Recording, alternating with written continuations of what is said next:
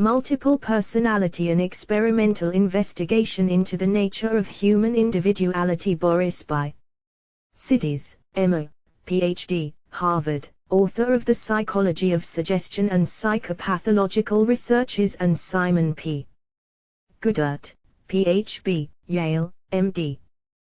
To Professor William James of Harvard University, who has drawn my attention to the vast and important domain of abnormal mental life, who has inspired me with love for the study of the varieties of human experiences, who has given me his sympathy and hearty support in many an hour of trial. This work is affectionately dedicated. Boris Sidis. Preface. The case of double personality described in Part 2 is of great interest. Readers' attention and is specially recommended to this case has been investigated in the Pathological Institute of the New York State Hospitals. Sincere thanks are therefore due to Dr. I.A. Van Gissen, the former director of the Pathological Institute, for his broad-mindedness and liberality in affording for carrying facilities on the investigation of the Hannah case. The work of Parts I and III covers a period of 8 years. Out of the material accumulated by Dr. Sidis and his collaborators, some experiments and observations of functional psychopathic cases have been utilized in the last part of this volume.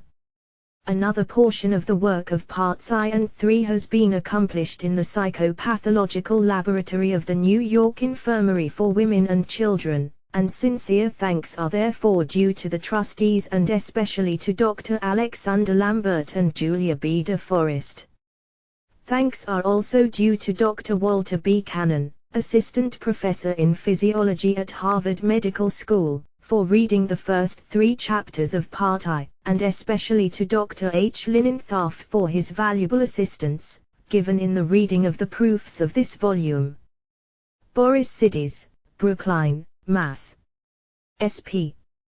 Goodhart, New York City. Part I. Personality by Boris Sidis. Part I. Personality by Boris Sidis. Chapter I. Individuality. The question what is an individual seems to be some. The matter appears to a closer examination reveals some difficult. The easiest thing to answer. It is enough to point to individual object as an example. Be so simple. Ties.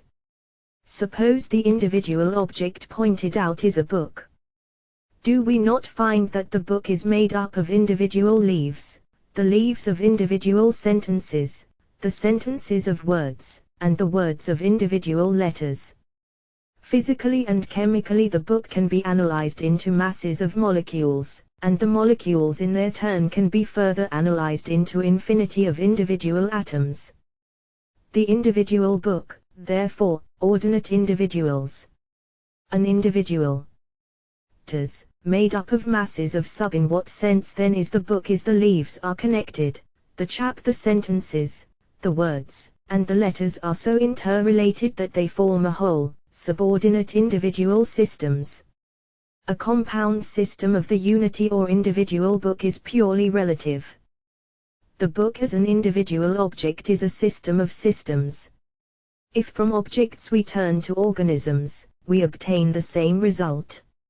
If we ask what is an individual organism, we find on examination that the individual pointed out, apparently one and indivisible as a unit, can be resolved into systems of organs, the organs into tissues, and the ity of the multiple personality individual tissues into deeper and resolves and organizations, such reticulum. Modern biology goes even cells. The microsomes, cells into complex structures: cytoplasm, cytolymph, cyto and astroplastids, centrosomes, plasmosome or nucleolus, chromatin network, chromosomes, linein network, and so on. Recent research in biology makes more and more probable that the cells are built up of systems of simpler individuals. These individsphere, elementary organic units are formed into complex system TEMs, giving rise to cells. The cells in their turn organized *SM-Fig. 1 Hydrophthisco, a freshwater polyp. *4 cut across at D, and C, the two pieces which have become independent individuals. After their worn, form the unity of the individual. The individual, therefore, is never something simple and indivisible, it is only relatively an individe into multiple systems organism. UL. In reality, the individual is an aggregate of systems of simpler individuals. The systemic structure of the organic individual is the hydrophyska can be divided and subdivided, the portions become strikingly manifested in the lower animals. In separate individuals leading an independent existence. See Fig. 1. Individuality. Similarly, the Eucorallium rubrum, the precious coral, is an individual consisting of elementary coral polyps, each one capable of living its own individual life. In the Microgromia socialis, the cells are loosely coned and each can lead its own independent individual nectid. See Fig. 2. Life. In the Codonocladium umbellatum, a colonial, late protozoon, the same relation obtains Fig. 2 when isolated. Microgromia socialis become flagell. The portions, after E. Hertwig, independent individuals. See Fig. 3. The Eudorina elegans is an infosarion belonging to the, see Fig. 4. The individual organism of the flagellator. Infosarion consists of many subordinate individuals capable of an independent existence. The Siphnopher is an apparently differentiated individual with many organs having different functions, such as movement, nutrition, reproduction. Now these organs are really single individuals arising by budding from the multiple personality Codonocladium. Fig. 3. Fig. 4. After A. Hertwig. Umbellatum. Eudorina elegans. After their worn main stem, and when separated from the stem can lead an independent existence. See Fig. 5. Even individual infosarion cells can be divided and subdivided, and the cut portions can in their turn become Fig. Siphonophora colony. 5. Ternal view, SB. The float, TIV, and other, longitudinal section, B, XSG, the swimming bells, the nutritive, reproduct persons beneath. After Seckle. Individuality. Independent beings with a life of their own. The stenta, see Fig. 6. Roeselyi may be taken as an example. Organisms can subdivided into many unicellular pieces, and provided some portion of the nucleus is preserved in each piece, the fraction of the cell regenerates the individual and lives an independent active life characteristic of the parent cell. These facts, along with others drawn from the internal structure, from the process of karyokinesis or cell reproduct. Fig. 6a, cut across at asterisk, stenta roeselyi. B and C, two pieces which have become regenerated into complete stentus. After their worn and from the various processes going on in the internal morphology and chemistry of the cell during the different stages of cell reproduction, pointing to the constancy and individuality of the chromosomes and their constituent granules, all these facts and many others go to show that even so apparently simple an individual as a cell is really a compound system of many subordinate systems of relatively simpler individuals. The individual is a composite, a multiple individuality. 7. Multiple personality. 16. The further advance of repetitive coordination is a restriction to 2 lines or even to 1 line, instead of many similar lines of development. In the lower forms of the Annelida, as well as the embryonic stages of the higher forms, 2 similar chains of ganglia run parallel to each other, and only in the adults of the more advanced forms do we find that the 2 parallel chains become integrated into one series. The course of evolution is to a greater integration of similarly functioning ganglia. In the molluscoidae, which probably descend from a common form with the annelids, The nervous system is extremely simple, consisting of one ganglion or group of neurons, sending off their protoplasmic processes to various portions of the organism. In the bryozo, usually united to form colonies, the nervous system consists of one esophageal ganglion placed between the mouth and the arms. In the laphopoda, this ganglion is contained in the concavity of the laphopelra, the disc-bearing tentacles on which the mouth is placed, and supplies the tentacles and esophagus with numerous nerves. When many individuals go to form a colony or a composite individual, a more or less coordinating colonial nervous system is found to take rise. If from the annelida, we pass to the arthropoda, we find the same fundamental type preserved. There is one supraesophageal ganglion that constitutes the brain and a subesophageal ganglion and ganglionic chain, or ventral nerve cord.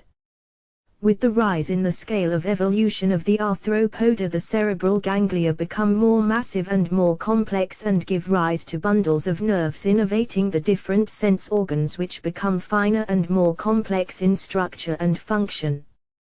The subesophageal ganglion with the chain of ventral ganglia undergo a similar change. They grow and develop quantitatively as well as qualitatively. They become more massive, more complex, more integrated, and more differentiated. Thus in Lemieux chapter X, plural personality, the formation of many personalities, their dramatic, their play, dissociation, new associations, interrelations, and sense of familiarity can possibly be best brought home to the reader by concrete examples from the vast domain of abnormal psychology.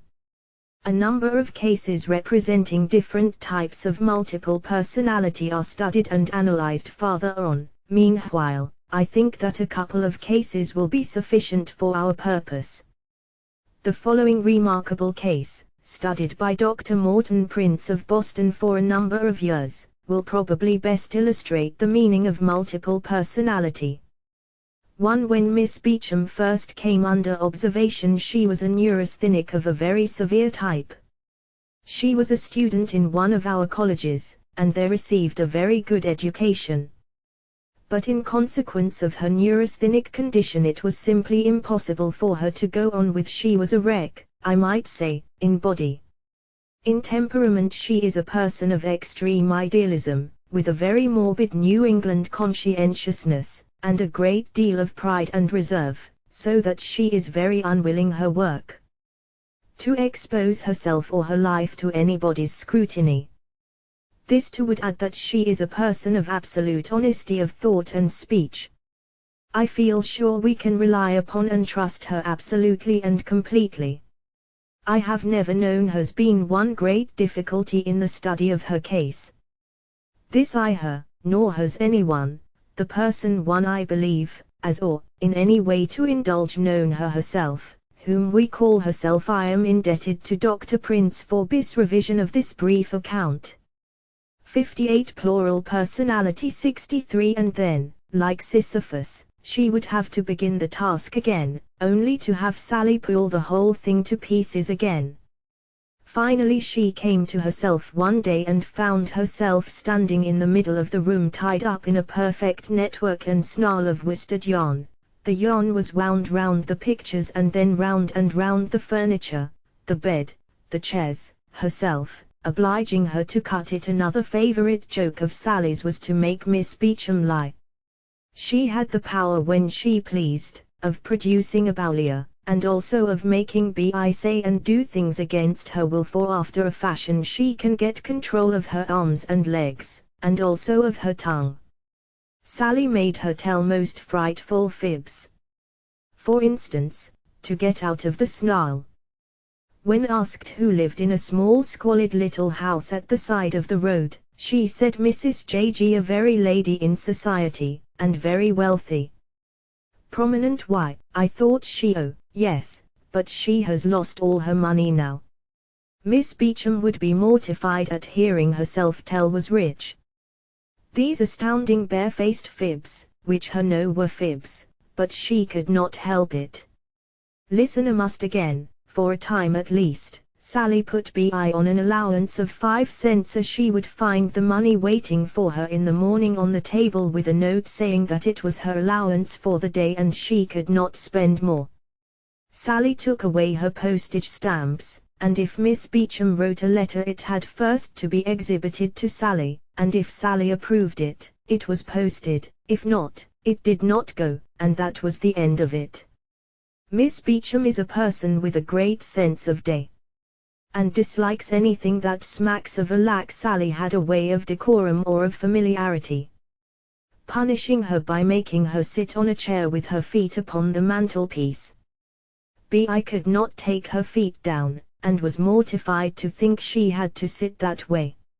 Sally carries on a correspondence with Miss Beecham, writes letters to her pointing out all the weak points of her character, dignity, of multiple personality 64, dwelling on all the little slips and foibles of her mind, telling her all the reckless acts and secret thoughts, indeed, everything she has done that would not bear criticism. When she has a chance to stick a pin into her, she does it. When Miss Beecham wakes in the morning, she may find pinned upon the wall of the room verses containing all sorts of personal allusions, letters calling her names, telling fictitious things that people have said about her, in short, doing everything imaginable to make her life miserable. Nevertheless, at times when she has gone too far, Sally has got frightened, and then she would write me a letter and ask for help, saying that she could not do anything with Miss Beecham and I really must help her. Although BI knows nothing of Sally, Sally not only conscious of Miss Beecham's thoughts at the moment as they arise, but she is capable, as I have said, of controlling her thoughts and her arms and legs and tongue to a certain extent. Sally can produce positive and negative hali and frequently does so for a practical during the times when Sally is in existence, BI dead, and these times represent commas as Sally puts it pleat gaps in Miss Beecham's memory, so that she has no knowledge of them whatever. What becomes of her? Hallucinations in B. Joke. Sally frequently asks. Sally is never dead. Her memory is continuous, there are no gaps in it. She not only knows simultaneously, as I said, all of BI's thoughts and emotions and sensations, but more than that, Sally's thoughts are entirely distinct from and independent of BI's thoughts, with which they are coexistent, but not identical. BI's thoughts are not Sally's thoughts. Sally's thoughts coexist alongside of and simultaneously with B. But Sally's mental life is made up of entirely different and separate thoughts and feelings from BI's, so that Sally will have a train of thought at the same time with B. Of an entirely different nature.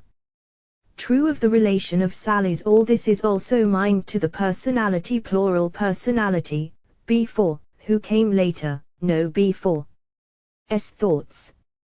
65 Accepting that Sally does not, while either Miss BI or 4 is thinking and feeling one thing, is depressed and self-reproachful. For example, Sally is feeling gay and indifferent and enjoying Miss B's discomfiture and perhaps planning some amusement distasteful to her. Professor J. H. Hislop gives me the following account of an interesting case of multiple personality, in which the parasitic discarnate personalities claim to come from other worlds. A little over 3 years ago, an Orthodox clergyman, whose real name I here conceal under that of Mr. Smead, wrote me that his wife had done considerable automatic writing with the planched, and had received some apparently spiritistic communications, and that he wished I would investigate the identity of a certain person claiming to communicate, and who gave his name as Harrison Clark. In the same letter Mr. Smead remarked that he had some matter purporting to be communications with to the planet Mars, resembling the work of Flournoy's case of Mile. Helen Smith. I requested the privilege of seeing this matter, and it was at once sent to reference. I became sufficiently interested in the phenomena to pay Mr. Smead a visit to investigate the case. My first task was to convince myself that I was dealing with genuine phenomena of some kind, and this was done in various ways, besides ascertaining the standing and respectability of Mr. and Mrs. Smead. Inquiries into the history of Mrs. Smead plunged me. Writing showed that she had been familiar with the instrument since childhood.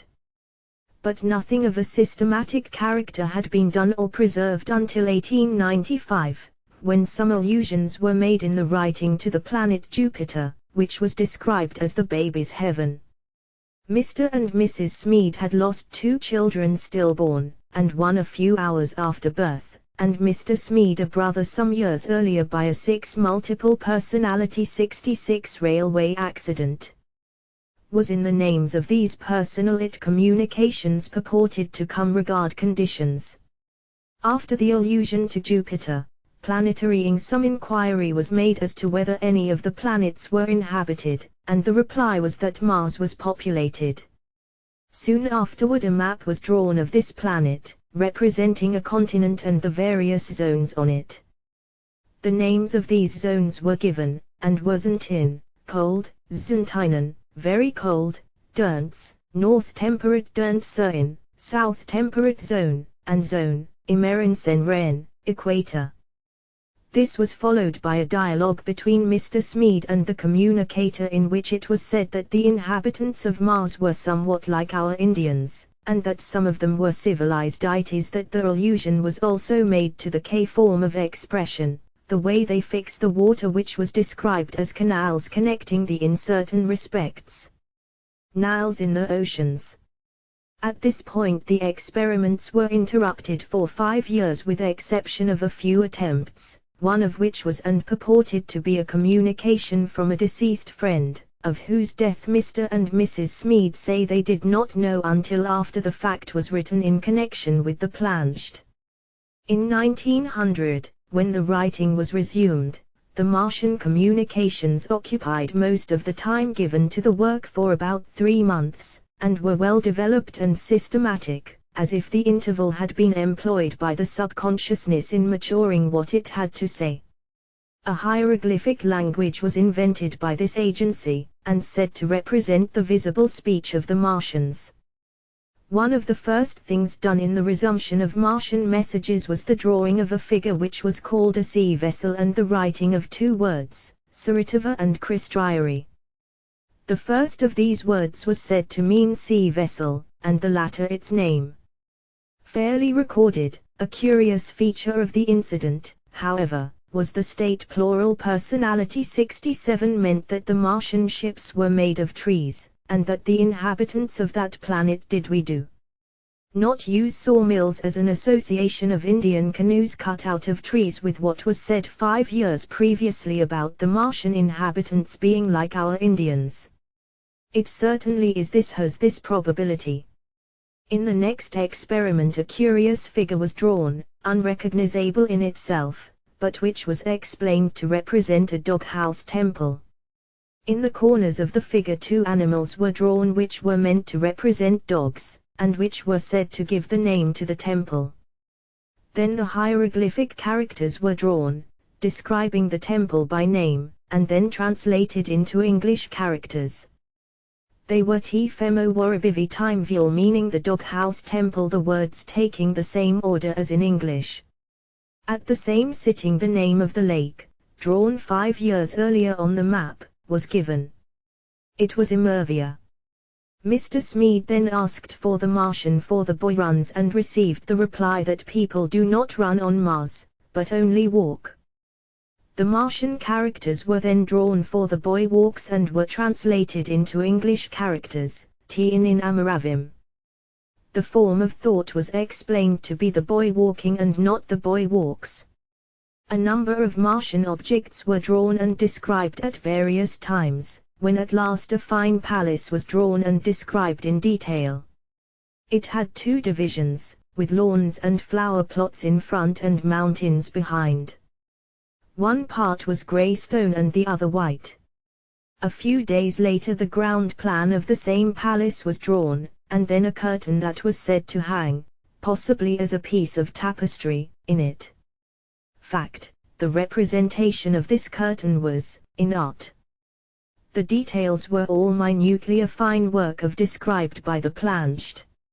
Finally, a barrack was drawn, and said to be the building where Martians lived before marriage and while, multiple personality 68 working in the fields. There were indications that the it had been class thus provided for were aristocratic. Earlier stated that the members of this class were not allowed to vote at the election of rulers and legislators. The drawing of this barrack, however, was the last of the Martian communications. If I could here give the detailed record of the Martian incidents, and the hieroglyphic language and sentences written out with the planched, it would be apparent to the student that both represent a very systematic illustration of subconscious work. 11. Without any warning or previous indication, the Martian communications were interrupted by a new personality calling himself Harrison Clark. He soon dropped the planched and used the pencil. A special trait of this personality, not noticeable before appearance or after his disappearance, writing, is his adeptness at tricks of he shows about equal facility at inverted, mere and normal writing. The inverted writing is from and must be read upside down. The mirror writing must be read with a mirror. Mrs. Smead never wrote right to left, in her life, at least so far as her memory goes, practiced mirror or inverted writing, and yet these were produced by Harrison Clark as easily as the normal type. But it was biography that had the greatest interest. This was written out at various times and without regard to chronological order, but reduced to this was as follows. Harrison Clark was born in a town that is now a part of Chicago, and at 2 years of age was brought to Albany, NY, where he was cared for, until grown, by his aunt. He came first to New York City, and went thence where he worked in a store until, becoming engaged to a lady and finding it necessary to learn a trade, if he was to marry, he returned to New York and entered the office of the New York Herald as a typesetter. Death of his ladylove in the meantime led to his enlistment in the army, and he was in the last regiment that left New to Baltimore, plural personality 69 York City for the war, and was in the Battle of Shiloh, where, one morning, after being on all night with his comrade, he was discovered by rebel guards and shot.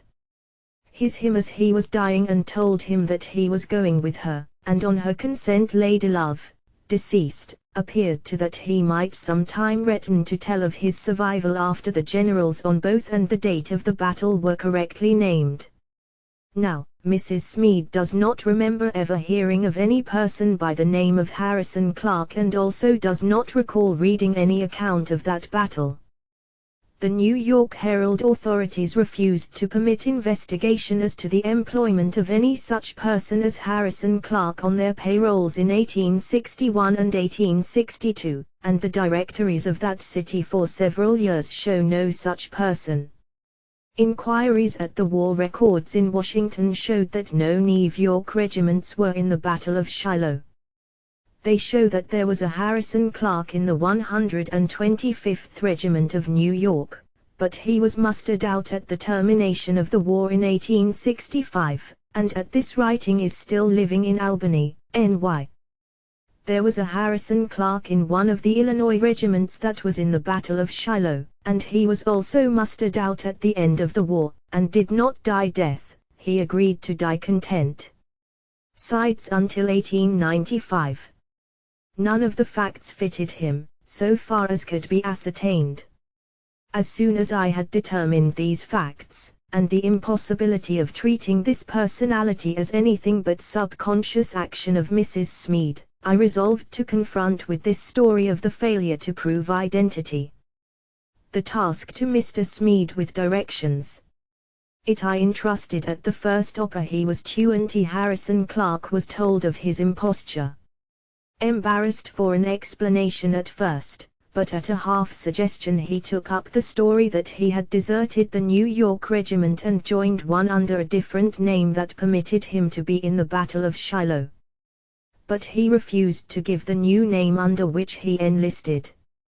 He 70 was not multiple personality to be entrapped. But evidently feeling later, doubtful about the impression he had made, he caused a vision to Mrs.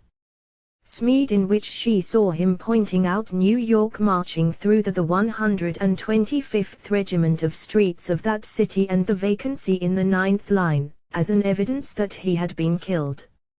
Here was quite indubitable evidence that secondary personality was at the bottom of the whole affair, to say nothing of the evidence in the previous falsity of his story. In the Martian communications there were frequent indications of messages from deceased friends of the Smeads, sometimes whole sittings being taken up with, but when Harrison Clark came into control, intruders of all sorts were absolutely excluded. When he found himself ridiculed for his spiritistic claims, the communications took on the personality of deceased friends of the Smeads in most cases, and only a few instances of apparently verifiable cases of unknown persons. For a long period the communications purported to be from or about persons known to the Smeads, and to represent incidents which, in most cases, were known to them. The spirit of fabrication was exorcised by the failure of Harrison Clark to prove his reality. I can give no detailed account of these instances, as it would take me far beyond the limits of this paper even to summarize them. But the chief personality concerned was Sylvester Smead, the deceased brother of Mr. Smead. The chief interest attaching to this fact is the selective unity shown by Mrs. Smead's subconsciousness in the choice of incidents to represent discarnate reality, indicating a very large range of power of imitation. The Flournoy case of multiple personality with its controlling guide and subordinate personalities belongs to the same order of mental phenomena. The case is probably well known to the reader. I give here a brief account from a review made by Professor Joseph Jastrow. Plural personality. The story is a complicated one. 71. The medium in the narrative goes by the name of Helen Smith. Her father was a merchant, a Hungarian by birth, and is described as an active, enterprising, matter-of-fact man and a good linguist. Though quite hostile to spiritualistic notions, he was gradually won over to them by his daughter's mediumship. Her mother, born in Geneva, has always been markedly predisposed to spiritualistic phenomena of psychic experiences of her own, and all kinds.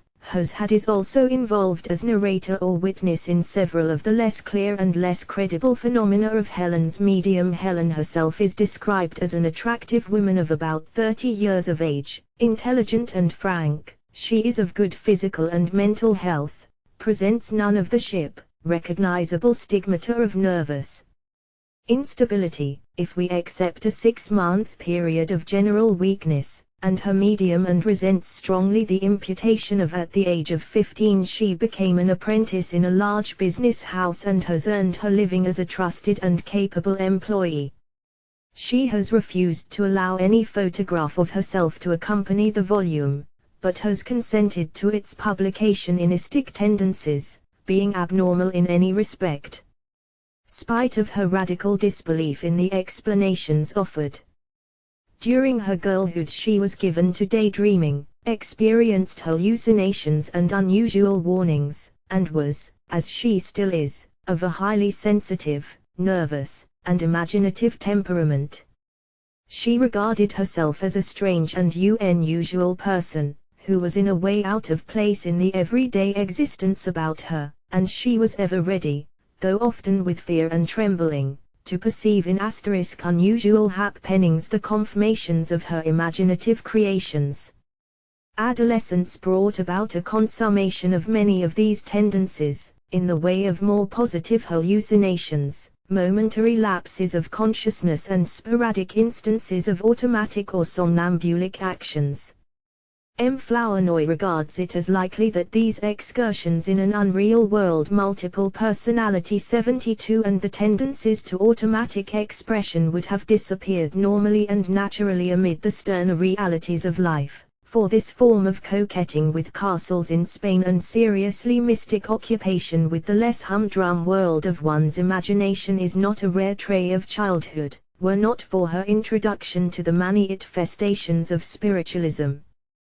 These became both rain and sunshine to the tender sprouts of her subconscious fancy and developed them into a tropical luxuriance of auto-table turning and rapping out of matic manifestations. Messages she accomplished at once, while a slight suggestion on the part of the circle induced automatic writing and clairvoyant visions. These began early in 1892 and continued without any unusual features until the spring of 1895, when, partially under the incentive of the interested and professional presence of M. Flournoy, the polymorphous automatisms of Hindu and Martian blossomed forth.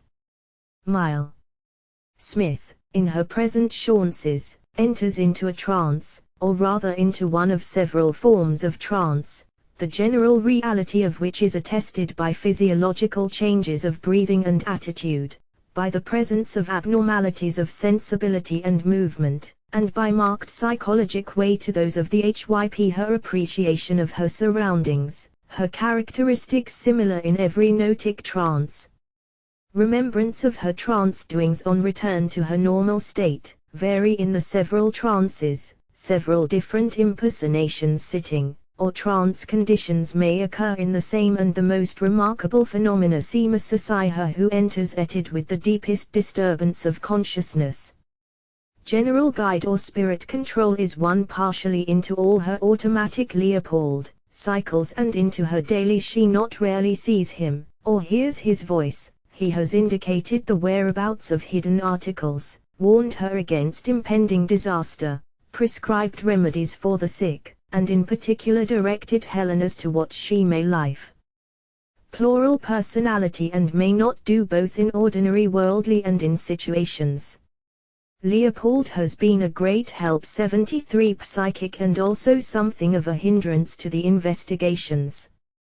He alone is in touch with the subconscious strata of Helen's mental storehouse, and can by suitable suggestion be made to yield information which the normal Helen is unable to give, but at crucial points he too professes ignorance, and pronounces lie and non-meat upon attempts to bring to light hidden sources of spirit-revealed knowledge.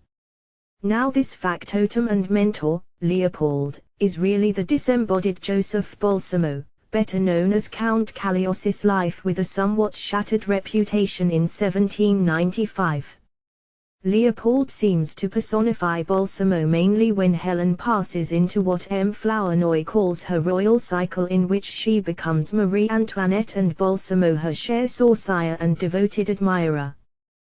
While the unfortunate queen seems in many ways the favorite character of Mile Smith's automatic repertoire, and while she assumes the part with superb histrionic realism of attitude and manner and spends entire evenings as the queen, and partakes an actual dinner which she eats with royal appetite, entertaining her royal, but to her transformed, guests, gracious to her favorites and queenly to all, yet this is but the spontaneous exuberance of an imaginative creation, the materials for which are readily accessible to her normal self, and many details of which have been traced to an engraving accompanying Dumas' account of Balsamo. We shall, therefore, follow M. Flournoy to India and to Mars. The Martian cycle seems to have sprouted from a chance suggestion of one of the sitters, A. M. Lemaitre, that it would be interesting to know what was going on the planet Mars, and the further elaboration of the topic after the manner of Flammarion. This notion, caught on the wing, made a great impression on Mile Smith's subconscious automatism, and in one of her subsequent clairvoyant spirit of Tro, who departed, multiple personality 74 and visions, she seems to be floating away into space, and the Lemaitre, CAQ2 desirate and table spells out, then she arrives at her destination, which the table announces to be Mars. At this same seance she also brought messages to an old lady from her dead son Alexis Mile, who reappears in another incarnation on Mars as Isianael. Then come descriptions of Martian houses, scenery and peoples, of customs and doings, and a bit of its fauna and flora. These are all fanciful enough and are evidently designed to be as oddly different from terrestrial conditions. There is an intermediate condition in which, as may be, Smith can be induced to use pencil and brush and can receive by suggestion this visualized Martian scenery. In this way we have quite a collection of illustramile. Yet upon Mars, they are not particular landscapes, and houses are rather scenes of things visibly interesting. Japanese, or vaguely Oriental, the occasional specimens of a plant and animal are unusual combinations of familiar vegetable and animal qualities, not nearly so droll as those of Edward Lear. The one really remarkable feature of the Martian epos came only after a long period of incubation or subliminal preparation. This was the Martian language. In its fullest development it included the hearing of words in this strange tongue, speaking it, seeing it visualized in space and, best of all, writing it when the medium was completely entranced and personating a Martian. However, none of these processes ever appeared as fluent, extensive or completely spontaneous, yet we have short but significant and consistent messages in a wholly fictitious and strange-looking alphabet. Here is one of the messages reduced to Roman characters, and its French equivalent: Astain bouni zedi buzi tdi trin nomini tdiums se maya bite harvinai, Astain church le moyen de te parle beaucoup et de te faire comprendre son langage plural. Personality 75. But how is the French equivalent known? Through one Leopold, who vouchsafed a talismanic word and procedure by which the entranced medium could be induced to translate. The messages do not transcend the familiar metaphors, certainly are criti of spiritualistic circles, but they're a marvelous example of subliminal creative imagination, Flournoy to accept them as such, if we are willing with them. M. Flournoy's analysis of the language is most minute, and he pronounces it an infantile production modeled closely after the French, the only language which Mile Smith knows. Its syntax and the arrangement of words are absolutely identical with those of French. The vocabulary is made as bizarre as may be, but it is possible in many cases to recognize the source of the invention. In brief, the noteworthy point is the holding in mind of the and the phonetic equivalent of these signs, and of their combination into words, at least sufficiently to hear, see and write brief messages. The imaginary Martian setting and corroborative details added to give verisimilitude to an otherwise improbable tale are creditable visual signs to a subordinate personality, but they do not arouse the admiration evoked by the auditory and visual memory feats. The Hindu cycle is even more complicated, and its element of mystery remains as yet an unsolved problem. In this, Mile Smith appears as the daughter of an Arab sheikh, whom she leaves to become, under the name of Simandini, the 11th wife of Prince Sivruka Nayaka, whose present incarnation is none other than M. Flournoy. This Sivruka reigned over Kanera and built in 1401 the fortress of Chandragiri. Other characters are a faithful servant Adele, a small ape Mitija and a Farka Kanga, who is no other than the Astain of the Martian world. Upon this foundation there is again elaborated a complex drama too intricate to be here unfolded. These cases may serve as good illustrations of the Posei himself. Multiple personality 76 BLE disaggregations and new aggregations of the mental system terms that go to make up the warp and woof of human per. Of course it remains yet to be shown how much sonality of these phenomena is artificially induced and how much of this play is really spontaneous. In either case, however, the fact of plural personalities stands out clear, and distraining no doubt counts a good deal, but this instinct itself is insufficient to account for the independent personalities with their own characteristic traits, intellectual and moral, and with their own trains of memories impenetrable to all other personalities, persisting in their existence once formed, persistently refusing to be merged into any of the other personalities, and resisting all efforts at fusion. The life experience of the different personalities as well as their memories are so distinct that the information they get as to the life and experience of their neighbors is an indirect character. At the same time, a closer examination of the cases reveals the fact that the personalities, in spite of their apparent independence, have entirely of a good deal in common. They have a good different as the mental system's many common constituent mental groups. Taken as examples of many others, these is fairly meaning of what is usually understood by the term multiple personality. In a broad sense, we may say that tracts of consciousness separated by gaps, by breaks, which for the time being cannot be bridged over or united to form a continuity, are regarded as so many different illustrate the personalities. A tract of consciousness may be affected through some shock, or through the influence of toxic or autotoxic stimuli acting on the associations of the psychophysiological systems, bringing about dissociations and impassable gaps, so to say, in the mental continuity. If these dissociations run in many different directions, the phenomena of multiple consciousness, or what is the same, of multiple personality, are the inevitable result. When the old plural personality 77-sonality becomes disrupted by the hurtful stimuli into smaller and more contracted individualities, the fragments may under certain conditions, such as trance states and hypnop, again unified into the complete old personality. The content, however, in all these fragmentary personalities, remains unchanged. They are chips of the old block, and as such may be regarded as mere contractions of the old tie's personality.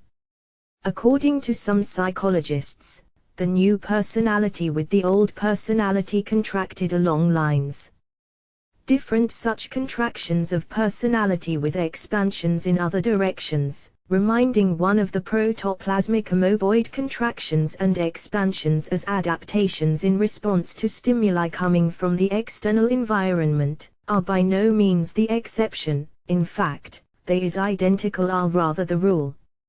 All along the course of one's life, the stock of memories at the direct disposal of the personal consciousness keeps on contracting in some directions and expanding in others. Many memories drop out while others come in. How much do we remember of our infancy, childhood, boyhood, youth, and even of our early manhood? There are leaks, breaks, gaps and losses in all directions. The perspective of our life history becomes shortened and contracted as our life journey lasts. On the other hand, the perspective into the future often expands beyond justifiable bounds. The content of personality keeps on changing, but we are hardly justified to designate phenomena of this order as multiple personality or as the formation of new really formed. The whole process is simply a matter of impersonalities. No new personality is from a certain standpoint. This view is quite legit looked at from the standpoint of the old personality. All these lacks, losses and lapses of personality are simply amnesia. Mate. So many contractions of individuality, so many lapses of memory.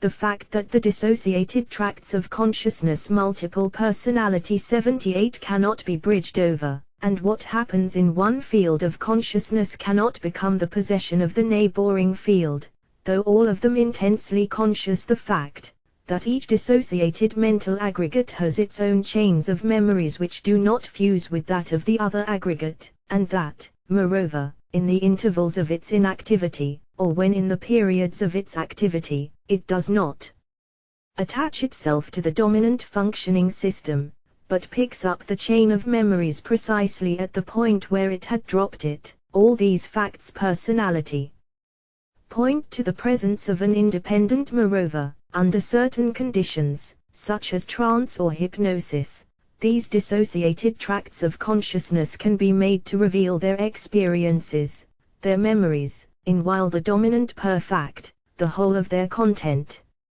system is active. the secondary personality may sometimes know and sometimes be ignorant of what is happening to the other, but the two always regard one another. Can we quite say that this is the objectively as strangers experience of ordinary life?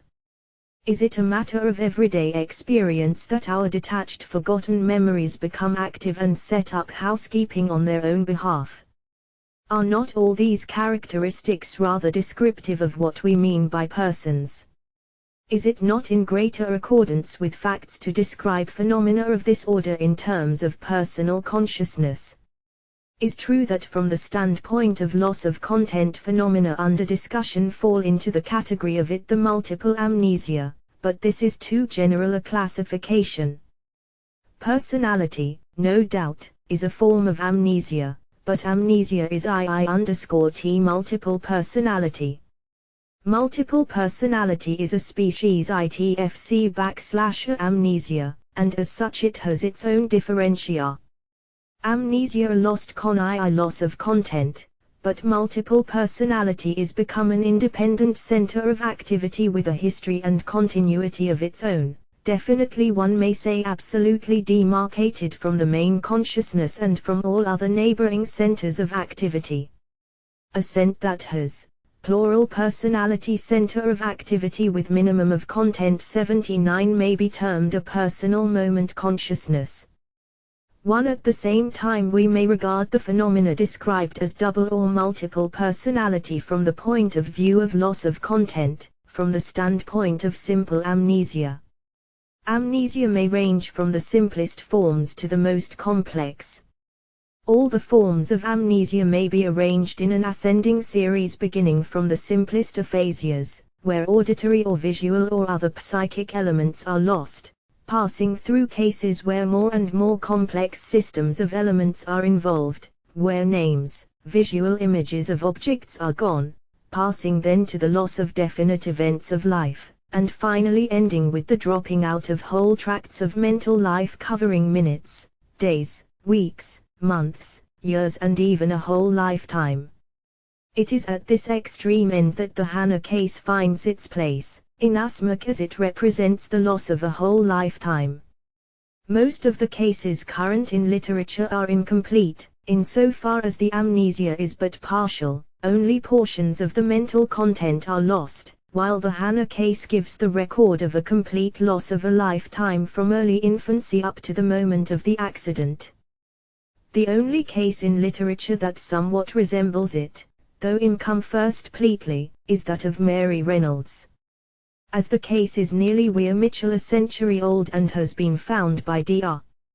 among his father's papers, the account being written a number of years later after the original occurrence by a nephew of Mary Reynolds for Professor Archibald Alexander, who gave it to Professor John K. Mitchell, the father of Mitchell. One must keep in mind the indirect sources, the many hands it has passed through and the indirect second-hand evidence.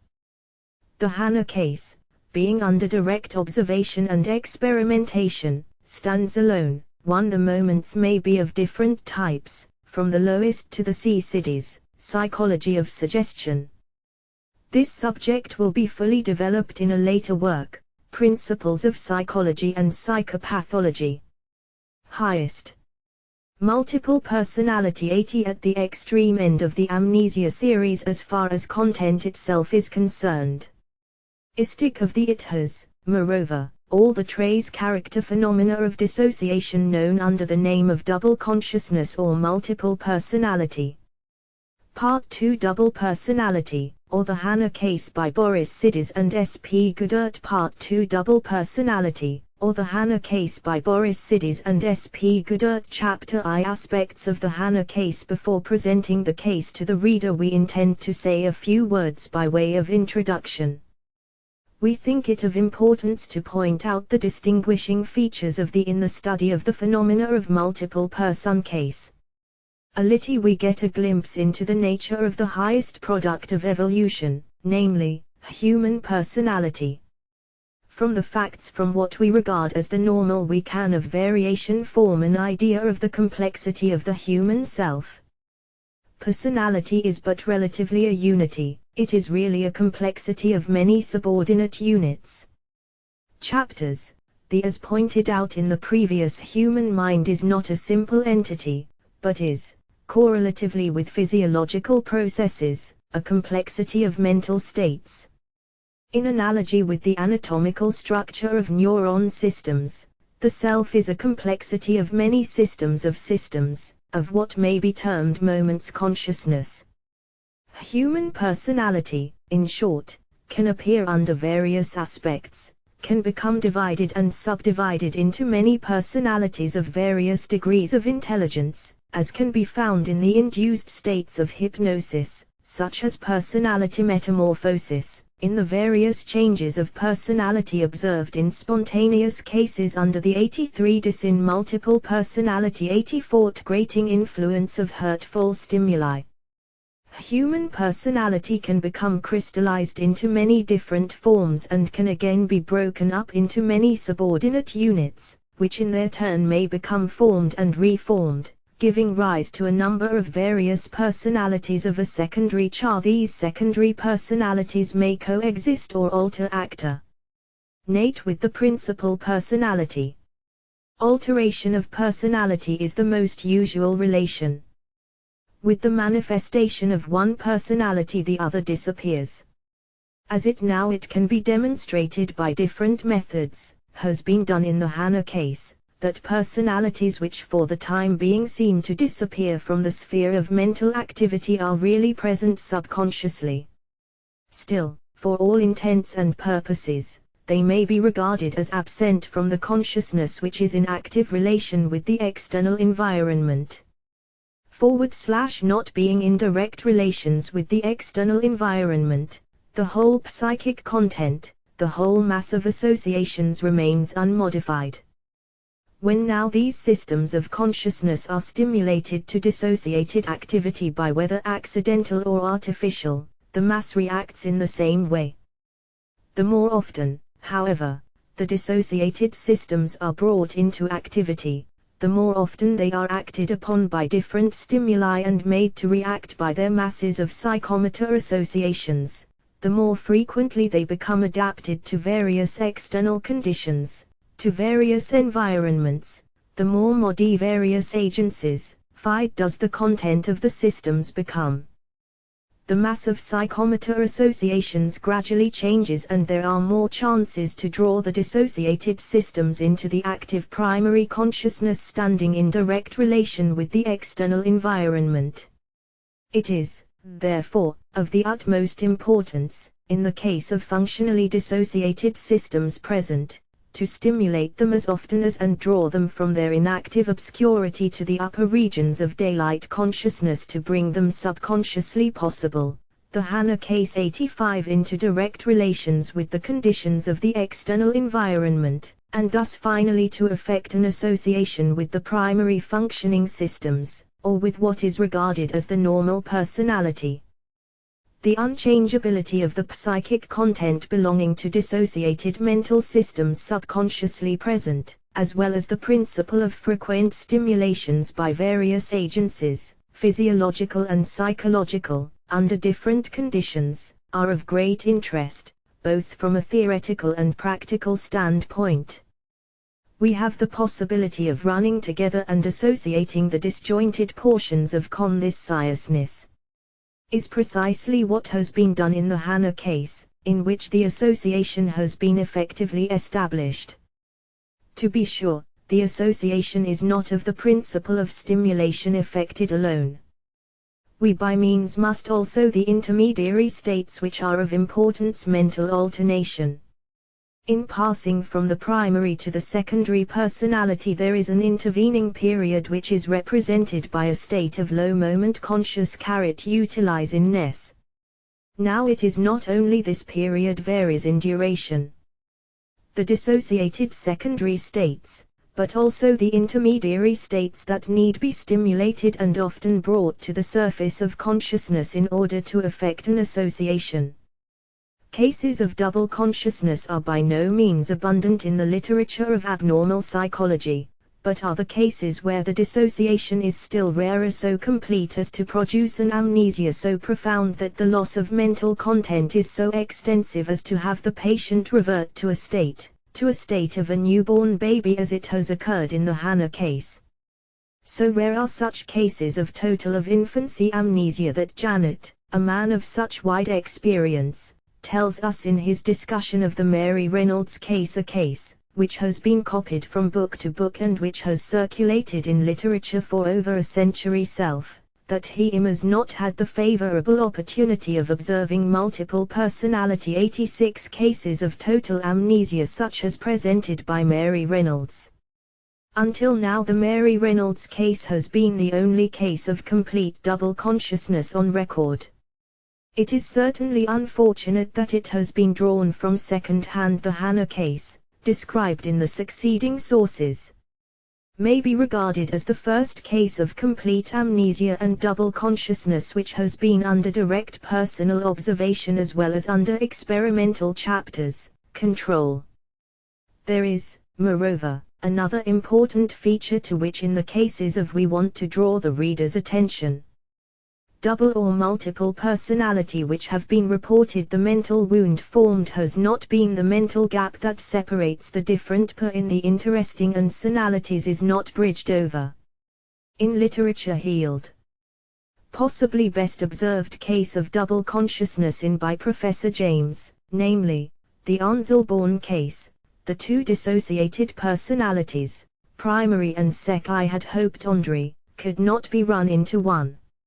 Writes Professor James, by suggestion, etc., to run the two personalities into one and make the memories continuous, but no artifice would avail to accomplish this, and Mr. Bourne's skull today still covers two distinct personal selves. This holds true in other cases of the same type. In the Hannah case, which may be regarded as the classical type of total amnesia and double consciousness, the gap separating the dissociated mental systems has been bridged over and the two personal selves have become synthesized into one personality. This synthesis is not only of practical importance, on account of the complete cure that has been effected, but is also theoretically of great value. It demonstrates the composite character of human personality. Observation, says Ribot, does not show that this chasm is ever bridged by direct recollection. Thus two appositions are possible, either the registration of anterior states is effaced, or the conservation of the Hannah case 87 anterior states persisting, their power of revivification association with the present is destroyed. To decide arbitrarily between these it is impossible. Two hypotheses. In work and results obtained in the Hannah case the decision must be in favor of the light of the experimental theory of subconscious persistence of the apparently lost. The two personalities are but functionally dissociated and can by various methods be brought together. The chasm can be bridged by direct recollection as it has memories been effected in the Hannah case. The deepest interest of the case lies in the fact of common total loss of mental content up to the time of the accident. The dissociation observed in the complete dissociation cases of double or multiple consciousness is partial in character. The patient experience having lost but a portion of his life. This loss, as it has been pointed out before, may cover a period of a few hours to several years, or it may affect the whole of the patient's life experience, involving not only the associations of his social relationships, such as the recognition of his family, of his friends, acquaintances and all his relations with them, but it may also involve his automatic psychomotor activities as well as habits and even his perceptual activity. Of double or multiple, in nearly all the cases patients' most fundamental associations are preserved. They appreciate time, know spatial relations, they can walk, run and handle consciousness, the objects, know how to dress, to eat, of everyday life experience, know the use of objects, they, moreover, can talk, can understand speech, and they rarely lose the knowledge of reading and writing. Not so was it in the case of Mr. Hannah, Not only was the knowledge of his social relationship gone, but all his automatic, instinctive and habitual psychomotor reactions in response to stimuli coming from the external environment, all were swept away by the catastrophe of the accident. He was an infant, a baby newly born, or like a visitor coming from another world. He knew 88 multiple personality, neither objects, nor space, nor time, knew no speech, neither could he understand the meaning of gestures, he knew nothing of food, nor did he understand the manner of feeding, he could not walk, nor could he grasp objects, nor adjust himself to the perception of size, volume and distance. In short, the case is one of total loss of memory. Mr. Hanna was like an infant that had just opened his, in fact, after he had acquired eyes to the light of day. Some knowledge, he was for some time under the impression Fig. 16, normal mental content. That people come into the world fully grown, like himself.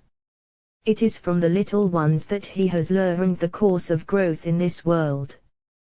The Hanna case, then, presents a complete obliteration of all psychomotor acquisitions, and as such may be regarded as a case of what may be technically termed total amnesia. A graphic representation of the various forms of loss of memory, or of amnesia, in relation to this point will perhaps best bring home to the reader, at a glance, so to say, the depth and extent of dissociation observed in the Fig. 17. Partial loss of conscious content Hanna case as compared with other cases of the same type of double and multiple personality character of the dissociated content. Less complete in the Hanna case. Let AAUBBX, 89 and CC represent the habitual, automatic, instinctive, and subconscious reactions of the patient's life. Let the area of curve represent his fully conscious activity of his social relationship, then, under the influence of hurtful stimuli, the E content may be affected.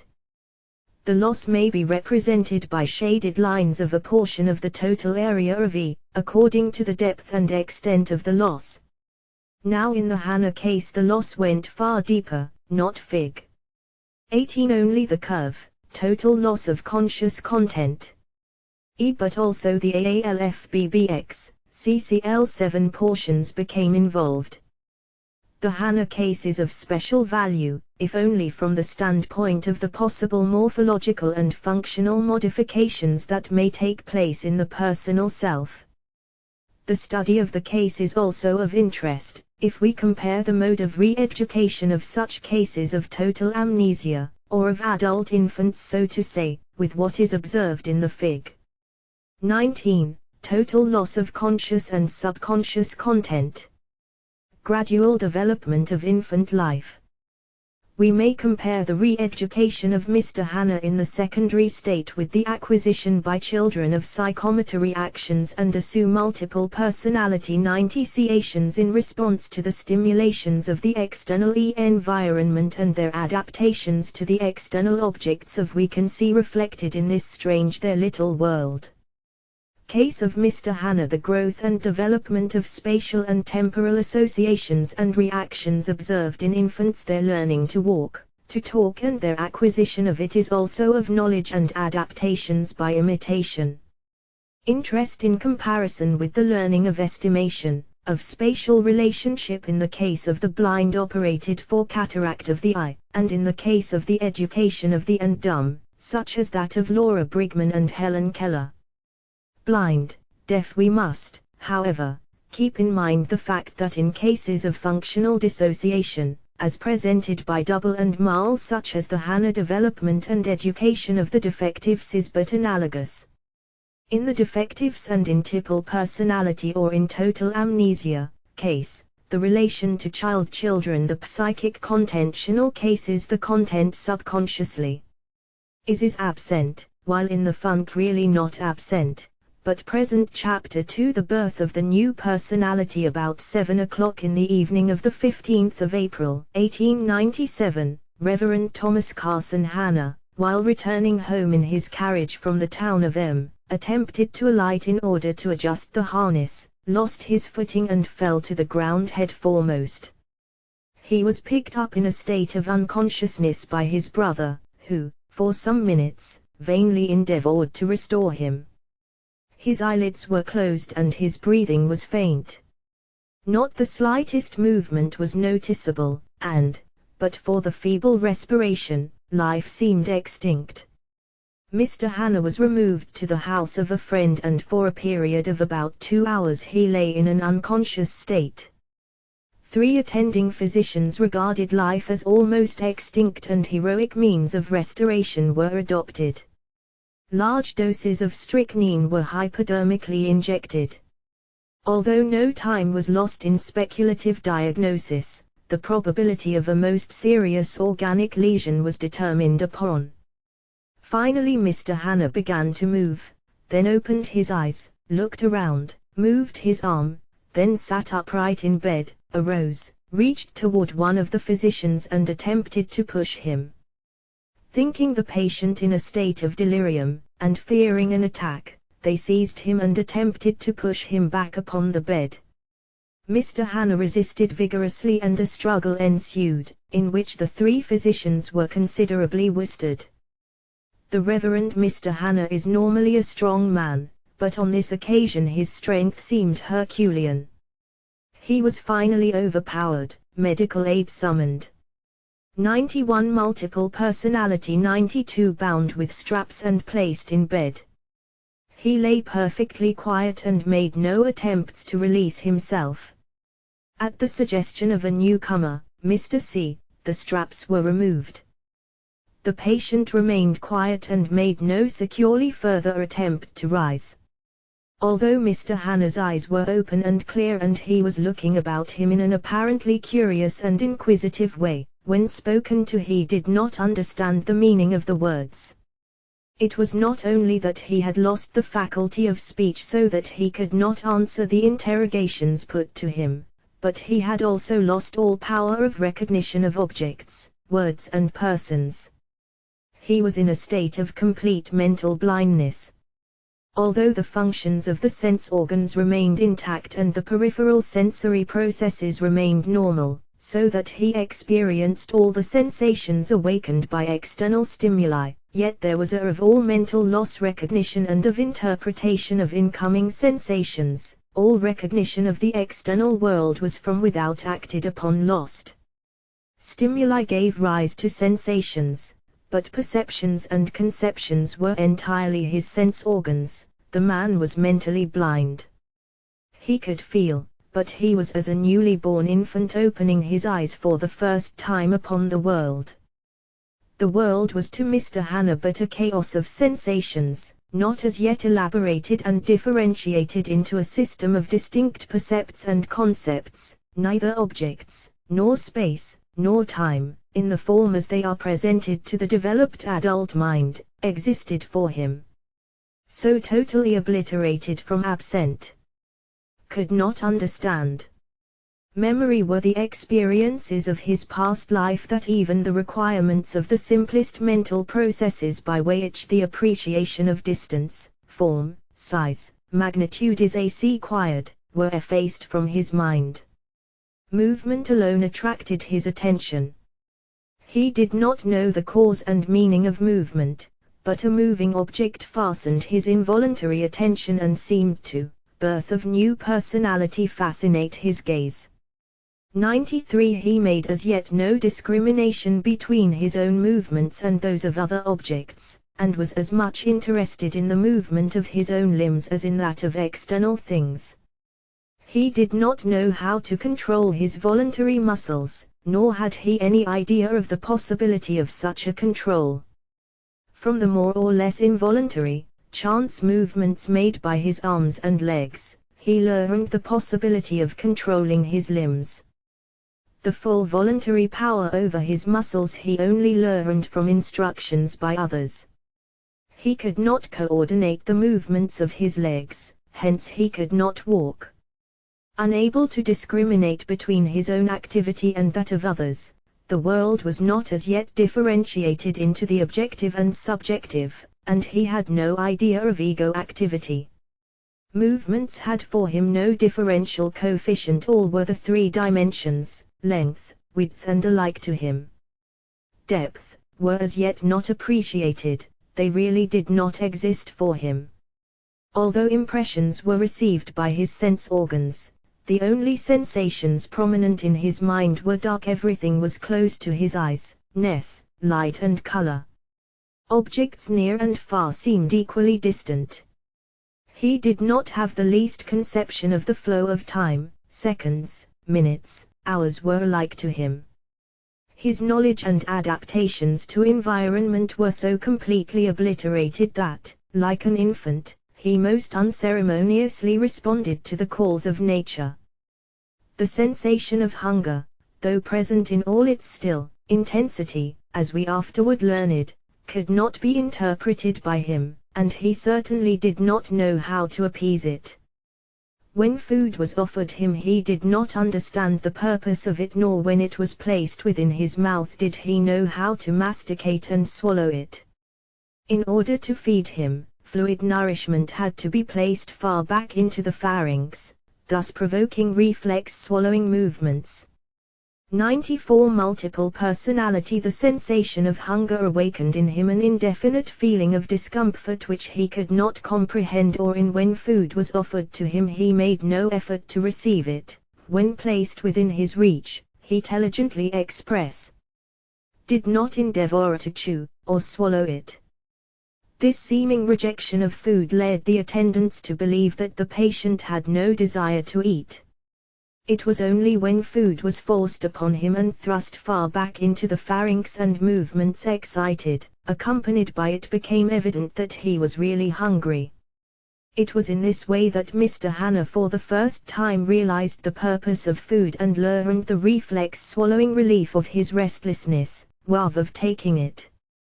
Chapter 3 Education and Growth. The new personality. Like an infant, he did not know the meaning of the simplest words, nor did he understand the use of language.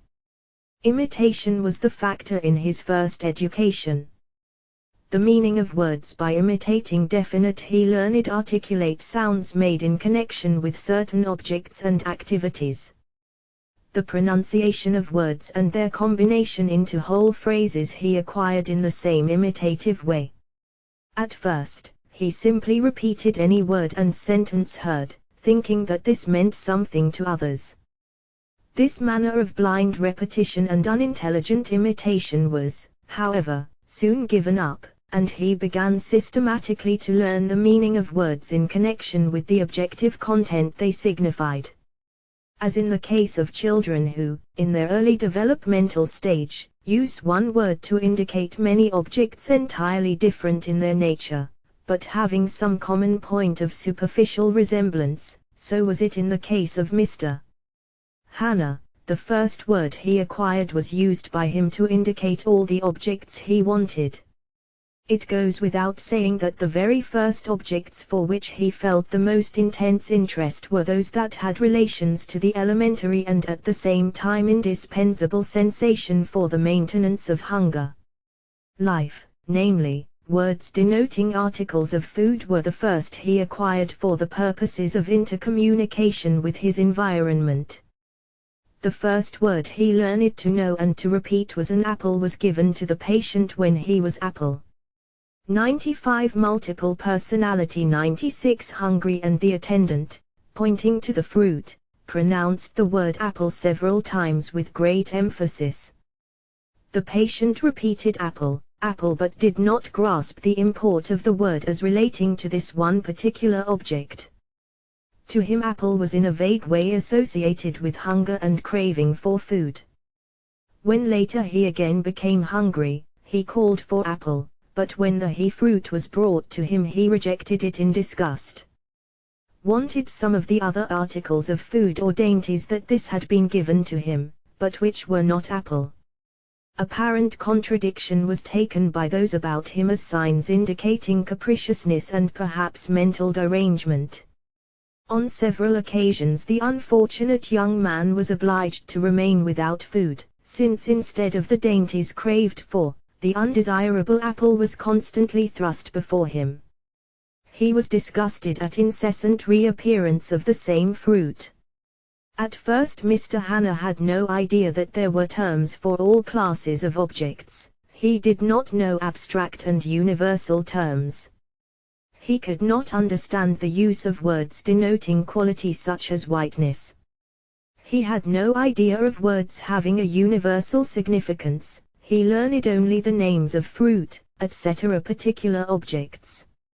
He did not seem to learn words of such as food, versal import, words which would have been of far greater when they had given me 3 or 4 things. He told us afterward, I began to think there were other things to eat, too, and I wanted to learn the names of all those things.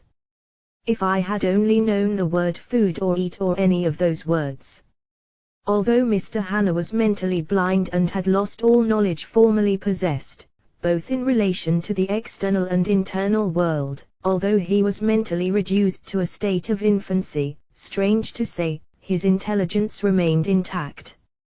His curiosity for acquiring knowledge was keener than ever, and the use made of his acquisitions was used to him. Growth of new personality truly astonishing. 97 His faculty of judgment, his power of reasoning were as sound and vigorous as ever. Of knowledge seemed to have been lost, the content but the form of knowledge remained as active as before the accident and was perhaps even more precise and definite.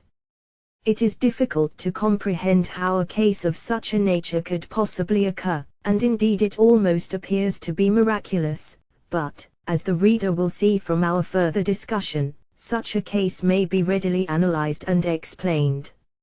Among his earliest experiences was that of noting means he was greatly in awe of communication between persons.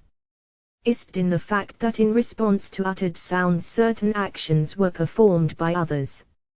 He attempted to obtain similar results by uttering meaningless sounds, and Gibber the young man finally came to the conclusion that sounds brought about definite actions, and he became more eager to learn them. His knowledge was gained by the endeavors of those about him who constantly tried by objective demonstration and explanation of words to assist him in his eager efforts to learn. He was very anxious to gain the knowledge of language necessary for communicating his wishes and expressing his wants to others.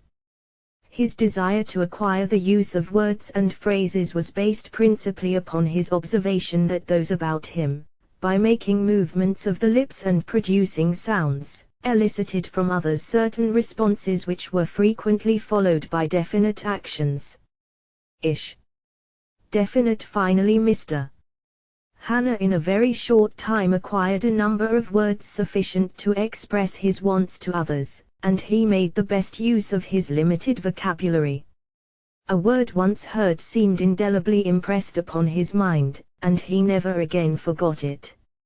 It was really surprising to find a man starting in life with absolutely no vocabulary, with no means of communication and with no mental material, acquiring in the course of a short period a familiarity with multiple personality 98 sufficient for carrying on intercourse with and with powers of imitation so keen as to enable language others, him to follow correct grammatical forms. Mr. Hanna made no errors in pronunciation, used the tenses correctly, and in forming sentences combined the words in their proper order. He had great difficulty in the acquisition of the use of adjectives and abstract nouns. When a word was told to him, and the object shown, he always associated that name with the object, but did not as yet understand names signifying the qualities of objects. For instance, Mr. Hanna had learned the meaning of the word signifying the color white, but not that signifying black. Now it happened that he was shown a black hen and the name was told him. The patient thought that black hen was the name of the bird. The next time he saw a hen of white color, he remarked that there was another white-black hen. The way in which he learned the use of adjectives will made clear by the following example. The difference between good and bad was made clear to him by the objective demonstration of good and bad food. When Mr. Hanna first ate an apple he devoured all of the fruit, including core and stem, but the next time he was watched and the core was taken from him. The attendant, making a wry face, said repeatedly, pointing to this indigestible. The patient thus realized at another time, to further emphasize the meaning of bad and principally to have a word of caution against harmful objects. Mr. Hannah, when hungry, was given a piece of soap thinking it food. He put it into his mouth. The soap was snatched away from him with the exclamation, "Bad, bad." Thus he acquired his first knowledge of the difference between good and bad, and thereafter it was applied to different objects under many other circumstances and part of the fruit, bad, bad. The meaning of these abstract words. Conditions. Growth of new personality 99 as an illustration of how abstract ideas, which were complicated and had no relation to objects, but rather to were acquired, we may give the following incident. It was, of course, important to acquaint the patient with the meaning of the word careful in order to avoid harmful situations, but it was most difficult to convey the exact meaning of this word, and it could not be illustrated objectively. Now it happened that an attendant bringing him a glass of water upon a tray almost upset the contents. Someone exclaimed, "Be careful, be careful." Mr. Hannah, noticing the effect, immediately grasped the significance of the phrase. Thus, knowledge of words in their abstract meaning and their wide application was gained. The fact that great difficulty was experienced in conveying to the patient's mind the meaning of abstract words in no way indicates his dullness of comprehension. On the contrary, his mind was as keen as ever and always on the activities, alert. The intense activity of the patient's mind and the great power of his reasoning were well illustrated by his ability to make the utmost use of the knowledge he gained. Mr. Hannah's acquisition immediately after the accident, he was found to have no knowledge of space. What it is highly instructive to follow of knowledge of space. Ever. He possessed, however, sensations of color, of light, of shades, of darkness, but the concept of space was not present in his mind. Efforts to he had no idea of distance and made grasp far-off objects, such, for instance, as ornaments and pictures that were beyond his reach. To illustrate the total lack of appreciation of distance, we may mention his effort, one day while still confined to his bed, to grasp a distant tree perceived through the window. The tree was to him an object of interest, presented to his eye as a series of sensations attracting his attention, and he naturally endeavored, by reaching out his hand, to get hold of it. Like an infant, he would not have hesitated to grasp the moon or take hold of a star. Love, multiple personality 100. Mr. Hannah, in the early stage of his secondary life, having as yet no perception of distance, had the sensation that everything was close to his eyes. Ments, however, that go to make up the concept of space were present. Thus, he had some appreciation of room, shortly after recovering consciousness, with his volume. Eyes still closed, having none but internal sensations, and even of these no proper perception, he still had some idea. He wondered how much room there could be, from constant efforts to reach objects, and from the many failures of volume. Although he could not clearly formulate this idea. Attending his early attempts, he gradually gained an idea of distance and learned the relation of objects to each other in space. Mr. Hannah seemed to acquire the knowledge of space at first he was not aware of, along with that of movement. The fact that he could control his muscles. He could not adapt and coordinate his movements to seize near and dis. He knew not how much force to put forth, how much energy to exert to grasp objects of various sized and objects and weight. By daily effort, however, at first rather involuntary, by automatic movement and by constant exertion, the voluntary gradually emerging from the involuntary, Mr. Hannah learned to grasp objects, to feel and handle them, and thus the kinesthetic sense was trained. The ideas of space and movement were so interlaced that their development seemed to go hand in hand. The primitive elements in his space knowledge were sensations of volume in a rather vague manner, and along with them also the sensations of movement. Mr. Hanna seemed thus, to have developed the two simultaneously. Beginning, he wondered how much room there was, and the involuntary movements of his hands gave him the feeling of how much more, how much expanded that movement could be. Once an involuntary movement of his limbs occurred, he learned to repeat it voluntarily. He took please, growth of new personality 101 in the exercise of his muscular apparatus. As in the case of the infant, the involuntary chance movements give rise to a process of auto-imitation. The same movement is repeated over and over again with great delight, and afterward this process is amplified and varied. So it was in the case of Mr. Hanna. He took delight in repeating his movements many times over, and then amplified and varied them. When a chance movement of his arms occurred, he took great pleasure in repeating it, and then went further. He extended his arms, moved them in different directions, and thus, in this uncertain, involuntary, indefinite way, gaining more definitely the idea of volume and movement. The apparently senseless excursions of his arms alarmed the physicians and attendants. He was thought to be suffering from delirium. Along with his own spontaneous efforts at education, those about him constantly endeavored to teach him. We must, however, call the reader's attention to the fact that although Mr. Hanna was unable to make voluntary adaptations in his movements to his environment, although he had to be taught to walk in order to reach an object, still under strong emotional upheavals he made correct movements of adaptation which he could not afterward voluntarily repeat.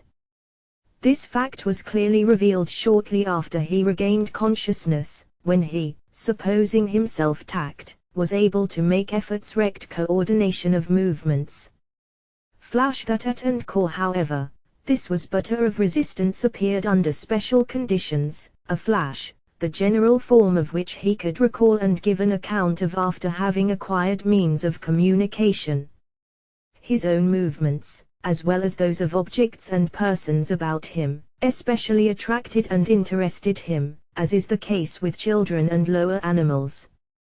The movements of his own limbs greatly aroused his interest when after the accident he first gained consciousness and opened his eyes. It was the sensation of movement that first at 102 multiple personality. The very first sensation he experienced in his new life was the movements of his chest in respiration. He first learned of voluntary movement by noticing that the rapidity of respiration and the concomitant rise and fall of the chest wall were under his own control. Mr. Hanna did not originally appreciate differences in the cause and form of movements. Movements, voluntary and involuntary, made by himself or occurring in the external world, were of the same character to him. Thus, when he noticed an attendant walk across the room, he identified the movement with that of his own.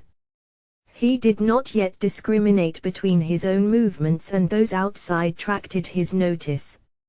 Himself. He gradually learned the difference between these two kinds of movement by the observation that he had control over his own movements, but not over those of others. This also was a basis originally of differentiation between himself and the external world. In the case of time as in that of space, Mr. Hanna lacked the flow of time and the various at first all knowledge. Him only by even after gaining parts of the day were at first appreciable to the changes from light to darkness. More knowledge, he still measured the intervals rather roughly by the succession of meals. After he had advanced so far in his knowledge as to know of objects and to localize them more or less roughly in space and time, he still was unable to distinguish between the animate and the inanimate. It was only later on, when he had acquired some knowledge of voluntary at first movement in general, and later spontaneous movement, became to him the criterion of life. For some time a moving thing was to him identical with a living object. Branches and leaves of trees, because of their occasional movement, meant that he could discriminate between the two. He regarded as animate, and later learning that spontaneous movement was peculiar to the animate, he wondered that branches and leaves could move. Growth of new personality 103. He did not analyze a complicated object into its different qualitative components, simply because he lacked the knowledge of the individual constituents. This was well he saw illustrated by the following amusing incident: man sitting in a carriage and driving a horse, and observing that all moved together, he regarded them as one object, one living being. Later on, learning that there were various kinds of beings, he thought a man mounted upon a bicycle was a kind of man different from those he was accustomed to see. When, however, he learned to know the objects separately, he gained the proper conception of each. When he acquired knowledge of the existence of living beings, it was still hard for him to realize what persons really were in contradistinction to other living beings. And when he learned to differentiate the two, it was difficult for him to realize that he, too, was a person. Persons, he thought, moved about, while he was lying in bed. Then, too, they were dressed, while he was not. The manner in which he learned that he, too, was a being like other people is in turn Mr. Hannah, pointing to himself, asked an attendant, people, meaning to inquire whether he himself belonged to the same beings, and receiving an affirmative reply, he understood that he, too, was people. Here again his imitative proclivity manifested itself in that he wished to be dressed and appear like other people. He was anxious to feel that he also was a person. To emphasize the fact to himself and others, and at the same time thinking this condition indispensable for personality, he was desirous of appearing dressed like those about him. It was difficult for Mr. Hannah to realize that, although he was a person, still his personality differed from that of others. It was hard to convey to him the different shades of meaning of words that indicate consciousness of individuality. The ego or self-consciousness came rather late in mental development. He was certainly con his present multiple personality 104, and the activity of that consciousness was very he was most eagerly taking in and elaborating impressions coming from the external world, impressions that were to him entirely new. Still, the consciousness of self was for some time absent. It was only after prolonged efforts on the part of his teachers that he could grasp the meaning of words conveying the idea of personal relations. Before Mr. Hannah had acquired a more or less extensive vocabulary, an attempt was made by the attendants to convey to him the meaning and distinction between the concepts mine and yours. This was done in the following way: a watch was placed in his hand, and a pin held by the attendant. The latter, then pointing to the watch, said and made Mr. Hannah repeat, "This is mine." Then in a like manner, pointing to the pin, he instructed Mr. Hannah to say, "This is yours." He could not, however, comprehend the meaning, and all efforts in that direction were in vain. He could easily repeat the words, but found it impossible to grasp their meaning. It was only later on in science intense, the course of his mental acquisition, that he realized the significance of words indicating the various shades of personal relationship. Associated systems of ideas of a more or less fixed and mind were wanting for some time after the injury, and there could therefore be no possibility of self-conscious individuality. When he acquired more knowledge of the external and internal worlds, when his vocabulary became more extended and he could come into communication with persons and his environment, it was only then that, after great efforts, he succeeded in grasping the meaning of words that express personal relations and the significance of individuality. There is, of course, no need of expanding on the fact that Mr. Hannah had no idea of sex. In fact, even when he was well advanced in his mental development and enjoyed free communication with others, he still had no idea what definite nature characteristic of the developed growth of new personality 105 men and women. Even when he was so far advanced as to discuss difficult ever of the sexual difference between and complicated religious still had not the and reproduction. The questions, he least notion of sexual differences knowledge acquired of differences in sexual structure was the information given him in the distinct formation of the two sexes of the floral world. Even then, however, he knew only of the differences in sexual structure and funk the absence of any distinction in the vegetable kingdom. Pertaining to the amorous was so pronounced that he could first not understand the different conventional relations between the sexes, or, as he at that time expressed it, between the two strange kinds of human beings to stand why feelings of gratitude, he could not unfriendship, likings, could not be openly and frankly expressed by caresses and kisses, in his relations toward both sexes alike. Although he was lacking in all other forms of knowledge, it was of great interest to find that Mr. Hanna from the very start had a keen appreciation of the harmonious in as soon as he learned know and recognize objects and pictures without being general, and of music in particular. Too instructed as to what was beautiful and what was ugly, he showed at once his likes and dislikes in relation to them.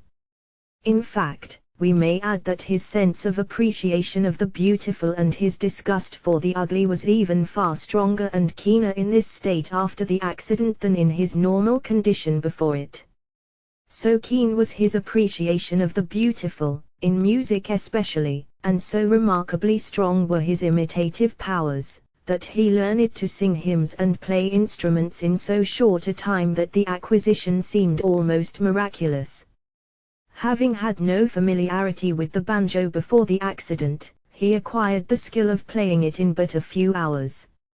A friend spent an afternoon with him in teaching him to play the banjo, and was astonished at the remarkable aptitude of the pupil who in a few hours learned to handle the instrument with the 106 multiple personality. Mr. Eiliner showed the facility of an experienced player.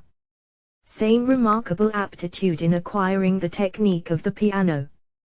He soon repeated with correctness several selections on the instrument after having only a few times carefully watched their execution.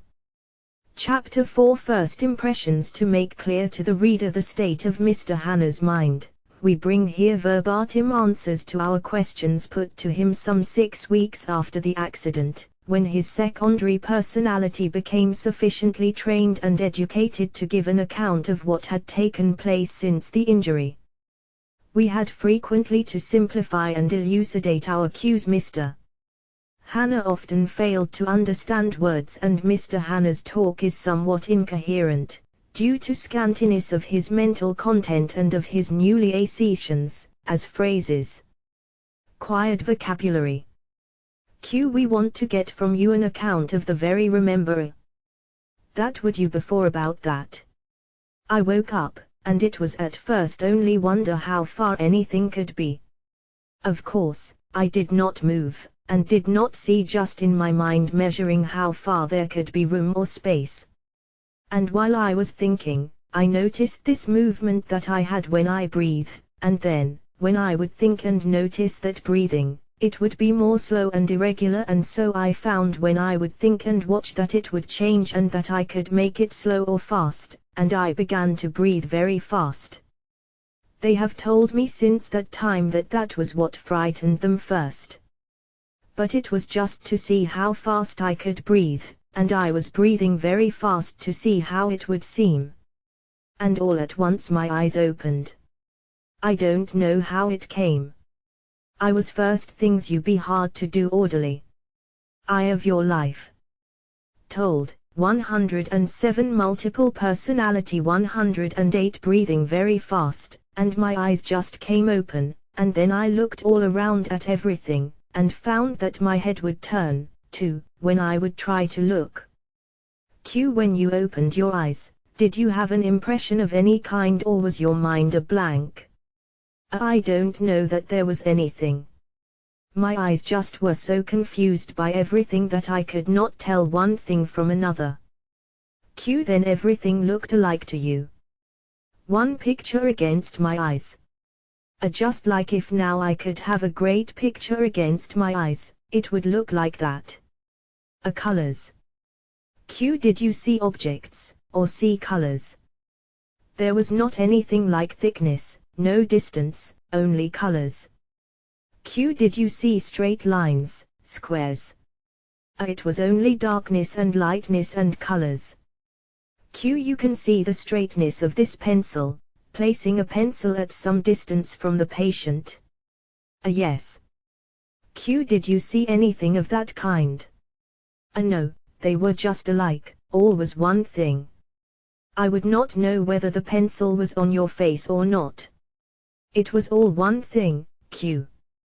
Close to my eyes, just like a painting.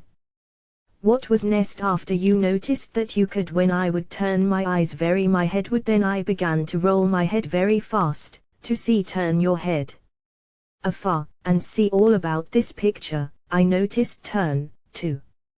How hard I could turn it. Then I would turn that hand. Then I threw both hands. They say that was what frightened them worst of all. Everything in the room was all still and quiet. I wanted to see how much I could move my hand. Then there was something here that changed, that moved. Of course, I know now what it was. I thought it was something that my hand had done that made it move. It was really Dr. Street N, near the door. I put out hand and tried to move it, but found that I didn't touch it. I got up and went farther and farther to make first impressions 109 move. The movement surprised me. I thought my hand must have done it, but I did not move my hand any then. That was the first time I separated my movement from that of others, when he moved the first time without my moving him. It was all very strange. It was such an experience. The first I knew of external movement at all was when he moved, and then I didn't have it clear in my mind. The first that I was really sure that there was something beside me was when Dr. Zero jumped on me. Then I was sure there was something against me. Yes. Q. But before you thought it was yourself. But I thought I didn't know it all.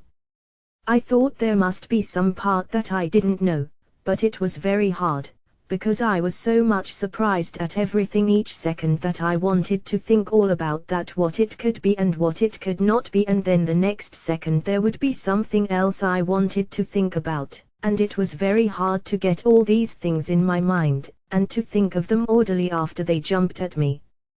Q. Did you know why he jumped on you? No, I did not have time to think of those questions. I would now think of those things. I knew I was trying to reach out, and he was trying to push me back, and I saw that Dr. Zero was the only one, and I could not really make out that there were many of them in the room. It seemed to me that after all it was all one thing that was against me, and that they were all like a part of me, and when he came at me, all the others came, so that I could not make them separate. So I thought by holding him down it would stop everything. They had it very easy the first time to put me on the bed. I was close by the bed. I did not know how to use my legs or arms at all. They could put me down, because I could not use my arms. I very soon landed on the bed, with them on me. Q. How did you learn to use your arms? I could move around in different ways. I found when I had my multiple personality 110 knees and arms under me, I could get up then.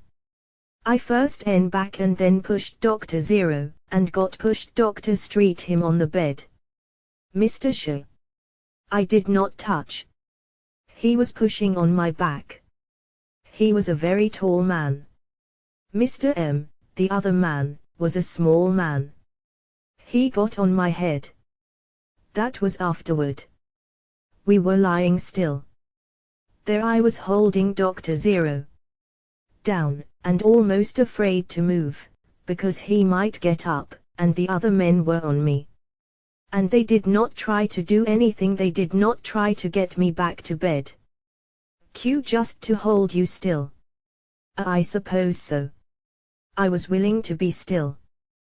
They got this other man, and as soon as they got him, they tried to push me off Dr. Zero, and they got me off. And I saw it was not any use to try to do anything, and so I went back to bed. But that was not enough. They tied my arms, even when I had gotten away from them. I was very much disappointed, then thought it was not any good to try to do anything. But this other man came that I found out afterward was Mr. C. He came late at night into the house, and he came and saw that the rope was hurting one of my arms. It was very tight, and so he begged the doctors to take it off, and they would not. At last, he said he was going to take it off himself, he was going to take the responsibility on himself. I remember those sentences. The patient could remember the words, but did not at that time realize the significance of the sentences. Q, do you remember the sentences? Yes. I had seen that when one of them would make these noises, patient refers to speech, that another would know just what to do, so I saw by that they could understand each other, and I thought it would be good for me to learn, and so I tried to learn. I knew then that they had some way of communication, of talking, and I knew that Mr. C was very kind, and I thought these others were bad. And so I wanted to talk to him. Q, how do you know he was kind? He was trying first impressions 111 to take these off, and the doctors would come and take his hand away, and at last, when they were out of the room, he took them, ropes, off. Q, that rope was painful. Oh, yes, I could not lie any way except with my face down. I could not turn over on either side.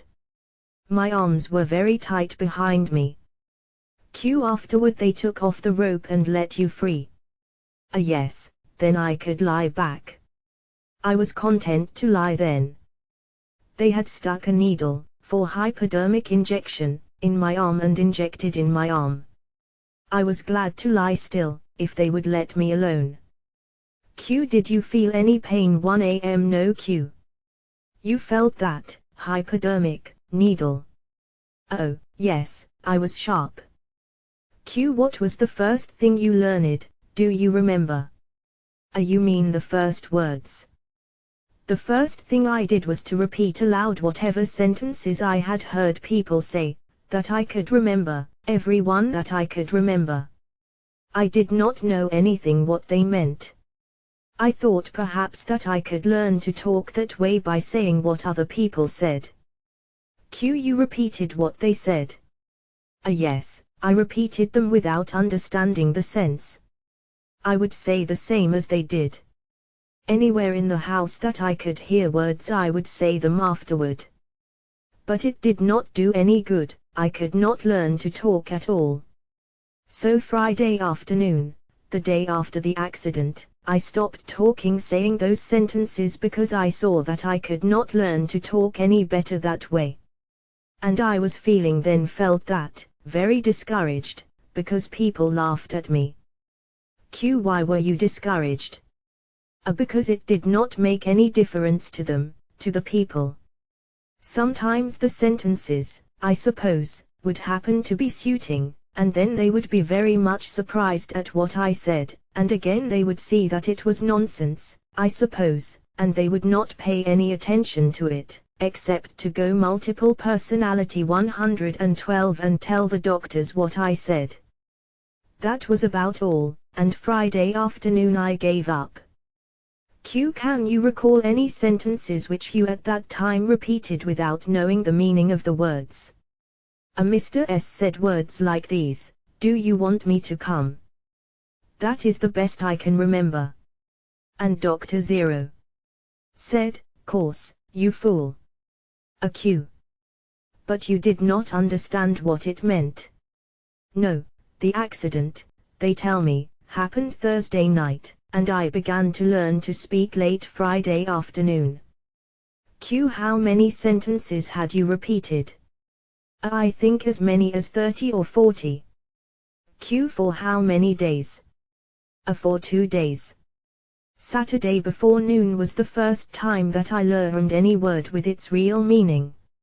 Saturday, before dinner. I could only by daylight and the lamplight, and by the 3 meals. That is all I knew about time then. Q. When you learned the meaning of the first word, were you still repeating sentences? Oh, yes, I had begun to repeat sentences again Friday night and Saturday morning, but Friday afternoon and evening I had stopped, because it did not seem any good to me at all, and then I thought it was very foolish to lie there and do nothing, and not work at all, to have people understand me. And so I began again to repeat these sentences. And then Saturday morning I felt a great deal worse about it, and so I began to try to act as if I wanted to talk all I could, and that is the time that Missa saw what I wanted to do. She got an apple from the table, and held the yellow apple up to me, and said apple plainly 3 times. Q. And you repeated it? Yes, she made the motion very clearly with her mouth and I said it after her, and she showed me it was all right. Q. How did she show it? She smiled, and nodded 10 times, her head. Q. Did you understand? Yes, I could tell by the first impressions 113 motions people made to each other, the way they nodded and the way they would motion with their hands. I do not think it was later than about Friday afternoon or Friday noon when I could understand almost everything people could do when they would come, and I think I could after a long time have understood their language that way, but I think it would have taken a long time, because those people at that time seemed to use their hands and their face a great deal more than you do, or people do now. Know why it was? I don't. His attendants and visitors were under more than usual excitement. Mr. Shaw more than all, his hands and his head would be going all the time. Q. How did you learn to know distance? A picture I saw across the room did not seem farther than a clock nearby. So I thought I would reach out and feel it, but I could not reach it, and I reached farther and farther. I did not want to get up any more, because I had found they did not want me to get up, and so I thought I must not now. And so I just reached as far as I could. And even after I knew something about distance, I stretched out my hand to reach distant things. But the greatest surprise of all was the looking glass which they gave me. It was very strange. I thought I must be able to feel it the same as I could feel my face, or anybody's face I thought I could feel in the just after I reached for the picture. Was all smooth, and that was what surprised me so much. Q. Did you look on the other side? No, but I put my hand back. Then I turned it around, and could not see it. It was very strange to see it move when I would turn this. If I would turn it this side, the face would look as if it were turning that way. It was very strange. That was the greatest surprise I had during that day, was to looking glass. Understand the looking glass? That was Saturday about Q. When was that? Noon. 9 Multiple personality 114 Q. Did you understand then what it was? No, I did not. I thought there must be some way of putting the picture here. I did not know it was my face. If I had known it was my face, it would have been different. Q. Did you reach any conclusion as to what the glass was? I thought it was some kind of a picture that could move. Q. How did you learn the difference between a picture and a living human being?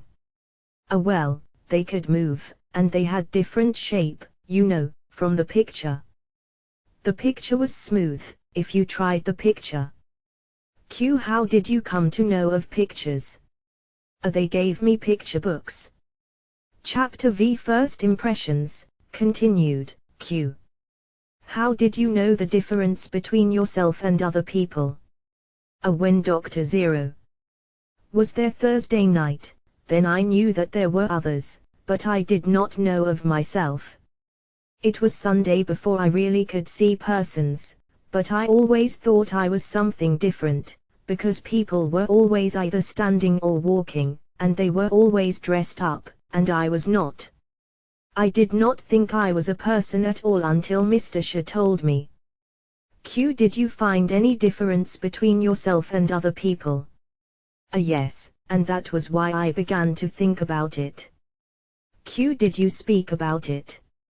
Yes, I could speak several words then. Q. How did you ask? Signs or gestures? Did you ask by words or by a? I said people, that meant them. Mr. Shah told me that I was people and he told me, and I did not believe that. I began to ask him why I could not have clothes on like other people. That was after I had learned to talk a good deal. Q. Were you afraid when someone put his hand on your face? Yes, I did not like it very much. That was what Dr. Zero did first of all, put his hand right outside of my face, and I did not like it. Dr. Zero was a big, heavy man, and of course it was not very nice for him to hit me that way. Q. It was not because you were not afraid of the hand itself. Only that I did not want to have others do what Dr. Zero did all. I was a man same as he was, 115 multiple personality 116. When you saw your own hand, did you know that Q. it belonged to yourself? This yes, because I could move, I could control this. But you could not control the hand of others. I could move it a little. Q. But others could move your hand, too. Not if I did not want them to. I could take it away and move it the way I would like. That was very easy to tell. Q. You could tell simply by the control of the move. Q. Yes, my being able to move. But at the beginning, did you know the difference? Q. Hands and the hands of other people. You're between. No, there were not any other people in the beginning. But really there were so many things. It was really when I began to look at all these different colors separately, that I saw so much. It is now 7 weeks, and sometimes I get a little doubtful about the order. That is, my mind is doubtful. Next day, after the apple, I learned about the watch. I was just lying there very quiet, and Missa was sitting in the chair, and we were both very still, and she was watching me. My watch was up on the chiffonier, and she made that sound tick, tick, tick, tick, tick, and I noticed it was just like the sound of the watch, and I said it afterward. I saw that that was what she wanted. She took the watch down and put it to my ear. Then she told me watch, watch like that, as plain as she could say it. And then the next was to teach me that it was my own. She taught me that it belonged to me. Q. Did you understand it? How did she say it? She said watch, put it in my hand, made me take it. Then she taught me to say it was mine. That was very hard, the difference between mine and yours. She had a pin, and she said, this is mine. She said, this is mine. Q. How did she show you it was hers? She said it. 1. The early experiences after the accident are vague infancy of the secondary personality. It was the first impressions 117 3 times, and then pointed to the watch in my hand, and she pointed to the watch in my, said it 8 or 10 times. Hand, and said, that is yours. And she took my hand and made me point at her pin, some pin that she wears, and made me say, that is yours, her pin, the same as she had said about my watch. And then, after that, she went and told the others that I could learn words, any words that they would teach me. And so they all, at any time they were in the room, wanted to teach me something. What was the hardest for you to express? The hardest of all was to get them to understand that I wanted something that was very much like something I knew. For I was very hungry then, because they were instantly afraid to give me anything, and I wanted to eat some apple thing, and the only thing I knew was but I did not want apple. It was hard for me to tell them. I had to say apple, and said it many times, and when they would bring it and offer me a little piece, I did not want it. I had taken other things, they had given me toast and milk, but I did not know the names of them. After they had given me 3 or 4 things, I began to think there were other things to eat, too, and I wanted to know the names of all if I had only known the word food or dinner or eat or any of those words. The first IQ. How did you learn other words? Learn it was, I asked them what that meant. Be careful. Be careful, and they tried to tell me, but they had to give it up. They could not make it clear to me, until at last Missa was setting down a vase of flowers, which was very full of water, and Mrs. C told her to be careful, and I could see myself that it was in danger of tipping, and I could see what it meant.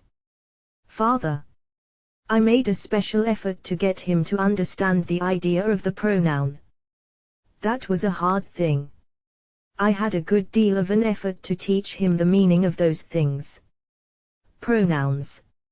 Instead of saying Thomas or Thomas multiple personality 118, most of the attendants and visitors did, I tried to work into his mind the idea of the last I or you, and succeeded at. Mr. Hanna up to this time, imitating others, spoke Tom, not understanding the use of pro of himself as nouns. How did you succeed? Father. There was no particular plan except to persist, and keep at it. How did you learn the meaning of the words good bad, for instance? At first, when I would eat an apple, I would eat the whole of it, the core and the stem. The next time when I would try to eat the core, they would make a face and take it away. And then they gave me a cake of soap. I thought that was to eat and put that to my mouth, and they took that away, and said, bad, bad, and made a face, and that was how I learned the meaning of bad and good. The first adjectives I learned were the color of flowers. It was very hard for me to learn about pink. I had to learn that pink was a color, and there was a flower called a pink. I could not understand how it could be a name and color, both. What was it you told me of the white-black hen? A hen of a black color was pointed out to me and called a black hen, and I thought that black hen was the name one. At last they let the other chickens out later, and there happened to be a white hen, and as I knew the color white, I said white-black hen. Then they told me that the name of the animal was hen, and black was the of the animal. Color. How did you learn the meaning of the word color? That was many days after. I had been walking around in the other rooms a good while, and then they asked me what color a flower was they had cut. It was a pansy, a very strange color. I had asked them what color meant. I said, "What do you mean by color?" And then they explained to me, red is color, pink, white, blue is color. First impressions. How did 119 you learn the meaning of the word God? A papa asked me if I knew about God, and I told him no, and about Christ, and he named several of those names, and I told him no, and he could not explain it to me. To Father. When did you first begin to speak to him of religion? Father. That was several days after the accident. I tried to find out whether the name God, Jesus or Christ awakened in him any recognition, or were in any way familiar to him, but I found they did not awaken the least sense of familiarity. Mr. Hanna. The greatest trouble in my understanding was, that I thought Papa was talking about some person that I could see, hear, or feel. Clearly, I did not have that idea, and that was why I could not understand what he meant. 1Q. How did you go on with your learning of the words? That was very fast. Everyone would tell me words, and as soon as I had known some words I could begin to guess other words that they would use, and I knew, and put them in sen, and I used to enjoy more than anything else to listen, to hear them talking. Whenever there would be any word I would not understand, I would try to think of any word just before it, or after it.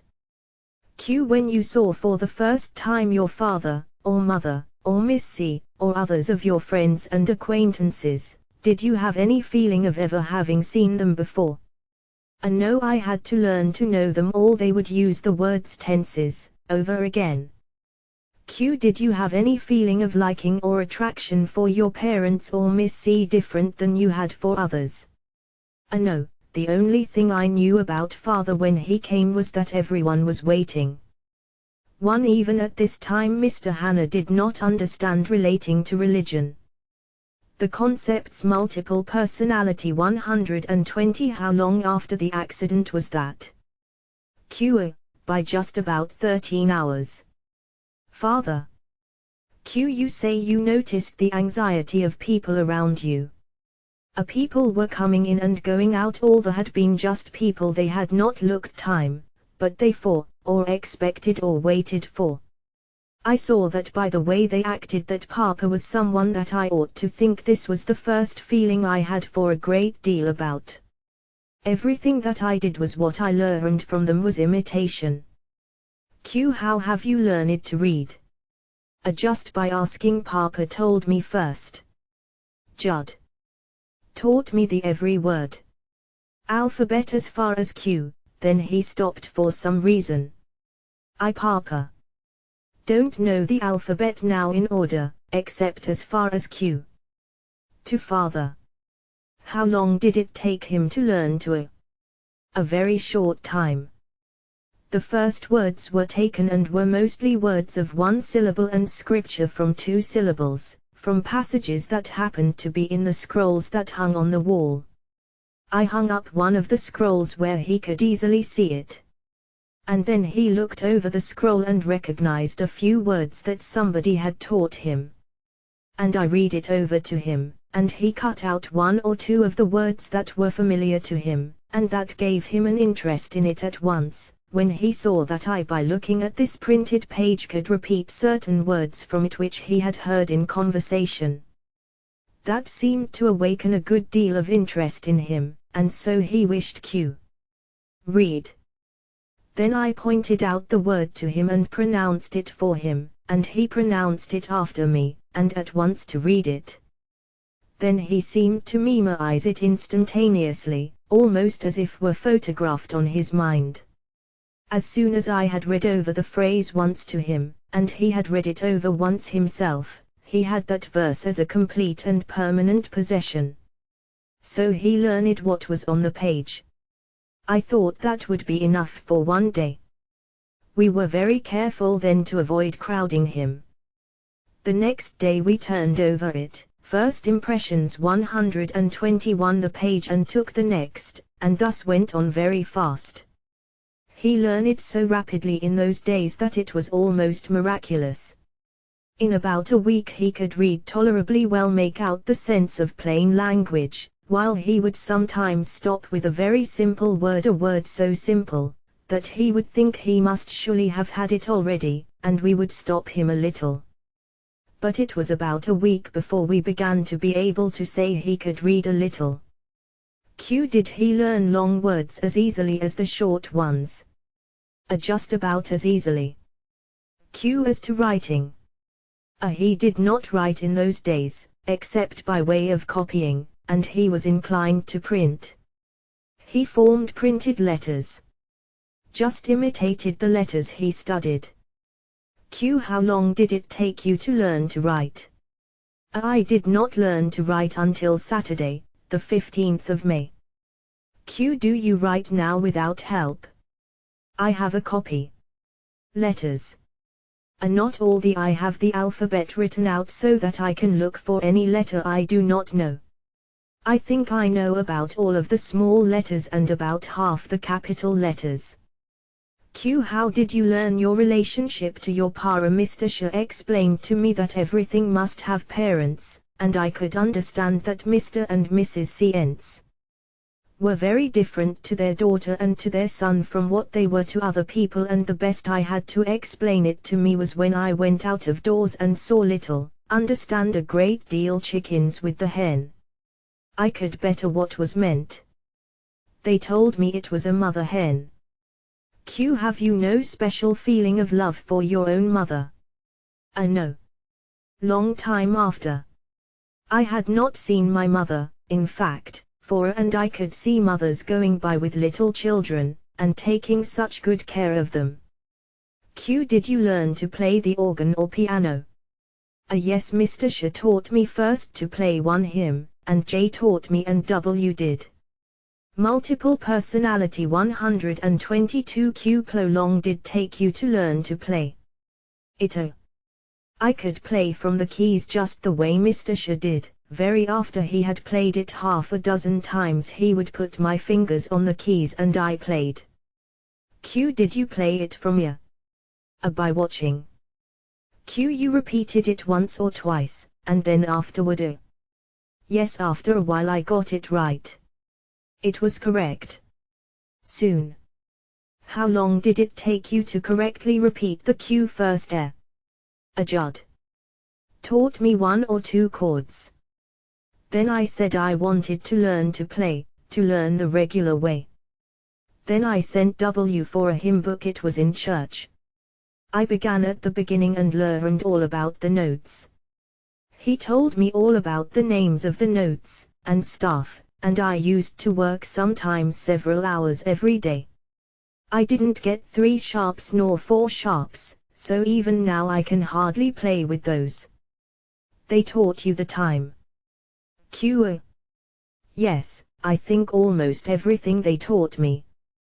Q. What other instrument do you play? The banjo. They say I never touched the banjo before. Q. How long did it take you to learn to play the banjo? Mr. C said he could have taught me all he knew in one. He taught me in about an hour to play on the, and this surprised me, because I have had to work so hard with the piano and the organ, and even now the afternoon. Banjo, say I do not play as well as I did before, without mistakes. Q. How about the hymns? Did you find some of the hymns familiar when you heard them sung? I remember a good many of them now, but they were all new then. Familiar. I do not know what you mean when you say Q. Have you heard them before, some time before the accident? No. They tell me there were some I did not care for before, but which I like very much now. I think that is very strange. They tell me also that I like to eat things I did not care for before. Q. You think your taste for food has changed?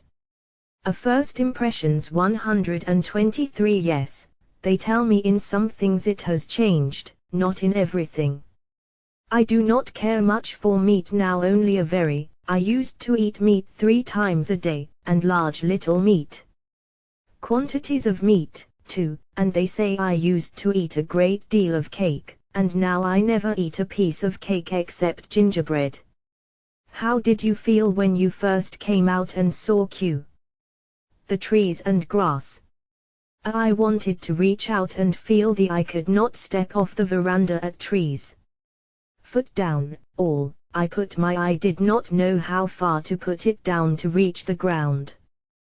Did you try to reach the Q? Hand. Yes.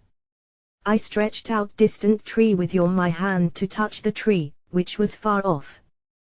Q. How did the heavens strike you in general? The patient did not understand. He associated the word strike with hit one. How did it strike me? The question.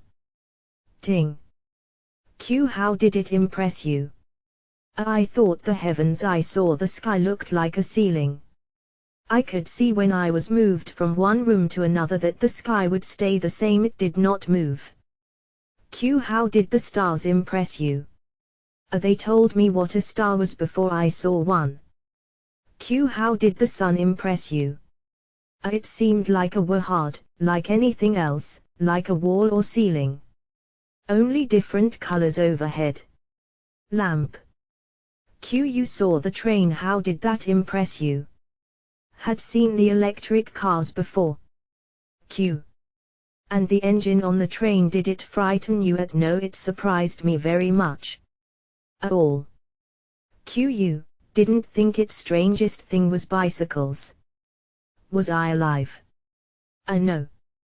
The thought a bicycle with a man on was a different kind of man pull. Different kind of po, because I never saw a bicycle without a person on it. Mr. H meant by never the time since the accident. Multiple personality 124. How did you notice the difference between a thing and not alive? Because they move. It was hard for me to understand about trees. The branches and leaves. Q. Alive were moving. Q. I thought they were alive. What did you think of horses and carriages? I thought it was all the same animal. Then when I got out into the other rooms I saw wagons alone. I saw they were different. It surprised grass change so. Q. How many people do you know now? About 100. To me a great deal to see trees and people do not change so. I do not think I would know 100 know their names, but there are some I would see and speak to, when I would not know the names. It was most interesting yet pathetic to see Mr. Hanna move about the town among those whom he formerly knew and whom he used to greet cordially, now go along streets of the small showing absolutely no recognition, no sense of familiarity of his former friends and acquaintances. Q. When you saw a baby the first time, how did it look to you? It was very funny to see such little people. I thought everyone became alive as a large man, and I thought I was only a few days old. Q. You thought you were just born. Even when they told me I had lived 24 years, I thought I had always been of the same size. I thought I would just live a few days. I did not think I would be living after a few days. I was very much surprised when people told me I would live several weeks. I did not think very much about it. Another thing that was very strange was to find out that people lived so far away, and at first I thought that everybody I saw lived near my home, and I used to make them laugh when I would ask someone living at a distance to come in again in a little while, and I could not possibly understand how there could be so much distance. Father told me it would take about 100 days, he thought, to walk right straight ahead, and even then there would be more first impressions distance. I could not understand. 125. He said that to ride he over to M in a wagon would take about 60 minutes. Had taught me the minutes on the watch. The following will give an insight into the condition of the patient's sexual feelings and the emotions to which they gave rise up to the time of the inquiry. In the course of our examination, the patient was asked the following questions. Q. How was it with you shortly after the accident? Did you feel more pleasant in the society of young women than in that of young men? Not for a good many days. I knew only that they talked differently and acted differently. 1 a.m. Not Q. Have your emotions since been awakened? For many days. Q. And now you feel you are in the ordinary way? Mr. Yes. Hannah could not comprehend these questions, and we were obliged to put our questions in a simpler and more direct way. Q. Does it please you to see nice-looking women? Yes, anybody nice-looking. Q. Does it make a difference whether you see a nice-looking man or a nice-looking woman? Well, of course there is a difference. Q. Do you enjoy rather to look at a nice-looking woman than at a nice-looking man? I do not know. It does not make so much difference. If it is a picture, they must be very nice looking to enjoy, but if it is a person, I like to the voices of women are softer and more hear the voice. Pleasant to hear. Q. Would you have any desire to kiss or embrace a woman whom you liked very much? 2 a.m. Yes, my mother or sister. Mr. Hannah did not understand the question. Mr. H was engaged to Miss C, whom in his secondary state he did not know. We wanted to find by these questions whether any subconscious feeling of recognition and love could be revealed. 1-2, Multiple Personality 126 Q. Would you ever desire to kiss any other woman? No, I would not have any wish. We learned later that Mr. Hannah was instructed by his father that it was improper to kiss or caress any woman other than his family. Q. Suppose you meet a nice talking woman, she talks very nicely and has a very sweet and beautiful face, you are told not to kiss her, but do you have a desire to kiss her? Q. Her. I.A. No. No desire to embrace her. You mean to caress? Patient had not yet learned the word embrace. Would be, but was told I must not. Willing. They taught me that I must be different to Miss C than to my mother and sister. When I was at Mr. C.'s I wanted to take Miss C.'s hand, but she said it was not proper. Mr. Hannah, then turning to us, asked, "Do you think it is improper to caress?" I should not see any harm in caressing either men or women, but they told me not to do it. Suppose that you did want to. Can you think why it would be wrong? What is the difference? We gave him an evasive answer. Q. Have you thought of how people come into the world? When I would say anything about how people were born, they would say I would know that sometime. I then tried to find out something about that in books. Q. From what book did you get information? An encyclopedia, at home. Mr. Hannah often used the encyclopedia and dictionary to enlarge his store of knowledge. Q. What did you look up? Reproduction, etc. I looked up anatomy. Anything that people cannot explain to me I look up in the encyclopedia or dictionary. Q. Do you understand the meaning of the existence of men and women in the world? I do not understand that. Q. Do you know their physical differences? Do not know them. About flowers than anything else. Are many differences, I.A. There no more. First Impressions 127 Q. But you say there are differences between men and women. Yes. Q. What are they?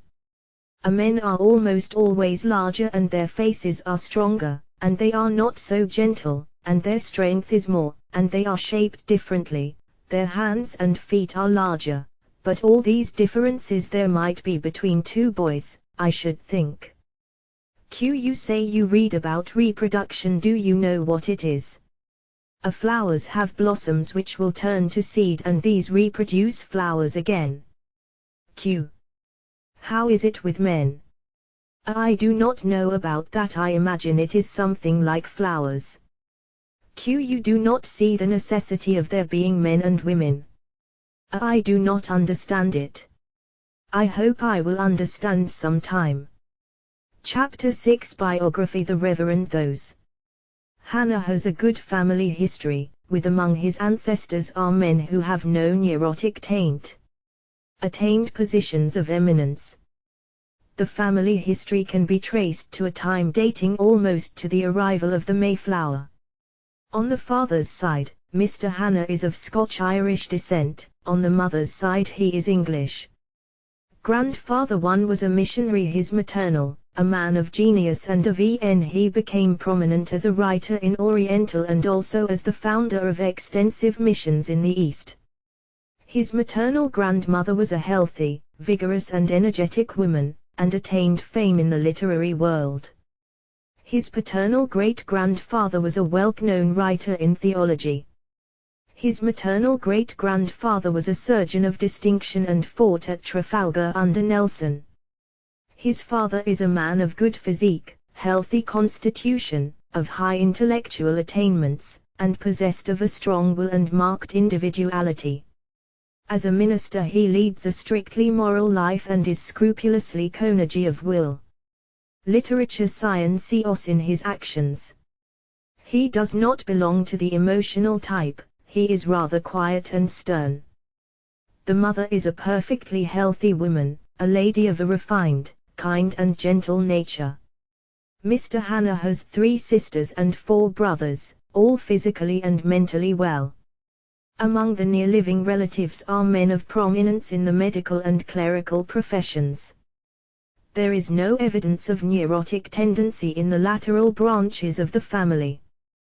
128 Adonirani Judson. Biography 129 Mr. Hannah was born in the year 1872. All conditioned normal. At birth he was well formed and proved to be a well-developed infant. His early infancy was free from disease, he suffered only from those ailments incident to babyhood. He began to talk at the age of 18 months. He was not precocious. His mental and physical development was that characteristic of the average normal child. He showed a ready though not extraordinary facility of acquiring knowledge. He showed the usual interest in the sports and plays of children. He was rather quiet, though not of a shy and retiring character. He was not quarrelsome or mischievous. Up to his 11th year he showed no signs of illness. At the age of 11 he had a slight attack of malaria. Conditions at birth were favorable. From his 11th to his 16th year we find him again free from ill health. At this time he suffered from an inflammatory condition of the gums. One thing is apparent in the life of Mr. Hannah, and that is the absence of any illness of a serious nature. The young man had all the advantages of an excellent. At the age of 8 years he entered the public education school, where he was a good scholar and regular attendant. At an early age he showed an especial interest in the study of languages and possessed a ready facility in acquiring them. Upon the return of his parents to Philadelphia he entered the Manual Training High School. High attainments in the latter institution gained for him a scholarship at the University of Pennsylvania. He was one of the best students at the Manual Training School. His scholarship admitted him to any department of the university. His preference for architectural work was largely determined by his love for the harmonious and the beautiful. His versatility is shown by the fact that he had been at one time a mechanical draftsman, had done electrical work, and even spent some time as a carpenter. He was also employed as a telegraph operator in the ticket office and other 10 multiple personality 130 departments of the railroad. As an architect. Finally he passed examiner. He was also a writer for a Philadelphia journal. Mr. Hannah was fond of music and showed a good deal of talent in acquiring familiarity with several musical instruments. On the whole, he had an artistic taste in many directions. As to his emotional nature, he seemed neither of an excitable nor of an impulsive character, and was not demon. He was possessed of a strong will and capable of perfect self-control. He was not hasty to take offense, but was not one who readily forgot an offense once given. He was not vindictive or implacable. He was benevolent and sympathetic in nature and ready to alleviate pain and suffering. These qualities seemed less prompted by sentimentalism or tender-heartedness than by principle. He was a man influenced more by reason than by emotion. There was, however, no sternness about him, and he could readily enter into the sentiments and feelings of others. He had a keen appreciation of the humorous and took delight in comic periodicals and was an occasional contributor to the humorous journals. He could easily win the confidence of young folks and possessed unusual facility in the cultivation and maintenance of friendship. He could always make friends easily and knew well how to get along with individuals. In fact, he was one who could attract people. His religious feelings developed rather early.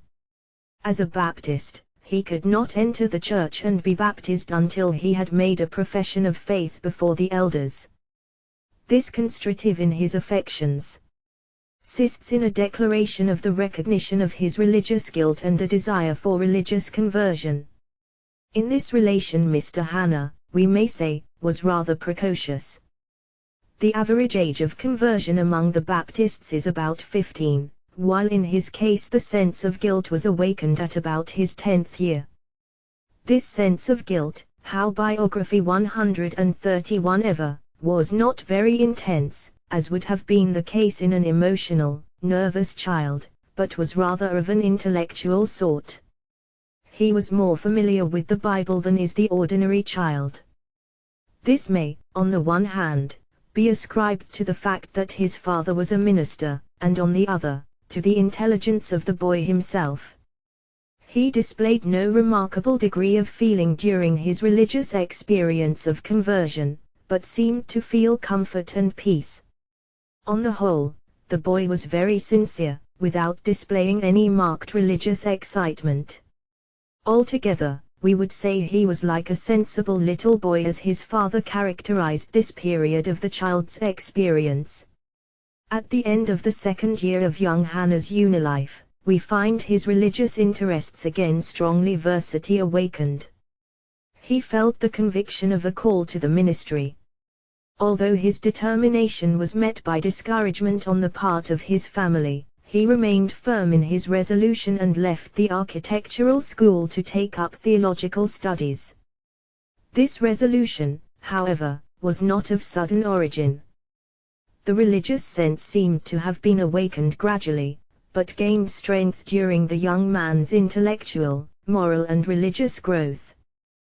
The change from an architectural to a theological field of work seemed to have come about not without an intense struggle for the young man. There was on the one hand a strong desire to finish the course in the university, a desire not to be fickle and not to change his purpose. Also a strong desire to become lighted in architectural studies for the work. There was an and believed himself fitted architect, because Heda on the other hand, the religious conviction had reached such a degree as to overcome all these desires and determine his course to renounce secular studies and devote himself to the work of the gospel. Religious feelings seemed to have been implanted within the young man in his early childhood. As the son of a multiple personality 132 clergyman, it was natural he should be interested in clerical work at an early age.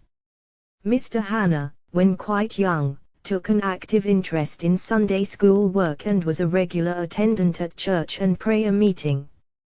He had much scriptural training and was unusually familiar with the Bible.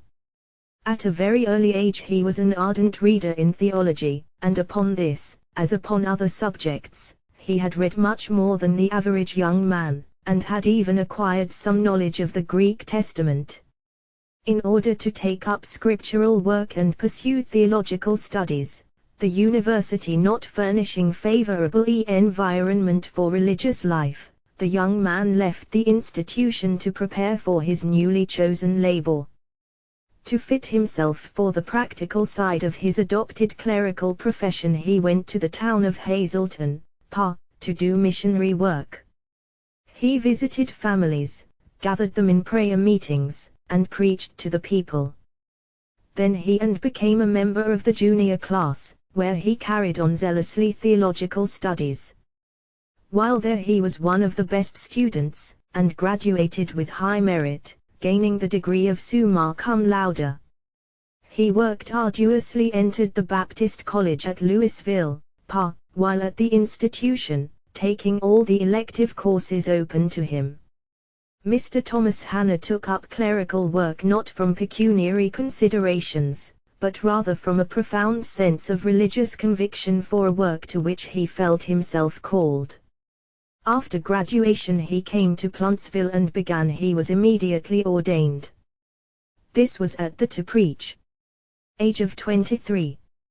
His active mind and an insatiable thirst for knowledge led him again to pursue theoretical studies. He entered the theological school at Yale, New Haven. Being only a short at this institution, he studied the Up Hebrew. While he was carrying on distance from his home Bible and took studies at the university, he devoted a large portion of his biography time to his ministerial duties at Plantsville.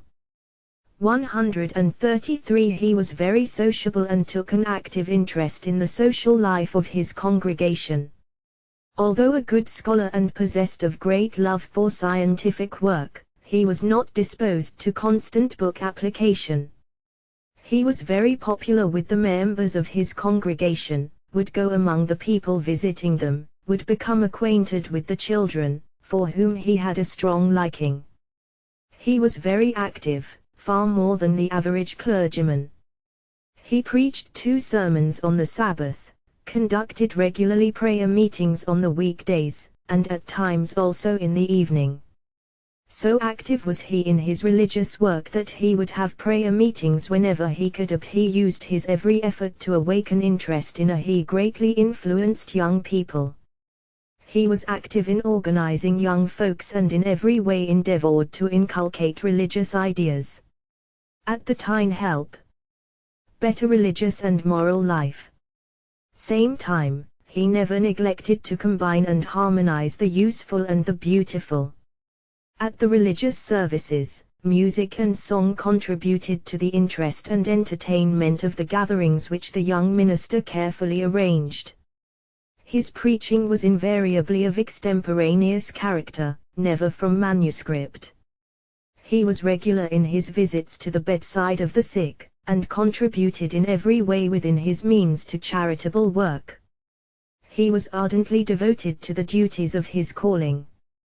To this he was prompted by the sympathetic side of his nature, by the earnestness of his views of life and by his deep and religious convictions. His ministerial duties and theological studies did not rob him of aesthetic feelings. His appreciation of the beautiful in nature was as keen as ever, and he greatly enjoyed the beautiful wherever he met it. He greatly appreciated natural scenery and liked flowers and animals. Of an earnest and ardent nature, he was not too enthusiastic and in no sense one of the class known among the multiple personality 134 world's cranks. He took such interest in politics as is he had, of course, usual for the average professional man. Political and reformatory ideas, as is but natural for an active, intelligent young man, but was not one of the class of young people who think they have the one ideal of social and political life necessary for the world's salvation. He had no nostrums or panaceas for all human woes.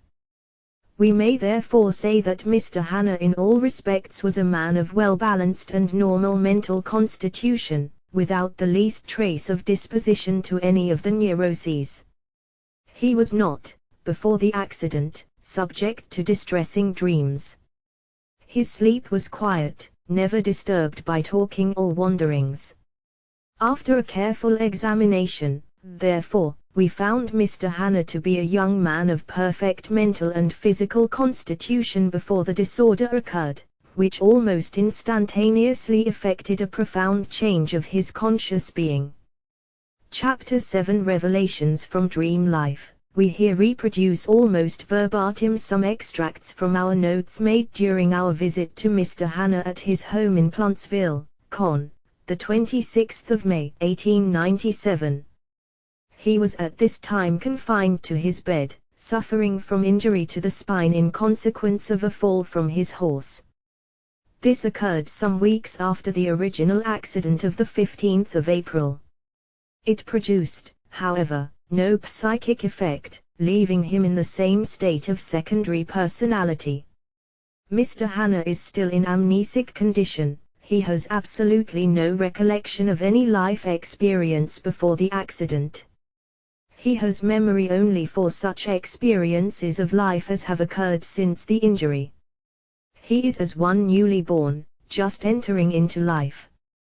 His knowledge, bound up in his personal identity, dates only from the time of the accident. He will say, I know of certain events occurring since of experiences previous to that time. He knows only as information acquired from others. He regards the 15th of April. These events related to him as if having occurred in the life of quite another person. No memory of his previous life spontaneously occurs to him. The time of the accident may therefore be considered as the boundary line between two distinct and separate lives of the same individual. What occurred in his former life, before the accident, is unknown to the personality formed after the accident. So that we may say two personalities dwell within the same individual. The one seems dead, crushed in the accident, and the other the living one, whose knowledge is but a few weeks old. This was the general mental condition in which we found Mr. Hanna when we visited him on the 26th of May. 135 Multiple personality. 136 The interest lies in the question whether any experiences of his former life still exist within the mind of Mr. Hanna of which he is not cognizant. In short, the interest now lies in the possibility of tapping the subconscious life which may perhaps contain memories of former experiences. In case such memories exist, their presence will prove that the injury is really not organic, but rather of a functional character. It will at the same time indicate the presence of two memories, neither of which is cognizant of the other's existence. The problem now is, what shall be the method of investigation? How shall we tap the subconscious, so that shall reveal the treasury of lost memories? There are many methods of carrying out this work, but the simplest and most feasible is the inquiry into the character of his dreams. Mr. Hanna was asked if he had any dreams, and the answer was that he had. They are of two kinds, he said. One is unlike the other. In the one kind the pictures are weak, and I cannot easily bring them up before my mind clearly. The other kind I can easily see and feel clearly again, as though they were before me. The picture dreams, he continued, come in the morning. They are not like the other dreams, they are too strong and plain. We reproduce Mr. Hanna's words in order to make clear the difference between the two forms of dreams. The significance of the picture dreams is of vital importance. It turned out that the dreams characterized by Mr. Hanna as clear picture dreams, and which we may term vivid ones, were really experiences that had occurred in Lee's former life. He, however, did not recognize them as such and considered them simply as strange dreams of his present life. In these vivid or clear picture dreams, incidents, names of persons, of objects, of places, were arising from the depths of Mr. Hanna's subconscious life. They were not dream life. 137 recognized by him, they seemed to him so strange, so totally unfamiliar. He mentioned names of persons, of objects, of him in waking state were perfectly. They were, however, understood by the parents, who were familiar with the son's former life experiences. When Mr. Hanna began to relate his dreams and the experiences he was passing through in those peculiar, strong, vivid picture dreams, the parents, who had places which to his meaningless, empty sounds, almost despaired of their son ever again regaining recollection of his past life, were most amazed and overjoyed. What they had at this first evidence of a resurrection of feared were forever buried memories. To pass now to the dreams. The first dream described was the following: he saw a railroad with a shed on one side. He saw letters as if cut out with a knife. He probably referred to letters standing out in relief. Then there was a yard with a fence around it, and in the yard were strange people, tall and with light hair. They were picking flowers. Then he says he finds himself on a white and soft road. Never. Mr. Hanna uses never as meaning since the accident, as he has no memory for what occurred before, saw anything like it. A man stood at his side, whom he called, although not knowing why. by the name of Bustler. The father afterward told us that Bustler was the name of a minister, a friend of Mr. Hannah's. He could describe the man fully. He was tall, but not fat. He had a coat rounded in front and of a black color. They came up together to the railroad. Mr. Hannah carried with him a satchel, with a brown strap, held up in front of him. The description was found to be correct. The man whom he called Bustler then turned to him and said, "I thank you for helping me yesterday." Father thought that this remark was occasioned by the fact that his son probably assisted Reverend Mr. Bustler in conducting services the day before. In his dreams he heard that the place was called cemetery. He does not, multiple personality 138, know whether cemetery is a name, nor does he know what the word means. Then the man Bustler went away, leaving Mr. Hannah alone. Near the railroad he saw a square house, and upon it were the letters NEWBOSTONJUNC. Mr. Hannah did not pronounce the words, but spelled out the letters. New means, but he knows, he says, what the rail does not understand the meaning of the rest. Himself he wrote divides here into two parts, thus why he left he had watch, side of the road a walked up on the color, and it is of such never saw anything like it. He pointed out a book, the covers of which were of a silver color. The watch he saw in the dream had the 12 marked near the window instead of being in the same position as on the face of the watch that was lying by his side upon the table. The dream watch had a cover. He had never seen such a watch before. As he walked along, he saw on the left side of the road a black building with big black lumps like coal, although he had never, he said, seen such large pieces.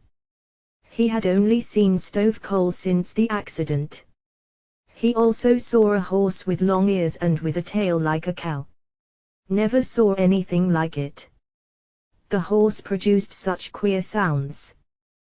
The animal he saw in the dream was evidently an ass. He had not seen one since the accident.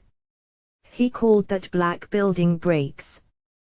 The reader's attention must be called to the fact that Mr. Hannah lived in Pennsylvania in the extensive coal districts, and the scenes he passed through in his vivid dreams are those commonly seen in that section of the country. Then there was another picture.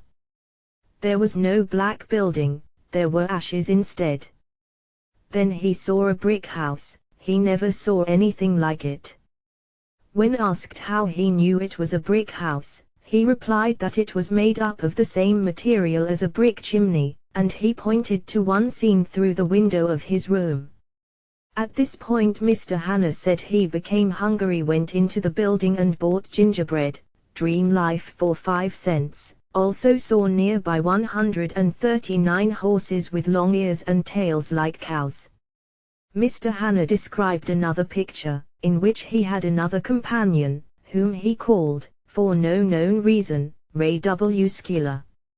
In his dream he heard that the name of the place was Moya. We learned that Skiller was the name of an old companion of Mr. Hannah's school days, that they had been together in Moya, a town in Pennsylvania. Mr. Hannah found himself walking in fields of never saw such deep snow. He heard in the dream that the white stuff was called snow. He saw a pond. The pond was very deep, up to the knees. It was awful work to walk. He felt very warm from walking. Then there was also another pond, and near it a house made of stone. He was now walking up and down hill, and so without end. We learned later that these journeys and the scenes witnessed were actual experiences in Mr. Hannah's former life. Vinia. Deep snow. The father, who was present when the dreams were related by the son, could identify the places spoken of as well as their names and also the persons mentioned. The description of the individuals in the dreams was found to be correct. When the father happened to mention the name Martineau, Mr. Hannah at once said, "Oh, yes, that was the name of the place I passed through, but how do you know of it?" exclaimed he, when the father interposed and described more fully what Mr. Hannah saw. The latter with great wonder and amazement exclaimed, "How can there was indeed you know all this?" It was only a dream. Mutual surprise, as father and son gazed in wonder at each other.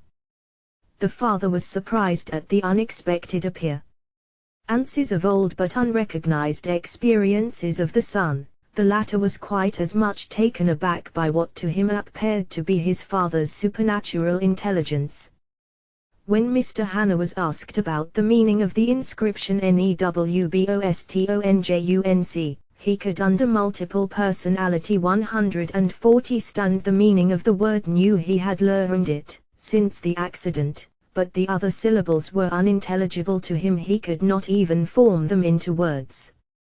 He was then asked to guess as to the probable meaning of the. He replied, "It might be the name letters BOSTON." When asked to try again, he said, "It might be the name of a place," but he could not comprehend why the term new should be prefixed to it. On second thought, however, he remembered that he had recently learned of the existence of such names as New London and New Haven, and he therefore concluded that New Boston might be the name of a place. Mr. Hanna's present retentiveness of memory was then 10 numerals were given to him. The numerals tested were read at intervals of a second. Of these he remembered the first 6 and all of them in the order read. 10 nonsense syllables were read to him at intervals of a second, of which he remembered the first 5 correctly and in the order read to him. Greek sentences were read to him. The first one had 14 words, of which he remembered 5 correctly and in the order read. Although Mr. Hanna had been a good Greek scholar, he had no recollection of the character or meaning of the words. Long Latin phrases were read to him and he repeated them almost exactly, though with no recognition of them. The Hebrew Bible was then taken, and as Mr. Hanna had once been well versed in Hebrew scripture, the first sentence in Genesis was read to him. It was expected that possibly old memories would be brought up. The method of hypnoidization was used. This method is most effective in the diagnosis of cases of amnesia in general, and was found to be of great value in this case. Mr. Hanna was asked to close his eyes and put his hands to his forehead and listen with all possible effort and attention to the reading of the Hebrew phrase. The phrase was read of the building. 1. Sidis, The Psychology of Suggestions, Chap. XY Dream Life 141 to him, and the experimenter stopped abruptly in the mid. He suddenly exclaimed, "I remember of the sentence B," and began at the beginning and ran through the entire paragraph, which had not been read to him. With the exception of a few stray words, he at once forgot everything he had just correctly recited. The flood of memories that had arisen to consciousness suddenly subsided again and fell into the depths of his subconscious life. It had come with such a force that he said, "It frightened me, it seemed as if another being was speaking through me." When he was asked if he knew the meaning of the Hebrew phrase or if he had ever heard it before, he said he did not. In short, not only was the feeling of recognition of the phrase absent, but also that of familiarity. The word seemed to him bizarre, quite strange. Chapter 8 Upheavals of the Subconscious. By the method of hypnoidization, many memories were brought to the surface from the depths of the subconscious. Each time some forgotten experience of the life previous to the accident flashed upon his mind. These experiences were never recognized as in any way familiar, they were to him utterly strange. In these hypnoidal states, names, objects, parts of scenes rose up vividly in Mr. Hanna's mind. It was most interesting to observe him at this time. The experiences that came up before his consciousness stood out completely isolated in his mind, with no conscious relations whatever to any other experiences. It was impossible by getting hold of these experiences that suddenly emerged from his subconscious regions, to obtain by contiguous association more information. He could not recognize the meaning of these emerged mental states, as they had no relation to any others within his upper consciousness. The absence of association in hypnoidal states was at times made strikingly manifest when merely isolated names came up to the upper stratum of his consciousness, names which he had not heard since the accident, and which conveyed no meaning to him. It was not only the meaning and import of these ideas that were absent, but all familiarity was likewise lacking.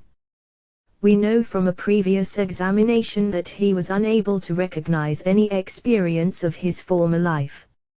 He had no recognition for persons and objects known before the accident. When he came in contact with persons or 142 subconscious upheavals, objects, 143 known to him in his previous state, in spite of all our efforts to impress the experiences strongly on his mind and reproduce their associations in order to bring recognition to the light of conscious memory, in spite of his own intense mental strain to recall the lost memories, not even the vaguest sense of familiarity was awakened in his mind. Events that had played a most in were recounted to him. Persons near and dear to him endeavored to remind him of their close relationship, but all without avail. Father, mother, brother, sister, and the young woman to whom he had been sincerely devoted, all were utter strangers to him, and even daily contact and frequent association awakened no sense of familiarity.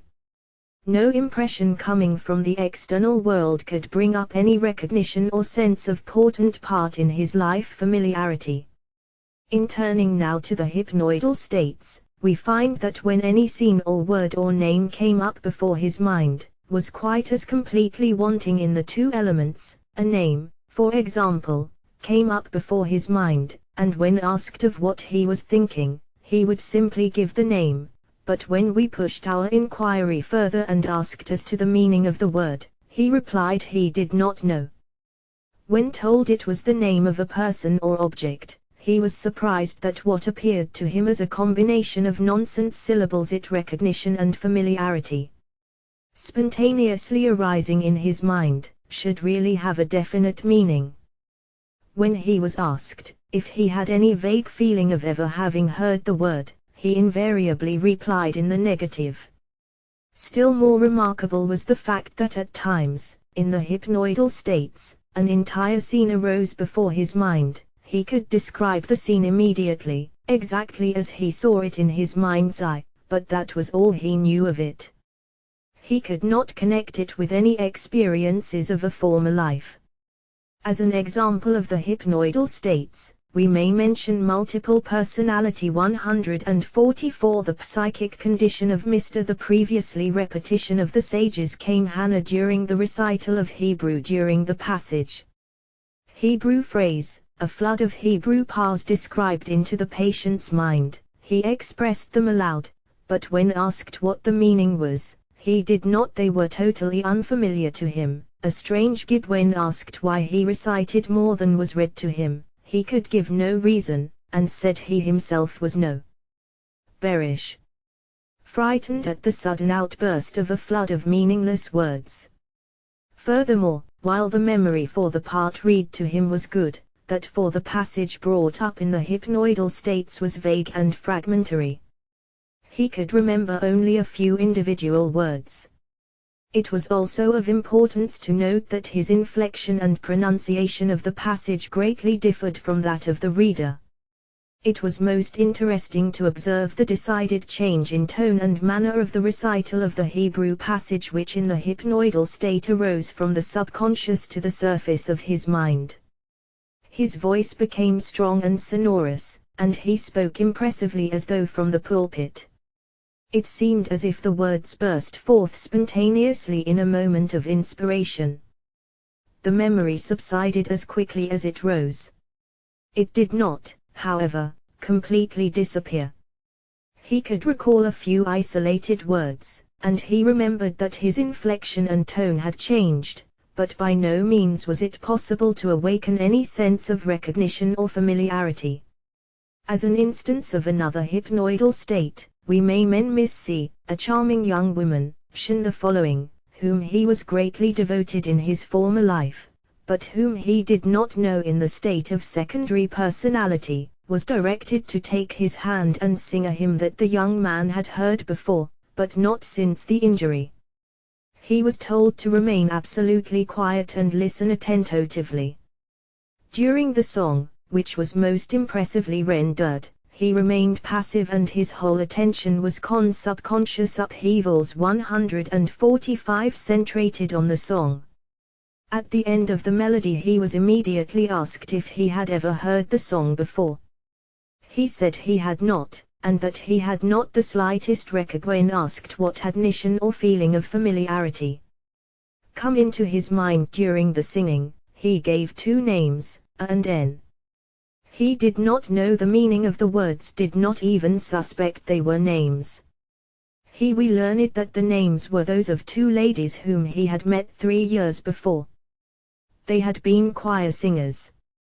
Here again the names awakened neither familiarity, nor association, even after he was told of scenes and places relating to them.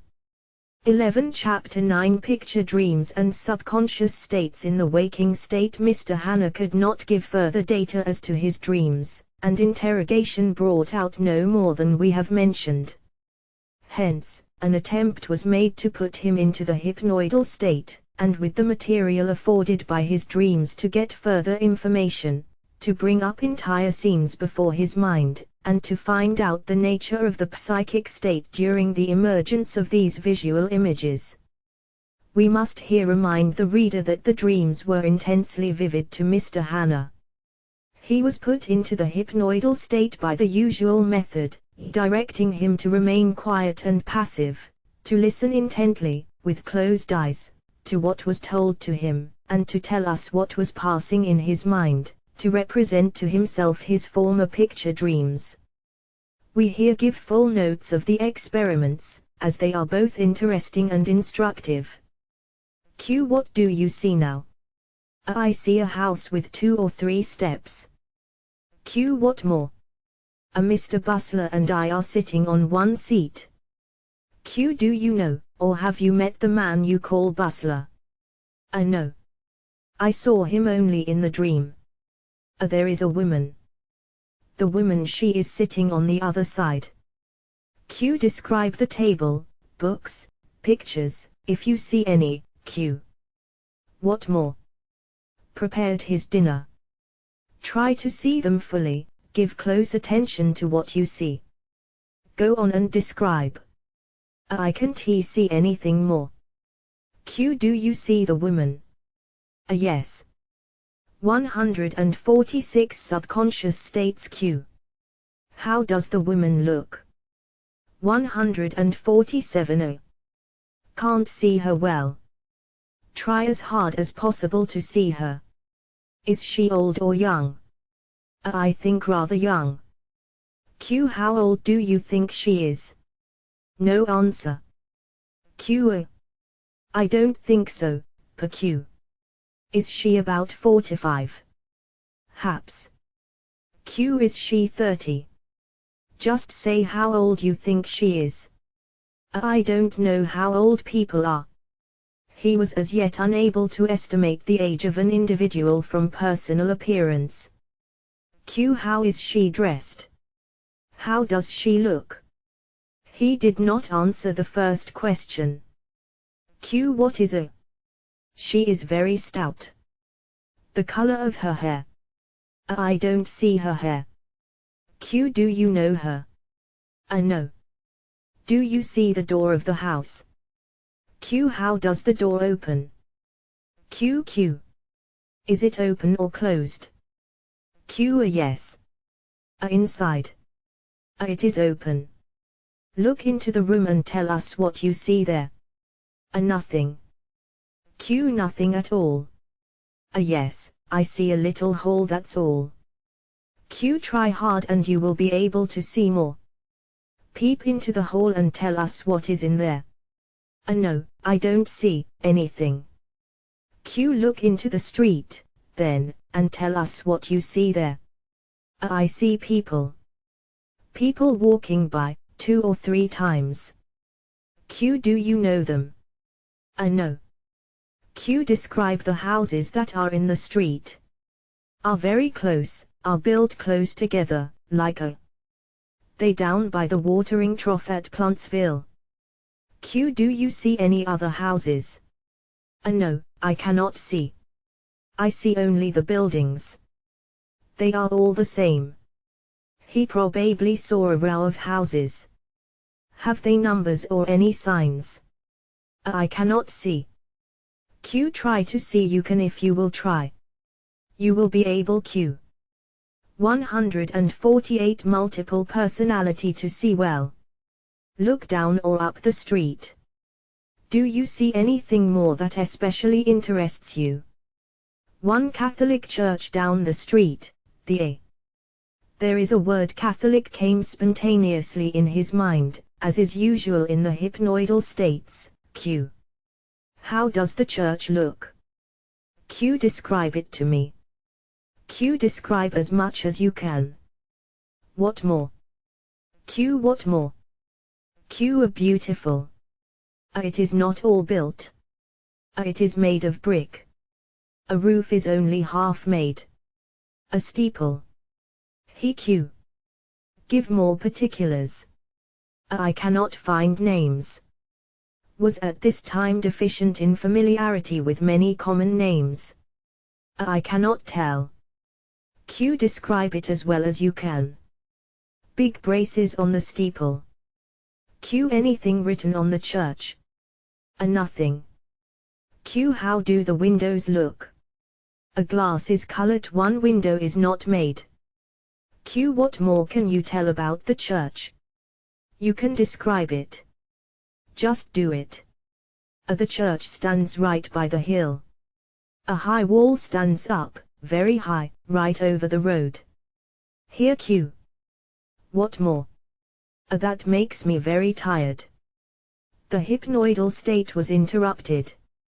He was asked to open his eyes. Q. Do you remember anything that you told me? Yes. Q. What did you tell me? I told you all about the house and the people and the church. Here the father put the following question to his son. What church was it?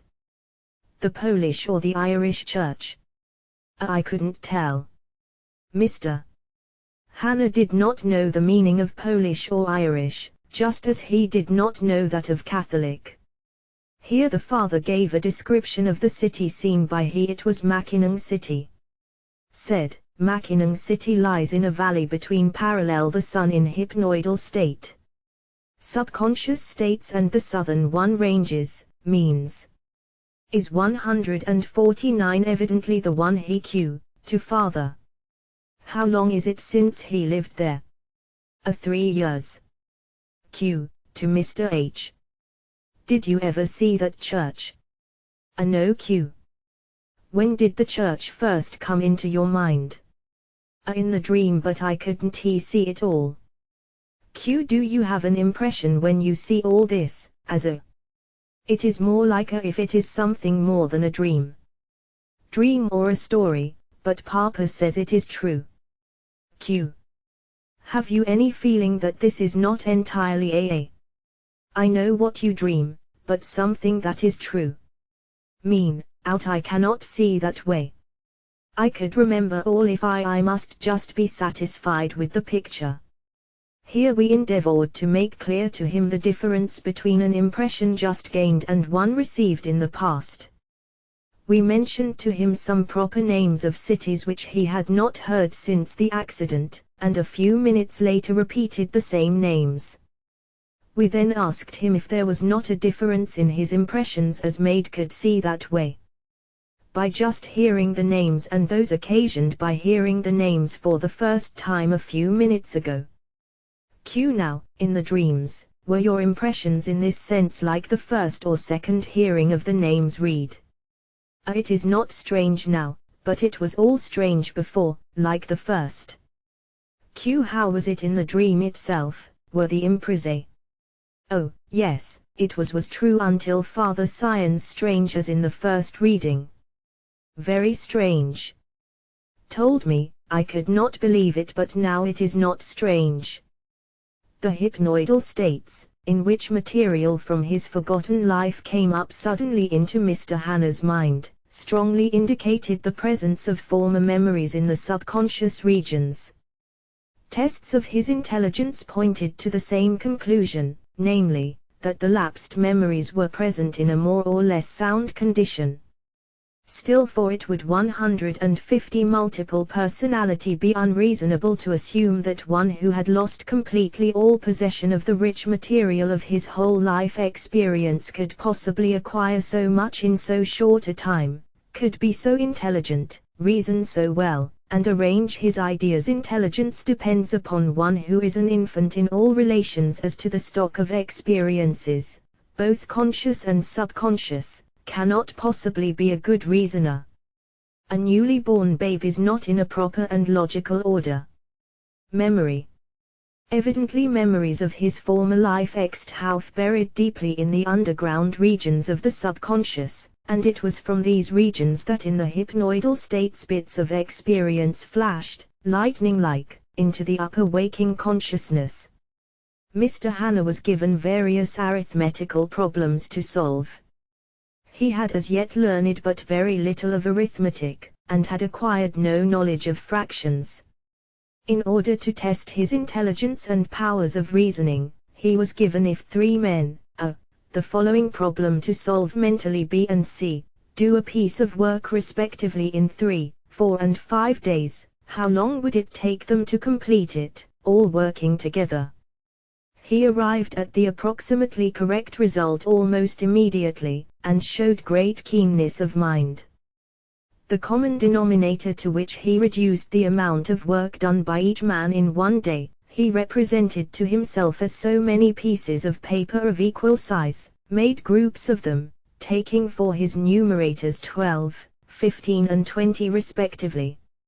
Adding these together, he found how much work, represented in terms of the bits of paper, the men could do in one day, namely, 47. From this he concluded that the entire work, represented by 60 pieces, would require one whole day and about 1/4 more. A good logician. It is interesting to observe that he, at this time, had as yet learned nothing of fractions, was even unable to form the numeral 5, since the injury. Not having seen that particular figure when asked why, in his calculation, he had taken just 60 objects, he replied that he could not. Subconscious states 151, but that it appeared evident to him. It was clear from this and other experiments that it was the experiences buried within the subconscious that enabled him to tell why, solve the problem. Geometrical problems were likewise given to him. He had learned in an elementary way something of angles, perpendiculars and so on. The first problem was the well-known theorem, that vertical angles are equal to each other. As he did not know what vertical meant, the term was explained and diagrams drawn and shown to him. After some moments of thought he demonstrated the theorem. It was interesting to note that his process of reasoning was quite analogous to that ordinarily given in geometry. When he was asked whether he had any sense of familiarity with such work, he replied it was entirely new to him. The familiar theorem of Pythagoras was given in a conform expressed in numbers. Suppose he was asked, "You have a right-angled triangle," the meaning of the term was explained to him, of which one side is 3 and the other 4 inches, what will be the length of the third side? After some thought, he said he believed that the third side would measure 5 inches. The reason he could not give, it seemed to him that the length ought to be 5. When pressed for a reason, he measured the line and showed it was so. Other less complex problems given him, he solved in his own crude way, although the results were uniformly correct. Here again we see clearly the subconscious work of memories lost to the upper consciousness. As a further evidence of the remarkable intelligence of Mr. Hanna due to the work of memories, lost to the upper self-conscious personality, but present to the lower subconscious, we may mention the following interesting experiments, Mr. Hanna was taken to the family church at Plantsville, a place intimately associated with his religious life and activity, where the foundation of his religious, multiple personality 152 convictions was laid, where he had been baptized, where his father had preached for many years, and later where he himself had so often conducted services and given religious instruction. He was told to stand upon the pulpit, the Bible was opened before him, and he was told to read the first passage in Genesis. Then he was asked to preach a short sermon, the subject of which was very remote from the actual meaning of the passage. We wanted to test the keenness of his intellect, his analytical powers in discriminating ideas and bringing out points. He was asked to point out how the text, "In the beginning God created heaven and earth," shows that man should be good. He had not read the passage since the accident and was unfamiliar with it. When he mounted the pulpit, his naivete and childishness were shown by the remark, "Papa stands very proud here." His entire deportment in the church indicated that he did not realize the solemnity of the place. He had not yet learned of this. His deportment before the accident was one in every way in keeping with the dignity of his holy office. His manner of entering the church was one indicating curiosity, although that was not his first visit since the accident. He remarked that he could hardly believe he had ever stood in the pulpit as a preacher like Papa. Mr. Hanna gazed helplessly into the ponderous volume of the Holy Scripture, but could not believe he had ever been familiar with it. He slowly began to read the text, "In the beginning God," and stopped. He could not read the word "created." The word was pronounced to him and its meaning made clear. He finished the verse and then repeated it from memory, "In the beginning God created heaven and earth." He was now asked to close his eyes and deliver his extemporaneous sermon. He began as follows: "Created means make, as you said. If God made heaven," subconscious states 153, "and earth, he must be very much more great than you and I could be. This, I think, is a good reason for being good. If God made these things in the beginning, then he must have been long before we have been, and if he has been so long, as he has been able to make heaven and earth, it is wise for us to be like him, and he is good. I think that is a good reason for being good." Is that what you mean? In these experiments, we reproduce verbatim the words Mr. Hanna. The reader must bear in mind Mr. Hanna's of extremely limited vocabulary at this time. If God made heaven and earth both, if they are both made by the same one, they ought to be both alike, and we know that heaven is good. He probably heard this from his father, and so people on earth ought to be like heaven. That is another reason why they must be good. Because one person made them both, and they ought to be alike. Here he paused for some time, then continued. If God made the earth, he must have had a reason for making the earth. He must have wanted the earth for something, and if God is only good, he must have wanted the earth for some good thing. And then if we are not good and do not make the earth good, we have opposed what God wanted to make the earth for. So I think that is another reason not to oppose why God made the earth. He evidently wanted to say we should not oppose the will of God, but neither the concept nor the word indicating it was present in his upper consciousness. Long pause. Reasons I can find.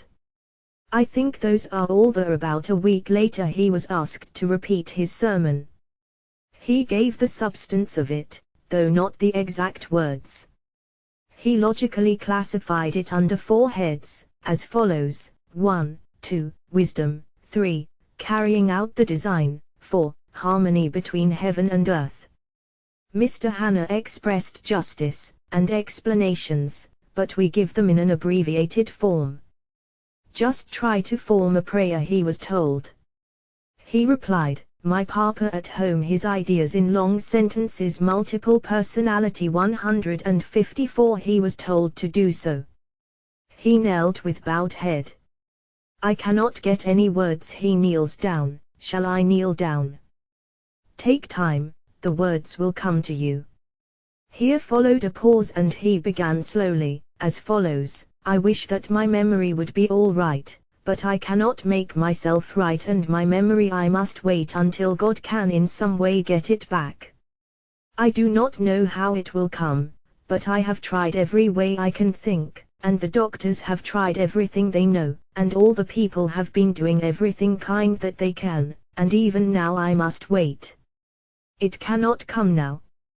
But I am ready to do anything for it to come back, or else I am content to wait until it is right for it to come back. Sometimes it is very hard to wait. Sometimes I am content with what I have got.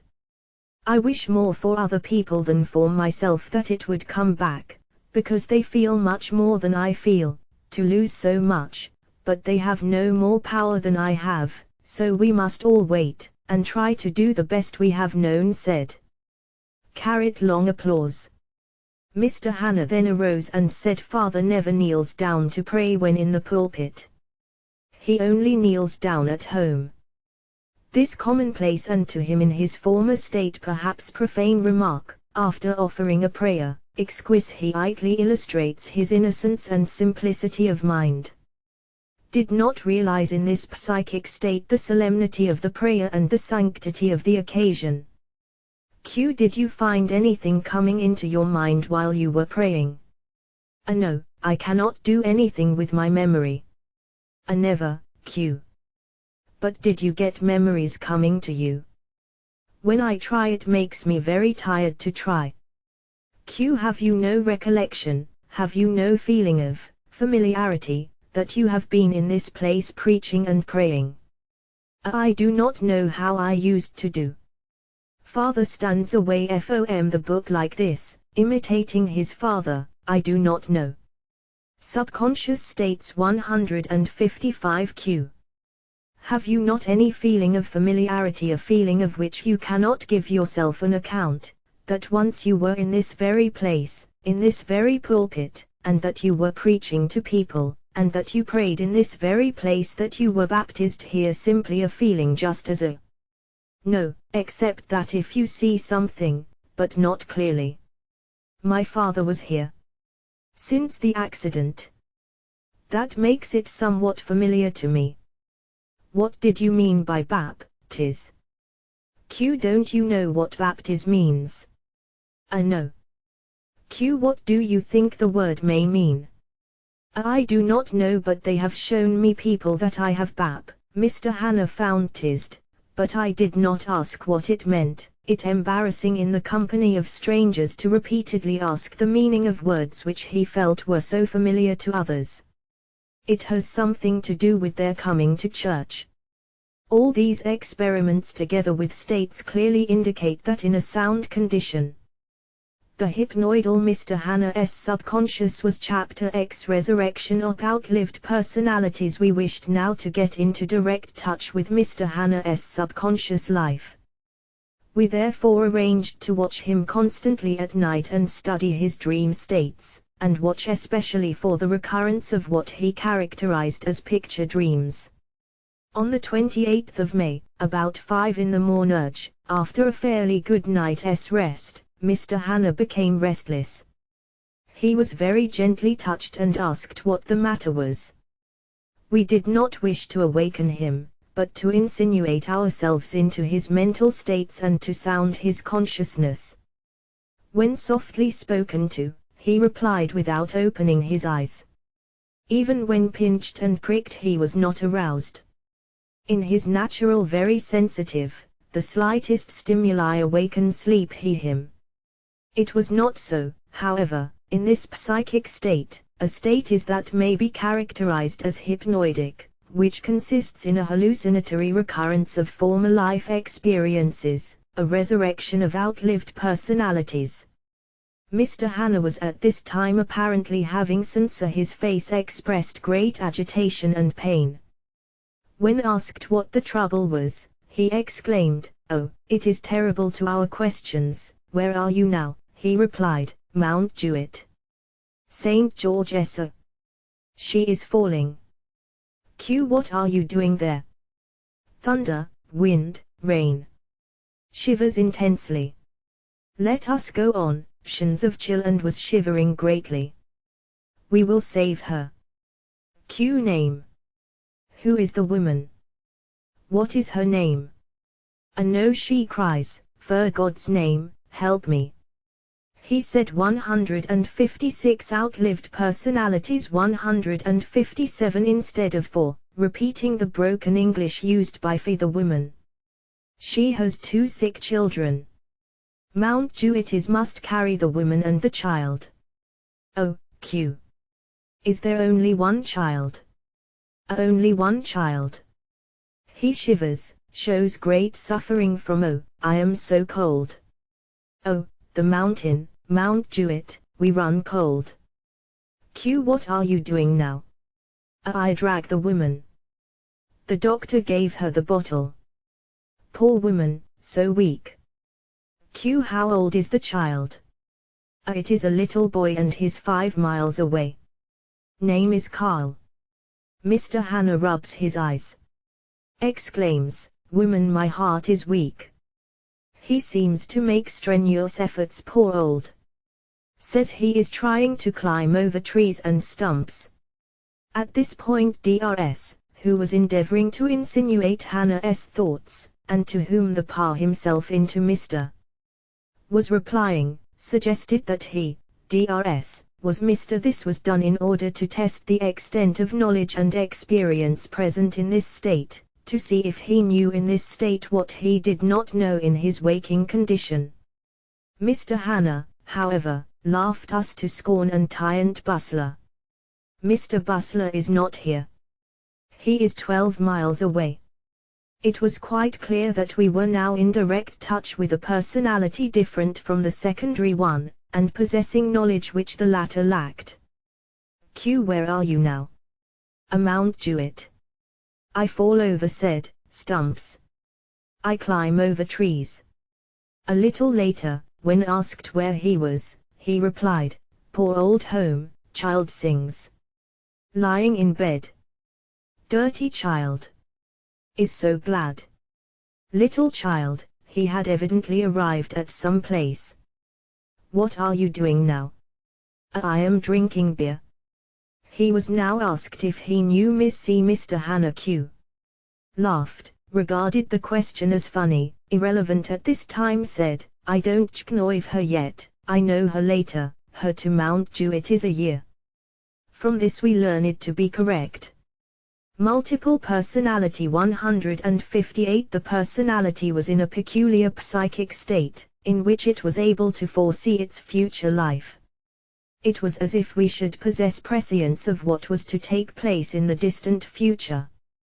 When asked to give the month of the year, he replied, we insisted that it was May, the actual time, but he laughed scornfully and said, I am sure it is August.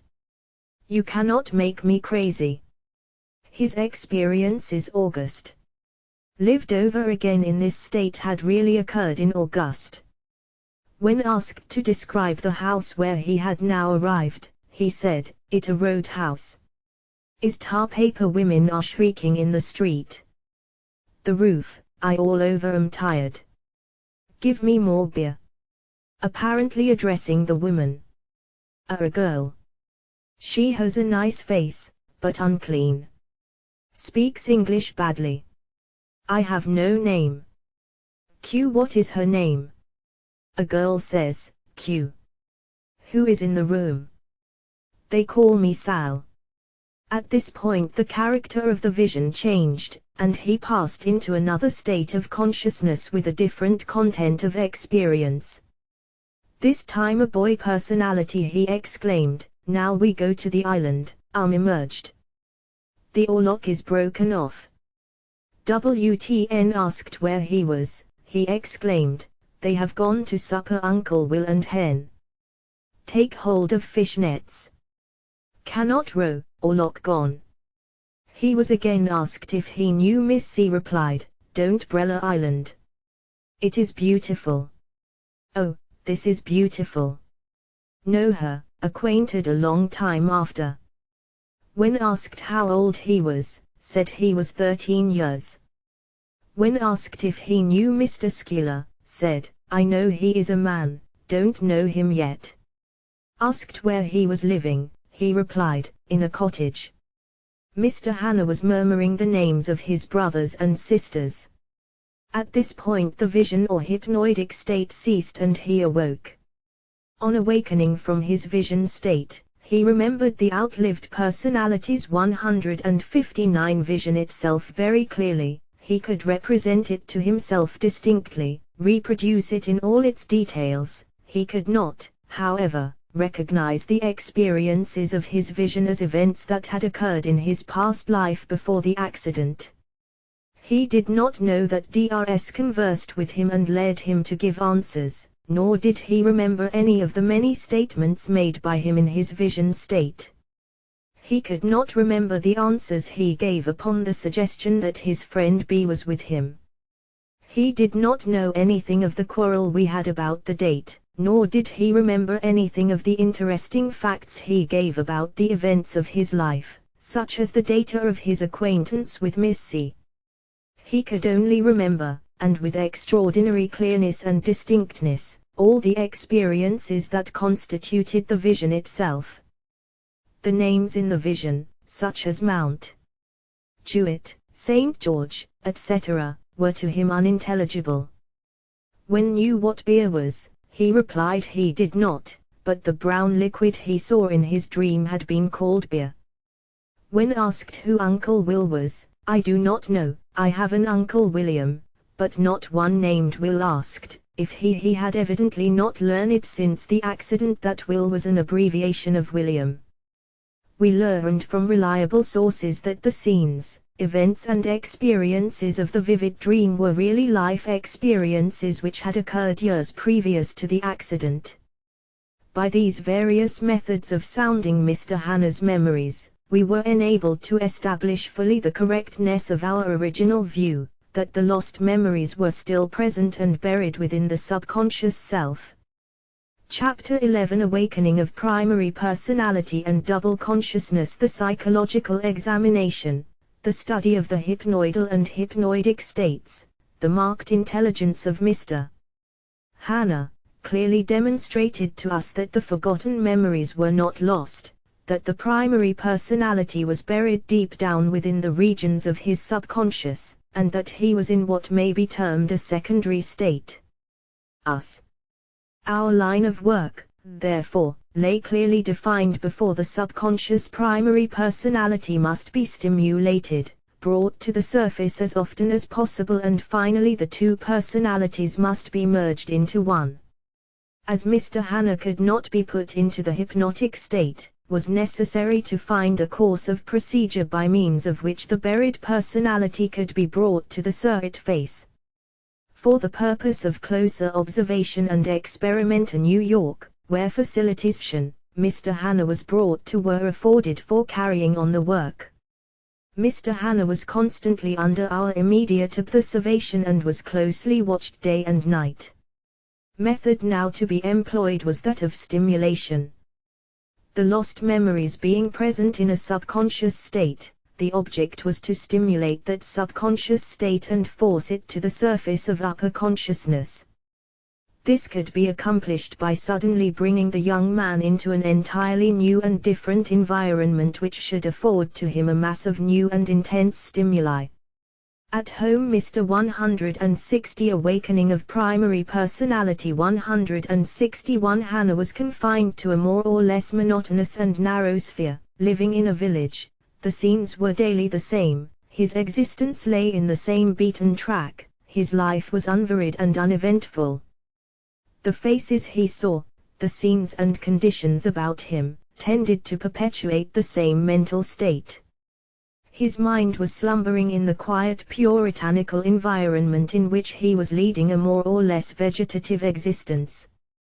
The lost memories existing in the subconscious were in an inert state and could not possibly come to life under the conditions in which he lived. It was necessary, therefore, to confront him with experiences which, although new to this secondary state, were nevertheless within the range of his former life experience, but such as to strongly interest him, impress, dazzle and bewilder him. A flood of experiences which the secondary state could not assimilate had to the secondary self be suddenly forced into his mind. Would not absorb it, the experiences would be too sudden, too strange and vast. The secondary state would fall into the background, and make possible the emergence of the old primary personality. On the evening of his arrival, in the company of his brother, we took Mr. Hanna to a brilliantly lighted popular restaurant. The place was fairly alive with people, and during the dinner the general conversation was made lively and stimulating. Stories and anecdotes were told, followed by general laughter, which all but Mr. Hanna appreciated. Merry scenes and gay music added to the brilliancy. All the stories, this fairly bewildered the young clergyman. As a rule, failed to be understood by him, and he was sorely puzzled at the outbursts of laughter that followed. His secondary personality, never having had such experience, could not comprehend the meaning and significance of the fact that his own various remarks and anecdotes. Brother saw fun and humor in the stories puzzled him still more.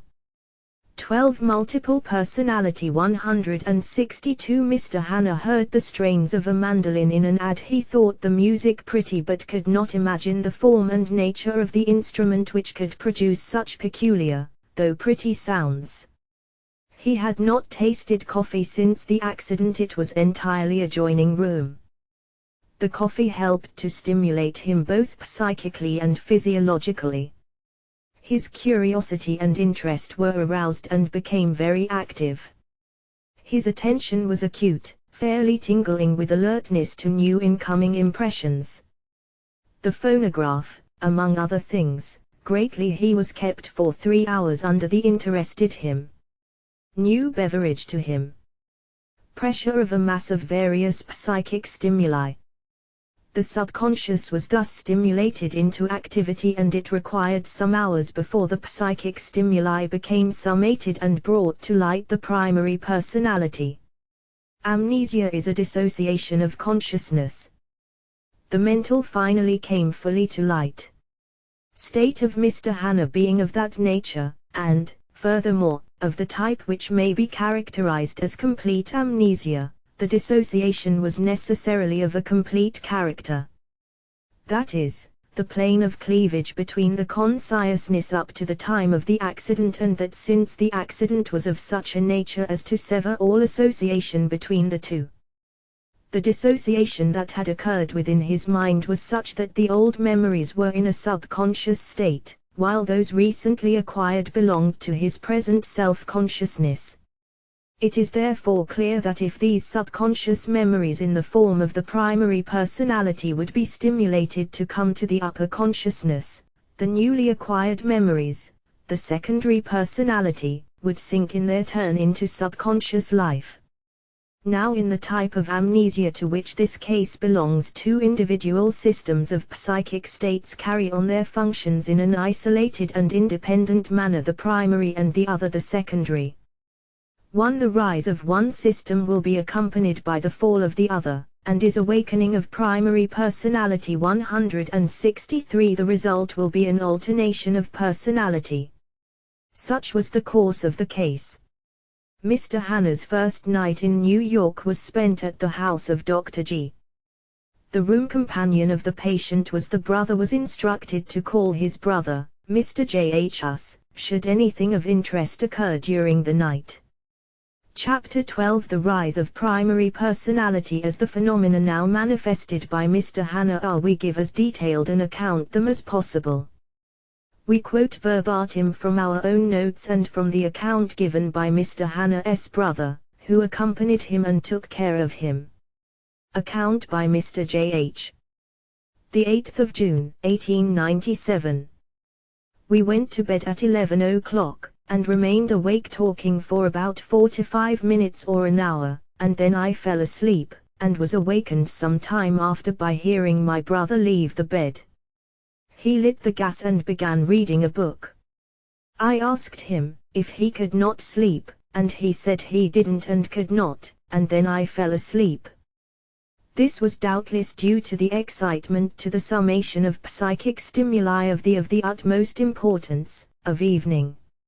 About 3:15 a.m. I felt him shake me.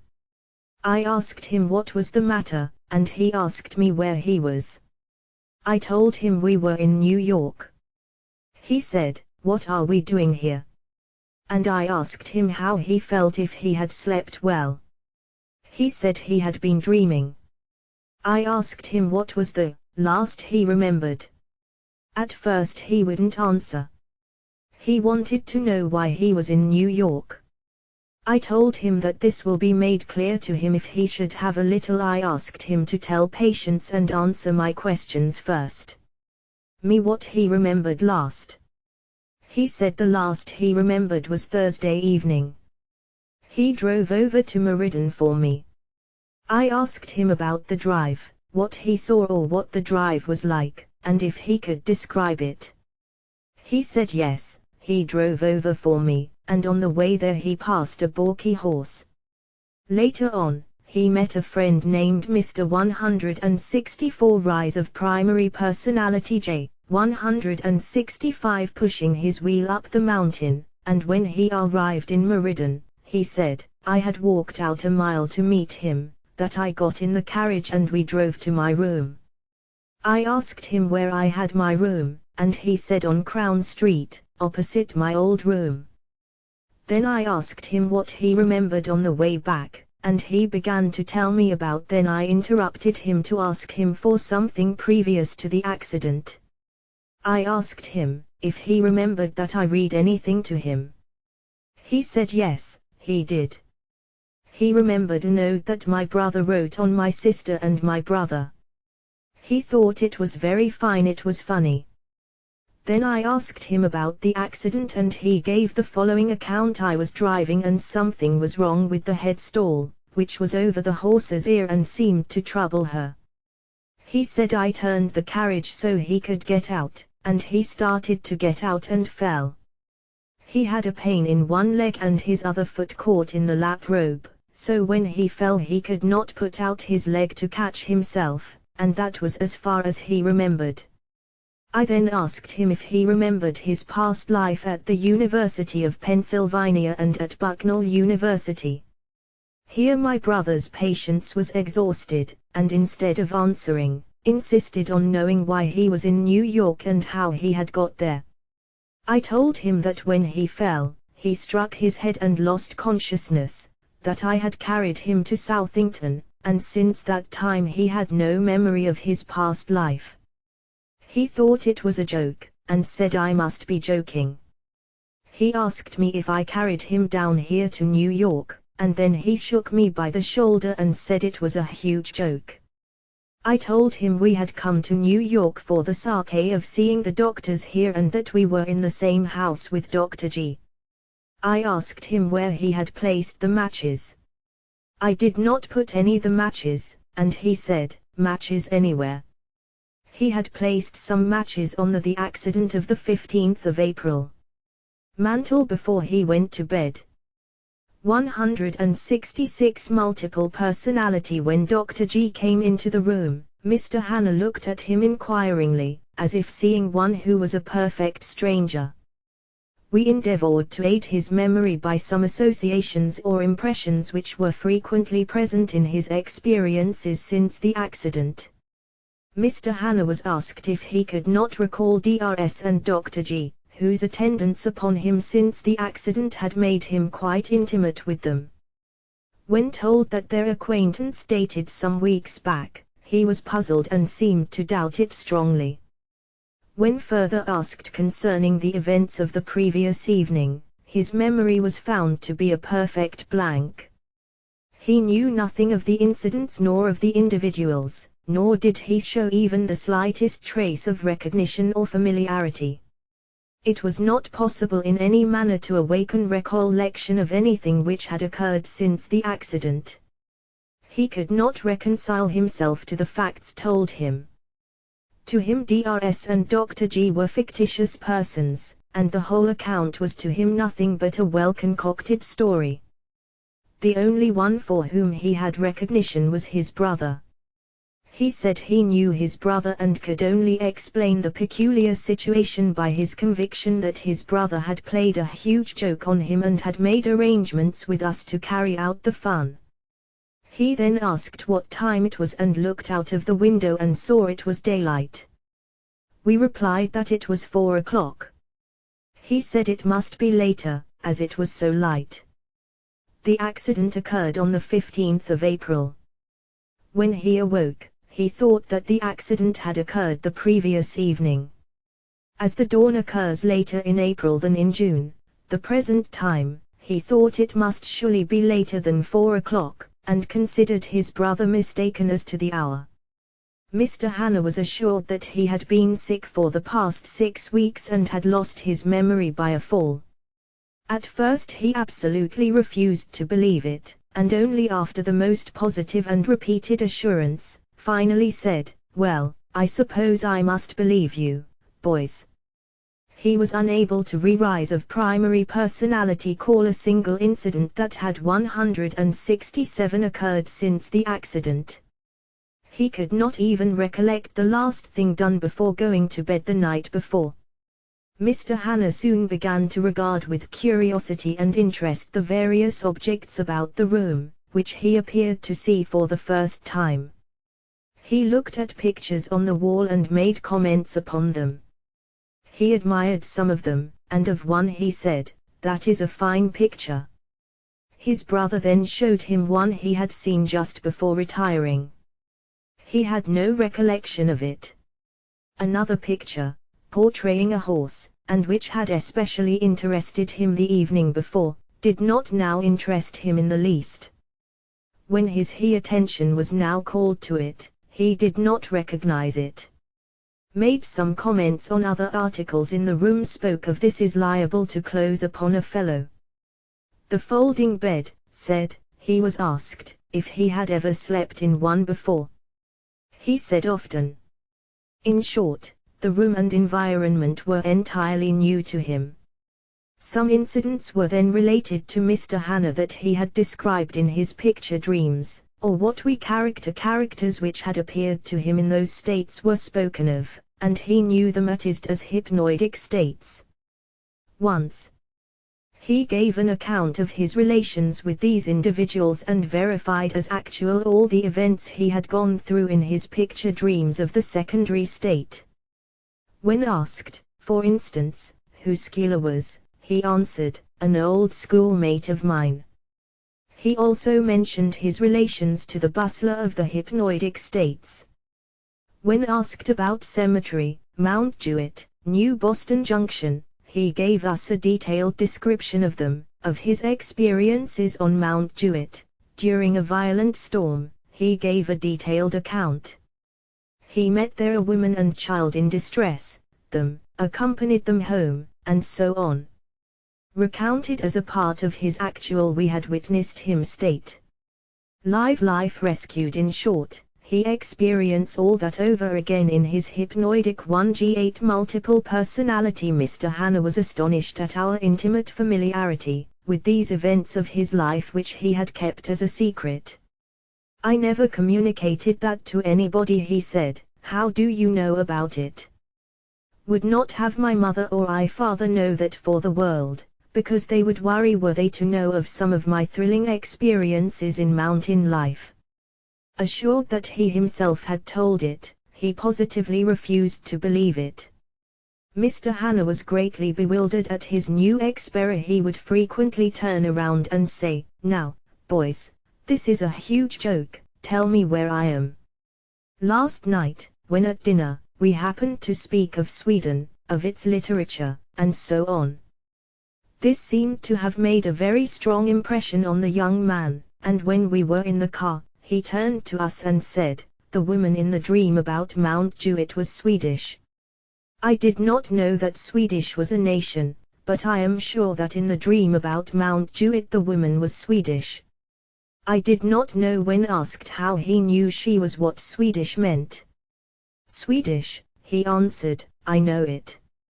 He could not give the reason. Now, in his present primary state, when he was asked about the woman on Mount Jewett, he confirmed the statement of the evening previous, that she was Swedish. They were all Swedish living about there. He could not, however, recall that he had spoken of Sweden during the previous evening, and that he had said the woman was Ens. Swedish. Mr. Hanna was then asked as to his companion at Col. He mentioned names and incidents, spoke of boarding and gave, among other things, the names of 8 companions who usually dined with him and also the order in which they were seated at the table. His brother verified lege the truth of his statements. In the midst of our conversation, Mr. H suddenly what a funny taste in my mouth. You have claimed, been feeding me on tobacco. He was not conscious of have rise of primary personality 169. He had given up the use of tobacco some years ago. At the question, how is Miss C? He became indignant. That is my business, and furthermore, see here, honestly, I take a decent joke, but I want to know what you are about. I don't want to have the name of Miss C bantered. Smoked a cigarette the evening before. About. When he was asked how he felt, he said, I feel just like Rip Van Winkle. I feel hazy. Tests of his handwriting gave interesting results. In the secondary state he wrote poorly, he could only make printed characters, his written letters were extremely imperfect. Many of the capitals he could not write at all. He was now asked to write his father's address. The handwriting was identical with that of his state previous to the accident. The address he gave was that of the former residence of the family before the accident. His family up to the time of the accident lived in Pennsylvania, and he, having no memory in his primary state for what occurred since the accident, thought that the family still lived in Pennsylvania. He did not know they had moved to Plantsville since his illness. Mr. Hanna then turned to his brother and asked with who has been preaching at the church. The brother replied that the father was occupying the pulpit and that the family had moved to Plantsville. He exclaimed in great surprise, "Why, you don't say so, when was this?" A number of events occurring during the last 6 weeks were recalled to him, but his mind was for them an absolute great interest, blank. When he was asked to rise, he said, he felt sore and exhausted. His back was stiff. He arose with difficulty and was assisted downstairs and back.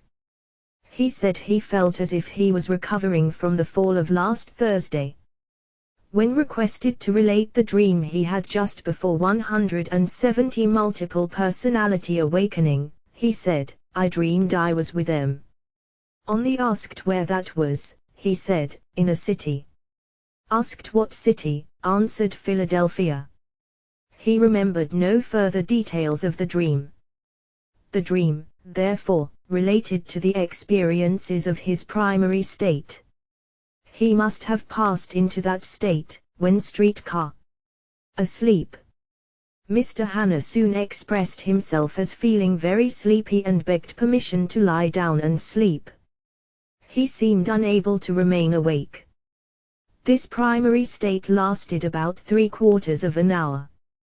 Chapter 13 The reappearance of the secondary personality. Mr. Hanna fell asleep about 4 a.m. June the 9th. He was found sleeping very soundly. At 9 a.m., in response to a request to arise, he said, I must get up, but turned over and fell asleep again. He was left undisturbed and arose at 9:30. He seemed familiar with his surroundings. Dr. G, thinking Mr. Hanna continued in his primary state, said to him, you may think I am rather familiar, but you see I have known you longer than you really think. I have known you for some weeks now, though you may not, at hourly intervals, know it. Mr. Hanna replied, yes, I know that. He was then asked to relate the order in which the gentlemen he spoke of a few hours ago were seated around the dining table. The interrogation referred, of course, to the dinner table around which his fellow students' college days. He replied, "Let me had sat in C, there was Dr. S, Dr. D, and so on, mentioning the order and names of the gentlemen at supper the evening before, but he had no idea of having mentioned the students." He was again in his secondary state. He was then asked if he had ever slept in such a folding bed before. In his primary state of the early morning he had been asked the same question and had replied in the affirmative, making such comment as to show full familiarity with it. To the same question put to him in his present secondary state, Mr. Hanna replied negatively. He said, "Never knew of one." In his primary state, when he was informed of the loss 171-172 multiple personality of memory and of events which had occurred during the secondary state, and of which he was ignorant, and when how he felt, he characterized himself as Rip Van Now. In the secondary state, when asked what the words Rip Van Winkle might possibly mean, he replied he had never heard such a word and didn't know its meaning. Asked Winkle. In order to mislead him, he was asked whether it was a he said it might possibly be the name of a hotel, as hotels like to have high-sounding names. Yes, it might be a hotel, he repeated. It was evident that, having lapsed into his secondary state, he was continuing the life and carrying on the mem street or a hotel. Or is of that state. He was again in full possession of everything that had occurred since the accident, exclusive of the events of the early morning in the primary state, but had memories of events up to the time of the accident and also of the interval during which he was in the primary state. After having passed again into his secondary state and having been informed by his brother how totally changed he was, how his friends and events of the one state were lost to his mind in the other, he felt greatly depressed and was almost in despair. He was fully conscious of his misfortune and complained bitterly, fearing that he might at any time and in any condition lapse from one state into the other, with absolute loss of knowledge of his surroundings and of his friends of the other state.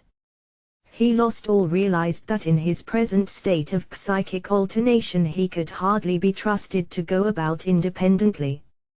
When he was assured that a speedy cure would be effected, he was rather skeptical. The account given to him of the absolute change from one psychic state to another impressed him deeply. When told that the two states were fixed and that finally in the one he would have an indirect knowledge, by information from others, of what happened in the other state, he turned to us with the rather pertinent inquiry, "And how do you know that there will not come secondary personality 173, a third state in which I will not remember either of them?" Mr. Hanna seemed depressed and absorbed within off. In his secondary state his emotions changed rapidly, were readily influenced by passing events, they were unstable, less persistent in his other states. His sensitiveness in the secondary state was very acute and he was extremely susceptible to external stimuli. This fact becomes especially prominent by a comparison of the secondary with the primary and normal to himself, but this soon past states. 1. See plates I, 2. 3.1 The delicate sensitiveness and extreme organic susceptibility in his secondary state to external stimuli manifested itself also in a form which to his family appeared as clairvoyance. Thus he was able to find objects hidden from him, and was uniformly correct in guessing in which hand a small coin was held, both hands being concealed from view. His knowledge seemed to be a kind of intuition, or, as he said, instinct which he could not explain or understand. Primary and complete states. This condition was absent both in this fact greatly awed Mr. Hanna's family, who attempted to conceal it even from us. In like manner the straps with which he was bound after the accident he invariably located, in spite of the fact that his family made every effort to conceal them, since their presence agitated him. We must add, however, that these facts were not under our direct, we simply record them, to indicate the sensitiveness of the observation. Secondary personality, but cannot vouch for the exactness of the observation, as it has not been accurately investigated. Chapter 14, The Rehearsal of the Subconscious. The next few days were spent in psyv-engical expery with the pneumograph, sphygmograph, reaction recorder and other instruments. We studied the mental conments and the various reactions, sensory and motor, of Mr. Hanna in his several psychic states. During the following day Mr. Hanna remained in the secondary state. We wished to vary and intensify the stimulative agents, to reach if possible into the more susceptible recesses of his underground life and bring repeatedly to the surface memories buried within the subconscious. We must here emphasize the fact that the experience is used as psychic stimuli, in order to bring out repeatedly the primary state, were all of them of such a nature as to be similar to those of his former life experience, present in the subconsciousness. We avoided bringing him in contact with altogether new and sudden experiences which would act as a shock to him. Some of the experiences were similar to those already lived through by Mr.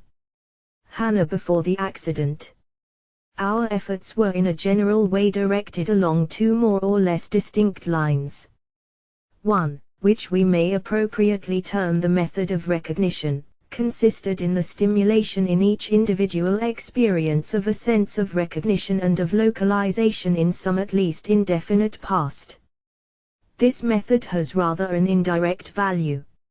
Although Mr. Hanna had never direct recognition of objects, the sense of recognition was nevertheless stimulated, and finally the summation of the stimuli helped to bring out the primary state, of which it formed an essential element.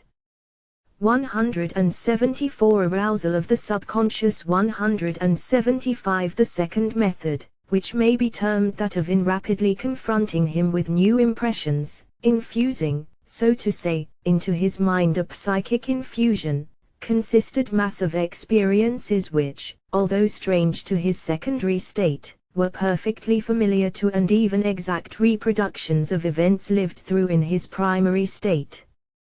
The two methods were often conjointly applied. The second method was mainly used during the first evening preceding the full manifestation of the subconscious primary state.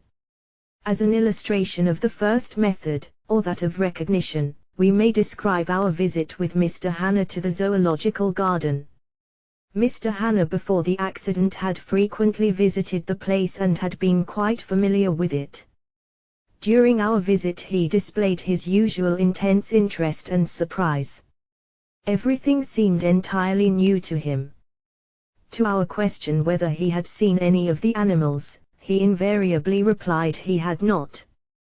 The only recognition he showed was indicated by the remark that he had seen a few weeks previously the picture of an elephant and rhinoceros in a picture book. We passed a stall enclosing a donkey. Mr. Hanna at once exclaimed, "There is a horse exactly like that I saw in my dream." Some of the more common horned animals he called cows, although evidently appreciating the differences. The deer was one of these. Some of the plumed birds he thought were a kind of chicks. We invariably observed that even the most commonplace things which he had not seen since the accident interested him greatly. He gazed at them with a curiosity as if he had never known them. He was like a child in his interest and amusement at seeing new objects, but showed his keen intelligence in inquiring and accepting critically statements about them. He was, indeed, like one coming from another planet where all things were different. Mr. Hanna at this time fully appreciated his loss of memory, and often himself expressed astonishment that it could have been so complete. He would often turn to us multiple personality 176 with the remark, "It is truly wonderful that I should have known, or lived through, such things before." I often try so hard to recall, but it is so impossible that I have about given it up.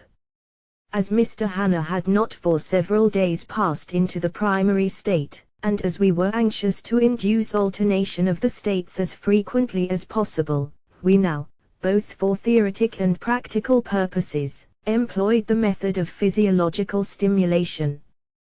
This method consists in the administration of some drug, which, without acting as a poison, stimulates the higher cerebral centers. The drug selected for this purpose was cannabis indica. The extract was employed and about 2 grains in 1/4 grain doses administered within 4 hours. The drug influenced strongly his circulatory system, the pulse became rapid, the rapidity increased decidedly when he moved about. There were no special sensory or motor phenomena manifested.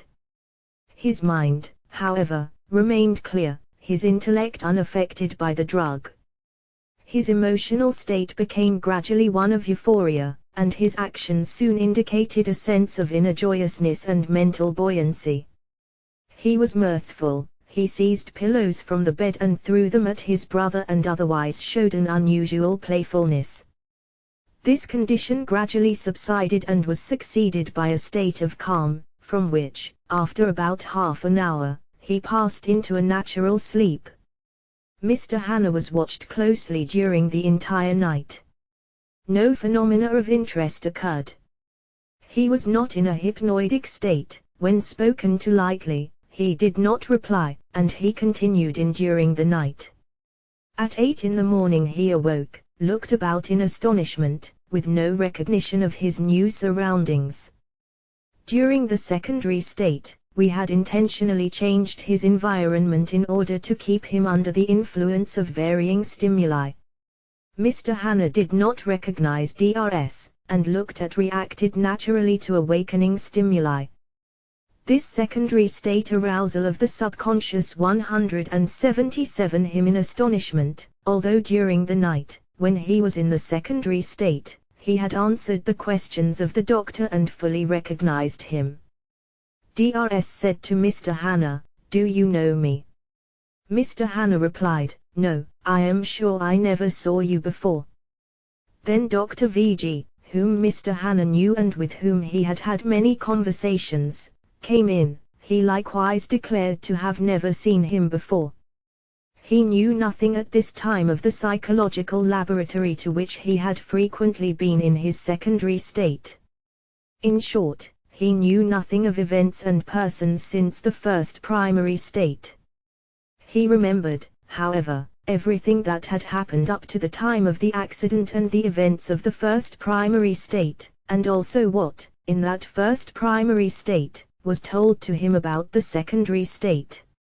Of the past few days, during which he had been in the secondary state, he had absolutely no recollection. The last thing he remembered was the room at Dr. G.'s house, and the conversation of the early morning, Tuesday, at which time he was in his primary state. Although it was now Saturday morning, when asked as to the day, Mr. Hanna said it was Wednesday. In his present state of mind, the consciousness of last events, time, place and circumstances of the primary state, was awakened and continued from the point left off. He at once noted the absence of Dr. G, whom he had met in the early morning of the 9th, when he was in the primary state. When asked how he rested during the night, he said he had slept well. When asked to arise and dress, he said he felt weak and wanted to remain in bed. His limbs were somewhat stiff, and he found some difficulty in moving them. "I feel," he said, "a cramp in my knee," pointing to the left limb, which was flexed. Examination of the extremity did not reveal any sensory or motor disturbances. He repeatedly remarked that he felt extremely weak, as if after some severe exhaustion. In conversation with Mr. Hanna, he was asked many de 13 multiple personality 178 tales of his life up to the time of the accident. He gave exact accounts of them, showing a complete knowledge of his, for he spoke of his university life, of his ordination life as minister, of his experiences as a preacher, of his rescue of a woman in McCain County, Pennsylvania, during a severe storm in the mountains. He gave a description of his former friend Bustler, said that Bustler lived in Pottsville. In short, he gave a more or less complete biographical sketch of himself up to the time of the accident. Mr. Hanna, in his secondary state, had been reading Lorna Doone. In his present primary state, he was, Fig. 20 Thomas Tom Torn, specimen of Mr. Hanna writing in the secondary S state. Shown the novel and asked how much he had thus far read.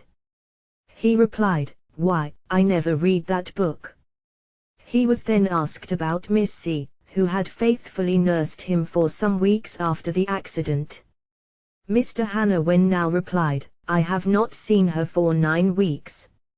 Asked at this time concerning Miss C, he did not become angry, as he did the first time. He now knew we were familiar with the events of his life." Mr. Hanna was then asked to write some sentences in English, Greek, German, Latin, Hebrew. See reproduction of writing in each state, Figs 21a, 21 and. The sphygmograph was now produced in order to take, although many tracings had been taken, pulse tracings. Arousal of the subconscious secondary the in state, and he in that state had handled the sphygmograph and had carefully examined it and shown great interest. Instruction, its con when he was shown the instrument it was entirely new to him. He had always in his secondary state assisted us in preparing the had become quite adept in the work. In the primary state, however, he had not the tracings and remotest idea how a track Wing should be made. He soon manifested a strong desire he was to sleep, and was told that, as he himself had said, he had slept since a long time, restrained Wednesday as he told I felt so sleepy us.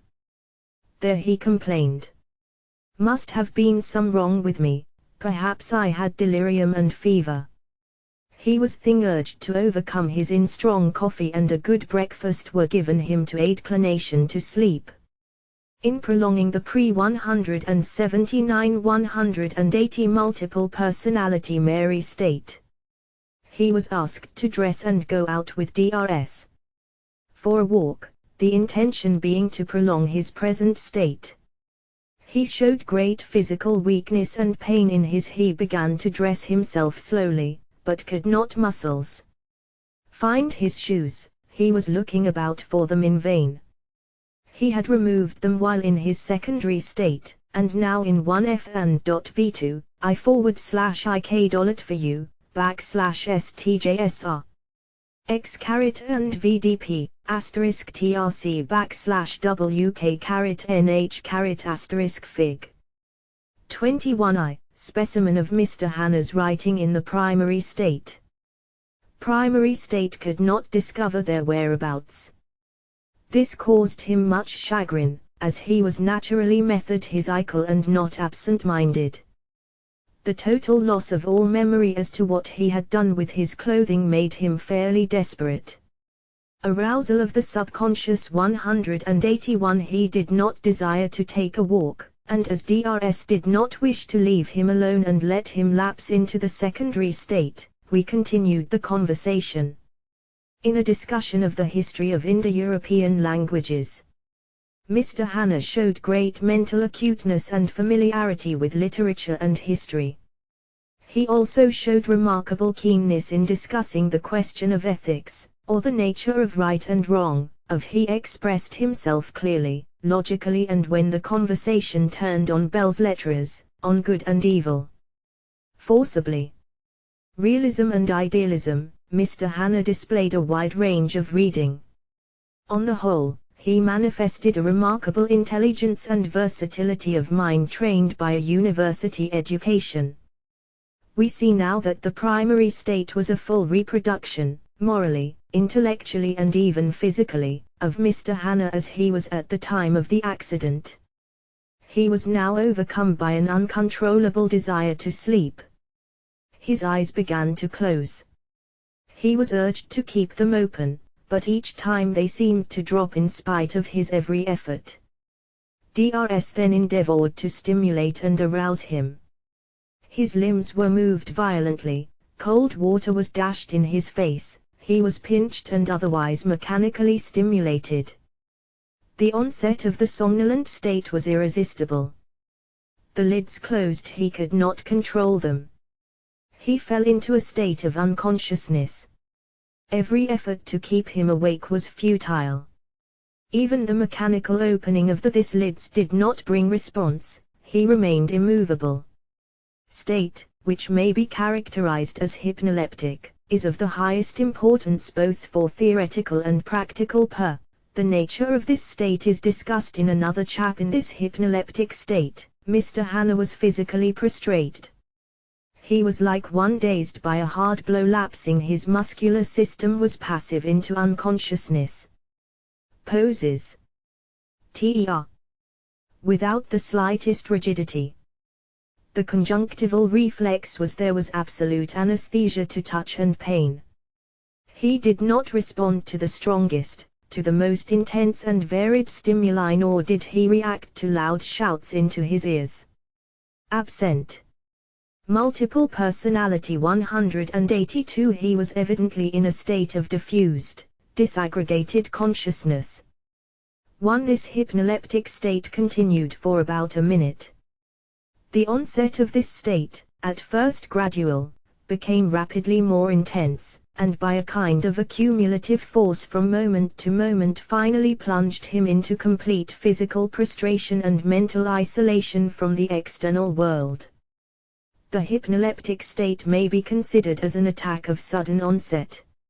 It may be divided into two periods.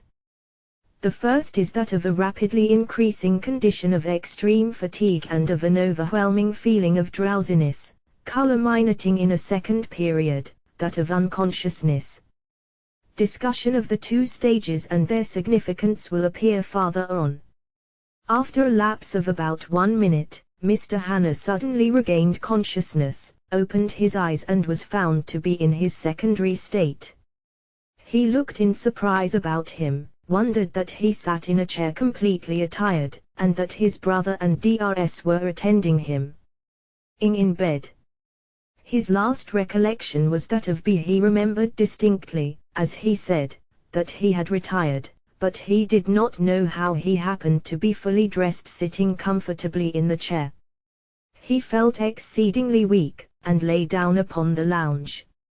A condition of physical exhaustion, bordering on collapse. Now he was cold, his skin was dry and pinched, the pulse was small, but not rapid.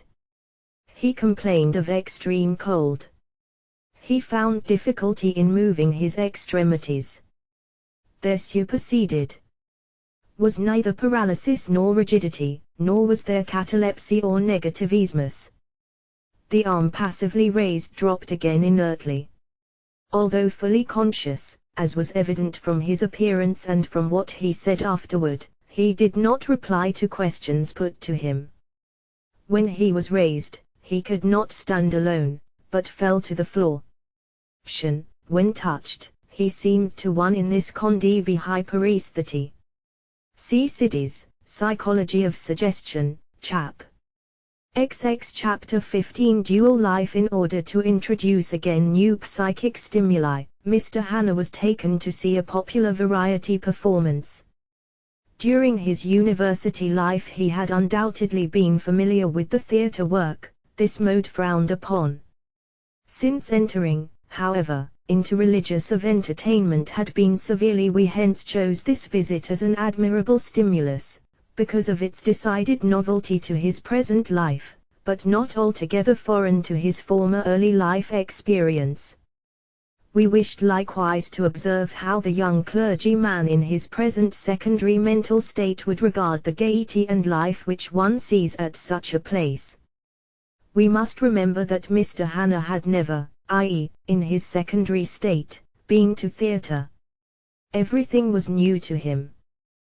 The bright lights, the many faces, the brilliant costumes, the gay scenery, the witty remarks, the daring feats, the dancing, all greatly interested him.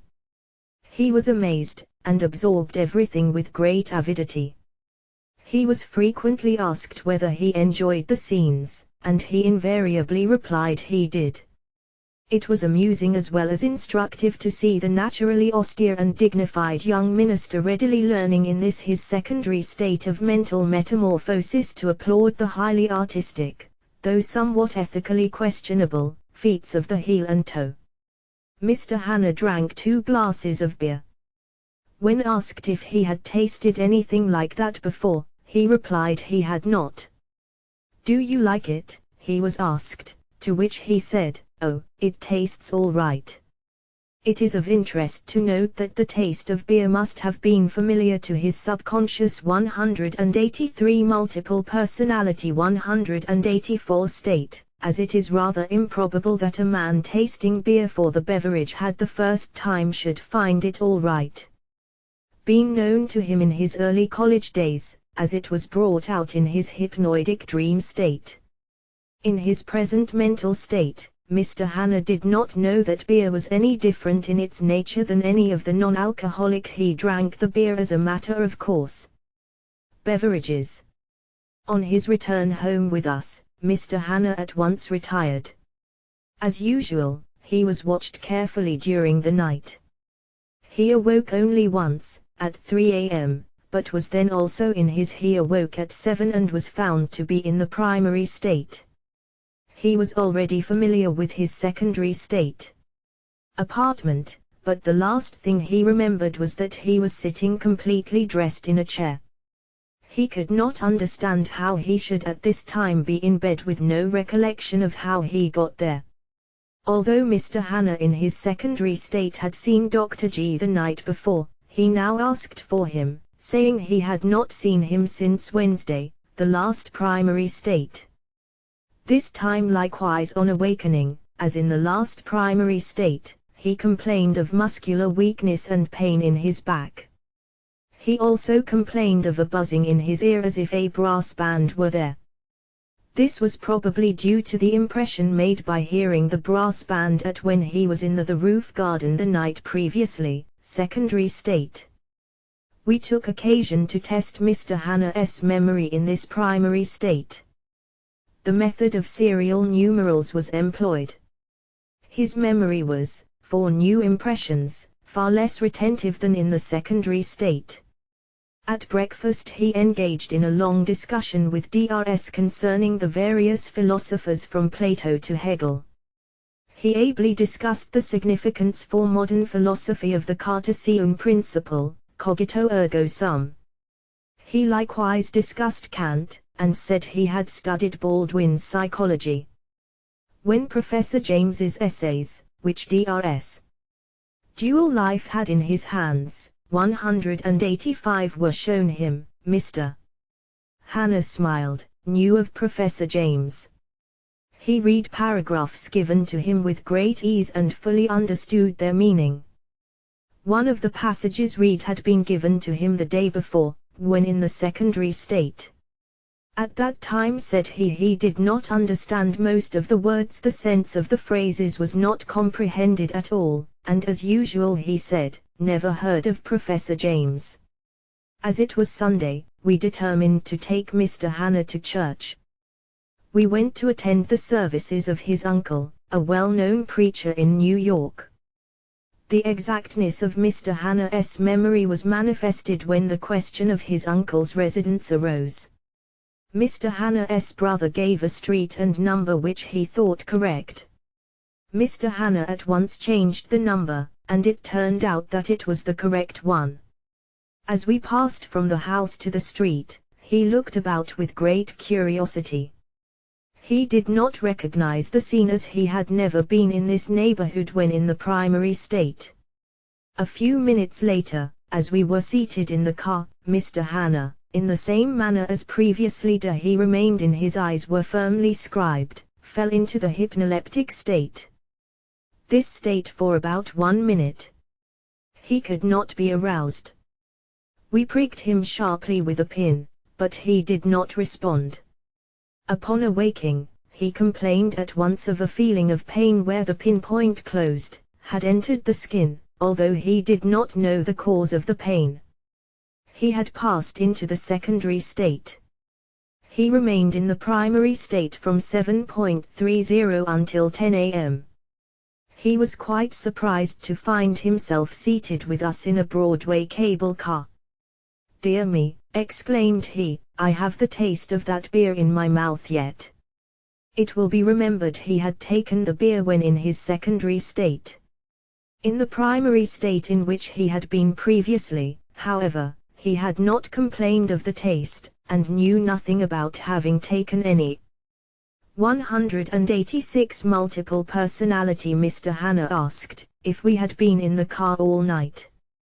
His last clear recollection was of being in the theater the previous evening, although he had returned home and retired while still in the secondary state.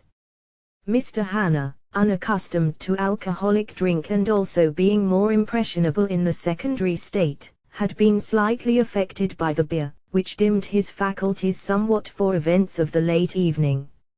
Nothing of importance passed during the church service. After the services, Mr. Hanna was introduced by his although in the years Goodhart spent much time at his uncle's house and knew him very well, it was now necessary to introduce the young man, who, of course, in the present brother to his uncle, the pastor. For the accident he psychic state, did not know his relative. Mr. Hanna remained in his secondary state until he awoke at 8 in the morning, having spent the night in the same apartment as previously. It was rather dark in the room. His first question was, "Where are we? Have we returned? How many days have passed?" When leaving the house in the primary psychic state, Sunday morning, it was his intention to go to Brooklyn after church and spend the afternoon with his relatives there. On the way to church in the car, as we have said, he had passed into the secondary state and remained in it until Monday morning, when he awoke in the primary state. His last recollection was of the latest events of the previous primary state, namely, leaving the house with the intention of going to church and then to Brooklyn. Next day, the 14th of June. This explains his first question upon awaking. At the house where Mr. Hanna stayed for several days was an attractive and intelligent young woman in whom Mr. Hanna, of the secondary state, became much interested. He confided much to her, and although he rarely spoke to others of his changing psychic condition, he revealed the whole story to the young lady who had won his confidence. Dual Life 187. Mr. Hanna, now in the primary state, was told by his brother, in order to avoid the embarrassment of not recognizing those in the house, whom he had learned to know, while in the secondary state, to bow indiscriminately to all whom he met there. The equally indifferent and formal young lady so much admired by Mr. Hanna of the secondary state, rather surprised and nettled her. In his present psychic state, she was just as strange to him as the others. He was now taken to the psychological laboratory in the place and people ordered to take various tracings. They were all strange to him in his present primary state. Dr. V.G., to whom he had been introduced and with whom he had a long conversation while in the secondary he-gazed state, he now passed by without recognition. Many new things with interest he saw in the recognition of the laboratory. During the taking of tracings, we urged Mr. Hanna to resist all inclination to sleep, and endeavored by various stimuli to assist him. We explained that if he succumbed to his feeling of drowsiness, he would pass into the secondary state, and he himself was most anxious to have the primary state prolonged as long as possible. And we tried to engage his about 12:30 a.m. he began an inclination to sleep. We endeavored to counteract this tendency by talking loudly and emphatically to him, urging him to resist with all his power the drowsiness coming over him. He made a strenuous effort to assist us. Each time the feeling of sleepiness seemed fairly to overpower him, but it yielded to the intense efforts to keep up the waking state. Now he would drop into a sleepy state, and again he would open his eyes. Attention interest him to manifest and give a response as we shouted into his ear or applied some strong physical stimuli. He seemed to alternate in his moments of sleep and awakening, and his responses showed that he was at one moment in the secondary and at multiple personality 188 another the primary state. He seemed to oscillate between sleep, or rather hypnolepsy, and the waking state, and his responses to our questions indicated now the presence of the primary, now that of the secondary state, and now of the simultaneous presence of both. Each time the stimuli aroused him from the state of hypnolepsy, and each time the latter took possession of him again he was aroused, and again the hypnoleptic state gained the ascendancy, till at last he fell into the deeper, the last stage of hypnolepsy. In this condition he was completely shut out from the external world and appeared to be in an unconscious state. The first stage of hypnolepsy continued for about 5 minutes. The last stage about 3/4 of a minute. He awoke, and as usual was found to be in his secondary state. The primary state had continued for about 4½ hours. Chapter 16 The Struggle and Union of Alternating Personalities. Mr. Hanna was now taken out for a walk, and on the way stopped at Dr. G.'s office, about 4:30 in the afternoon of the 14th of June. A discussion arose between Drs and Mr. Hanna on various topics relating to religious and ministerial duties. Mr. Hanna was in a pleasant mood. There was observed, however, some absent-mindedness, as if something was working in the subconscious regions of his mind. His mind was lucid, his argument, as usual, was clear and forcible. At Dr. G.'s office, Mr. Hanna lay down upon a lounge to rest. He soon fell into a condition of what appeared to be deep abstraction. He complained of a severe headache, which, he said, was all over the head. The state of AB. He turned his head away from us and lay immovable upon one side for some time. Although he was awake, he would not answer our interrogations, and abstraction deepened, strongly resisted our efforts to change the position of his limbs. In this condition Mr. Hanna remained for 20 min. The mouth temperature at this time was found to be 99.5 F, pulse 96 per minute.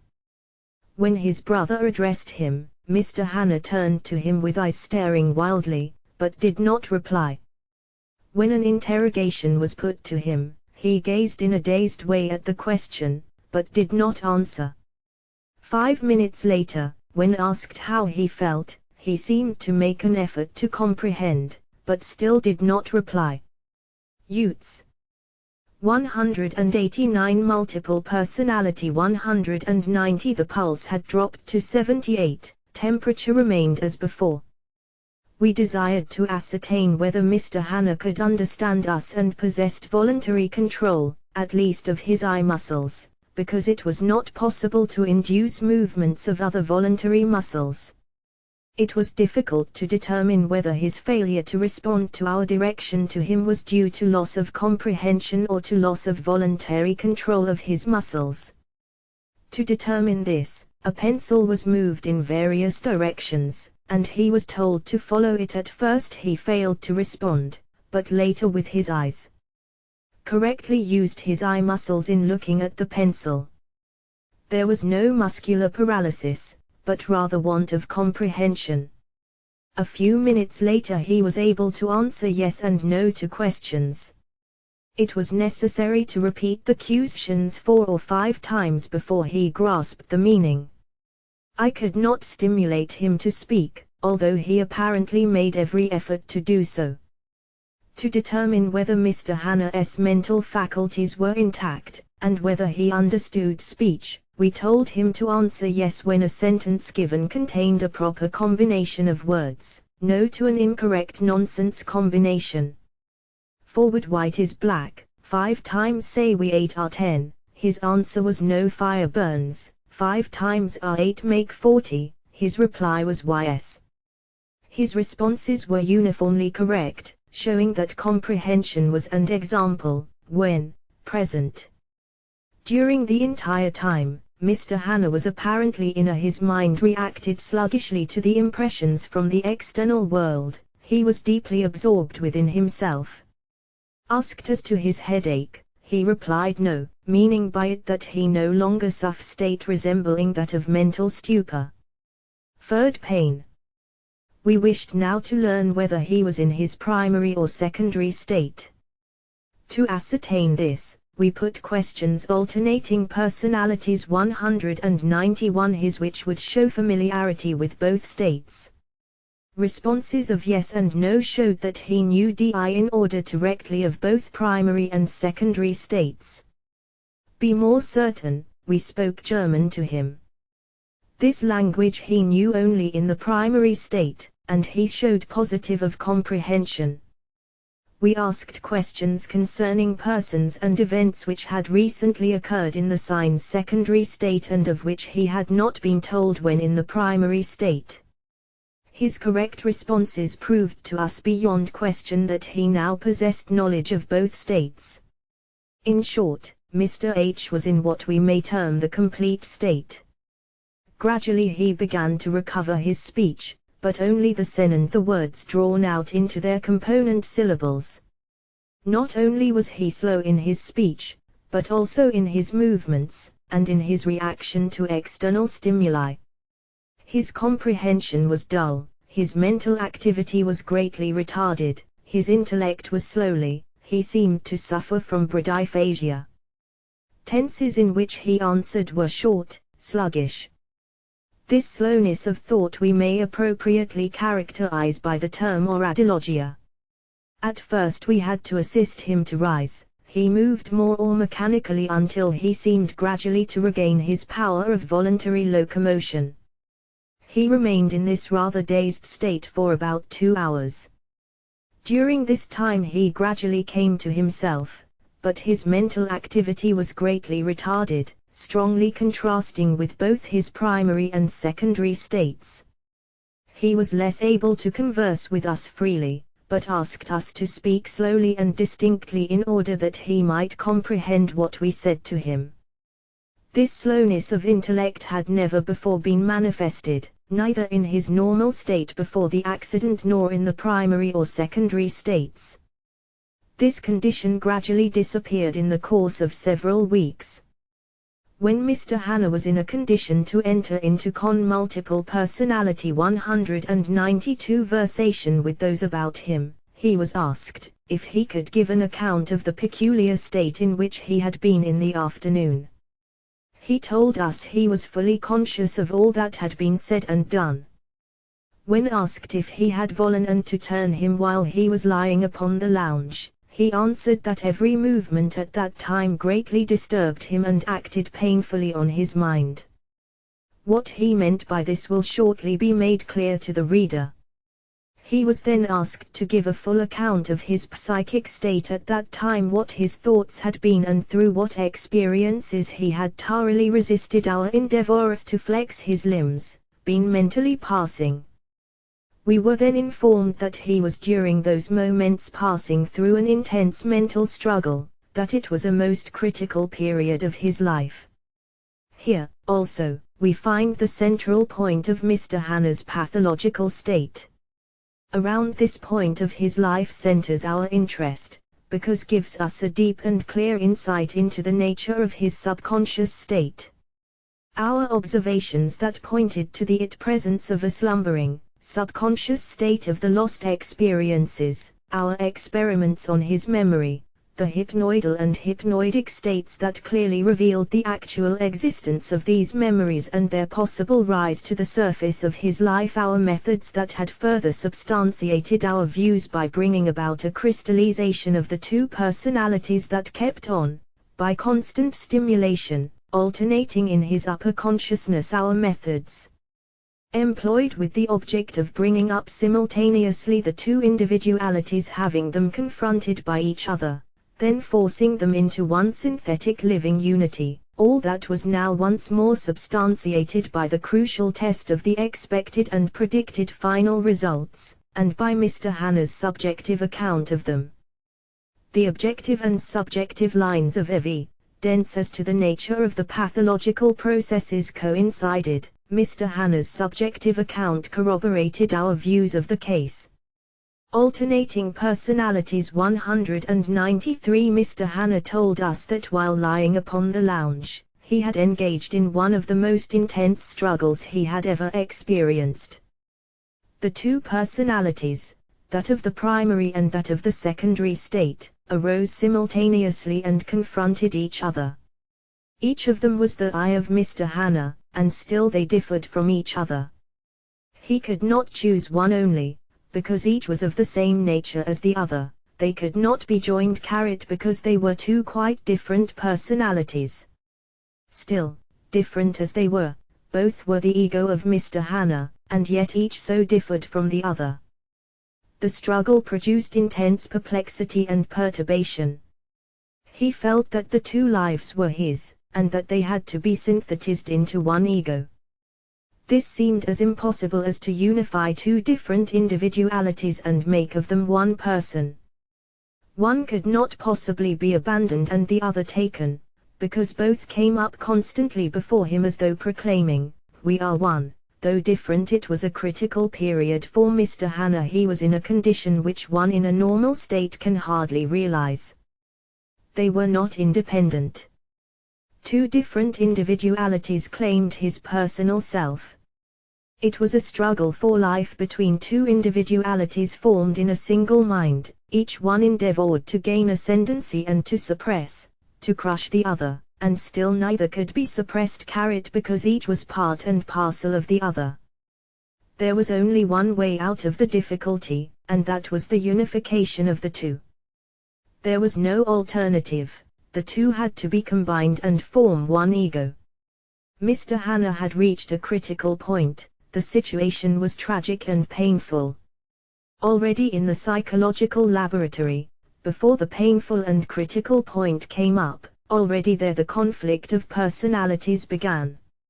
It was therefore the first time that each of the separate, crystallized individualities caught, so to speak, a glimpse of each other. Was there, so he afterward told us, that the two lives came simultaneously before him, disappeared, rose, met, it 14 multiple personality 194 disappeared again, and finally, as the secondary state came uppermost, the primary state for the time being, seemed to be suppressed, fell into the subconscious regions, but it did came to the surface, and with renewed vigor defended its claim for life. The struggle was again resumed, and it was just this painful situation that not remain there long. It expressed itself in his present psychophysical state. These two formed individualities, seemingly mortal foes, confronted each other for a long period of time, and in their very struggle recognized their intimate relationship, if not their relationship of identity. It seemed as if each and yet thou said to the other, "Thou art my mortal foe, art the bone of my bones and the flesh of my flesh." For each personality to crush, to suppress the other, was now out of the question. The difficulty, the problem for them, was how to form a unity, how to become synthesized into one conscious personality. The task was a difficult one, and could be achieved only at a loss of much mental energy.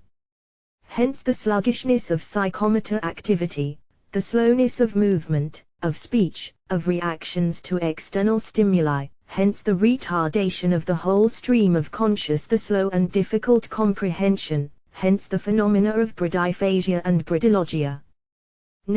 Mr. Hanna gave us a personal account of his subjective the account experiences during the attack just described. Was all the more valuable, because of his intelligence and excellent intellectual training.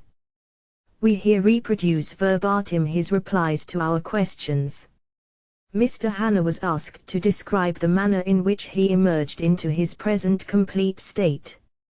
He replied, while I was sitting in the chair and fell into that sleep from which you made so many efforts to awaken me, the two lives, that of the primary and of the secondary state, in each state he knew indirectly of the other by information from us, came up for the first time. What agitated me most was the problem, which of the two lives I had been alternating personalities 195 living should be continued, which experiences I should accept as my own and make continuous. That was the first time I really had memory for the primary and secondary states simultaneously. Q. Did the two states appear to you as different, and in what way? They seemed as any memory of the past, just as anyone's past life appears to him. They were, how I had to choose between the two, whichever, different, seemed to me a task impossible to perform. For instance, it would be impossible for you to take Dr. G.'s life and join it to your own, and hence if such a problem were to arise you would have to choose between the two and accept only one. It would be impossible for you to take both, one must go. Q. How did the two memories appear to you? As two different persons. That moment in the laboratory was the first time when they appeared together and yet were separate. When I saw these two lives, I felt myself constrained to choose. The two lives appeared distinct and reason told me I was one, but there appeared separate two egos, and hence I had to choose between them.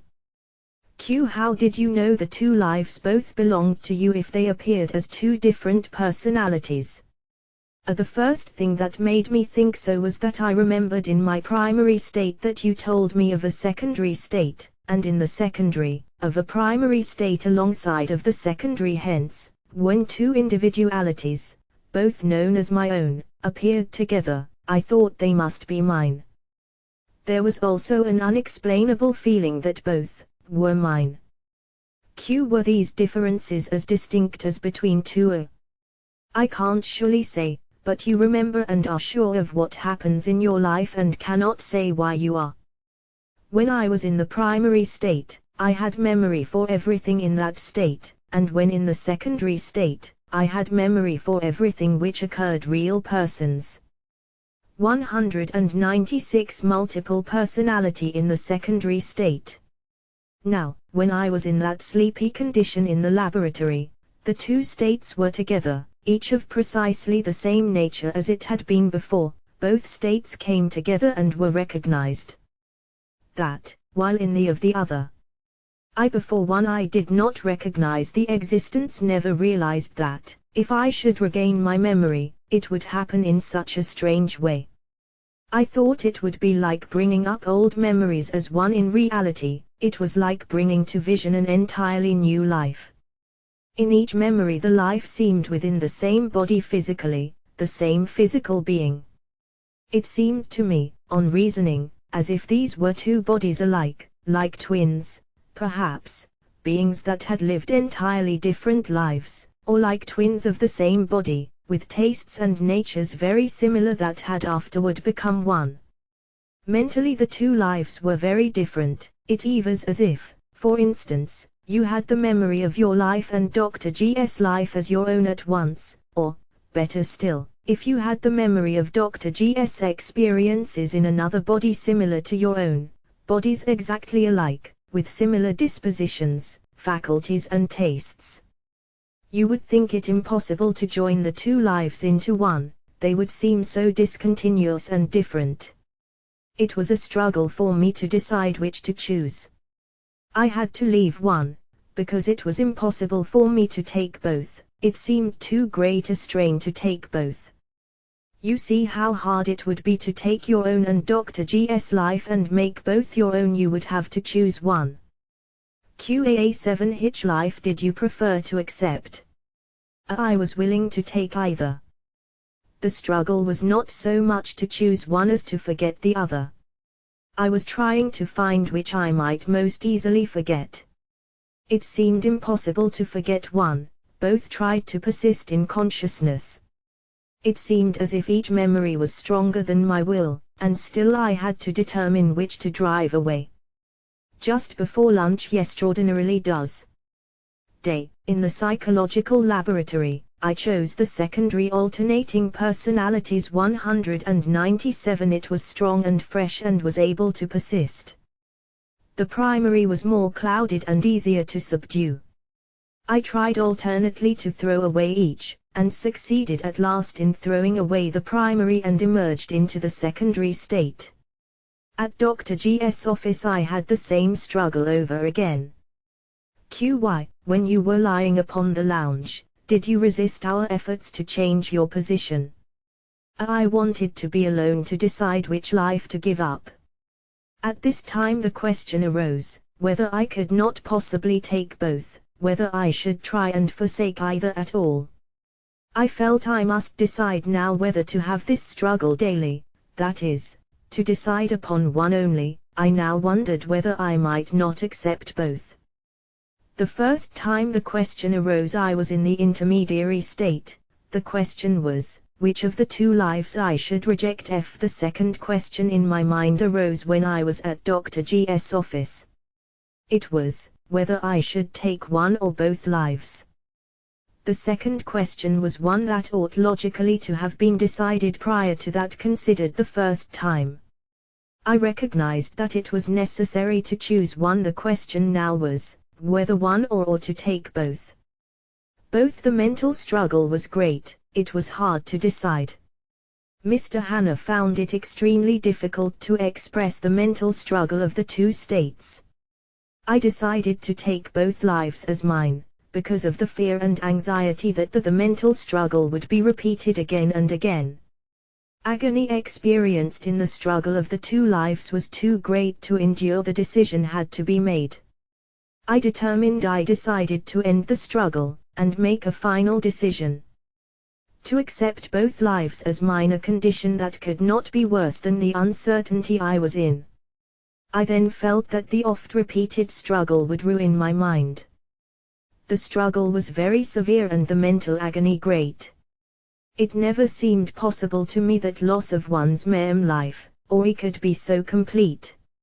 I could not in either state prepare my mind for the amalgamation of the two states, be multiple personality 198 cause I couldn't realize them both together. I have now am sure both are mine. They are, for instance, I can remember the hours of the primary state of Sunday morning, but I cannot recall just where to fit them in, and I do not know whether to put them before or after going to church. Mr. Hanna, on the way to church, pastimed both memories, separate, and I cannot yet fit the two well together. Into the secondary state. I cannot arrange the events in a secondary and primary states have breaks and intervals in them, as though there were periods of sleep.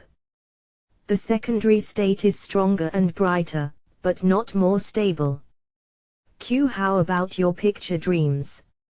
I then called the vivid ones dreams, but I think I should now call chronological order them visions. Mr. Hanna was reminded that in Plantsville Drs had read beginnings of Hebrew passages to him, and that he had continued the recital of the entire passage.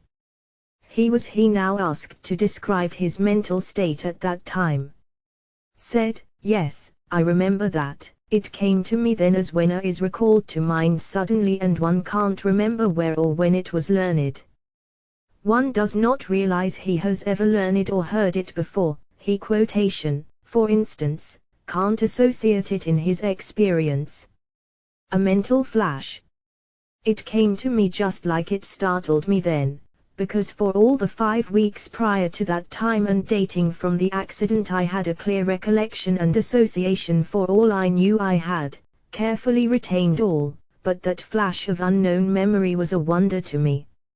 On reflection I realized it must belong to the past life about which I had been told so much. Do you remember that you fell from the carriage? Yes, I remember falling out of the carriage.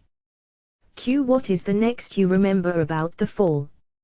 I remember my brother going to help me, and then I went to sleep. Alternating personalities. And when did you wake up? 199. In about 3 hours. Q. After you awoke, were you able to speak? Q. Could you have spoken by force of will? No. No, I didn't know a single word. Q. Last night I asked you if you had made up your mind to have the two lives combined. Is your mind made up fully now? Yes. Q. Do you still consider them separate?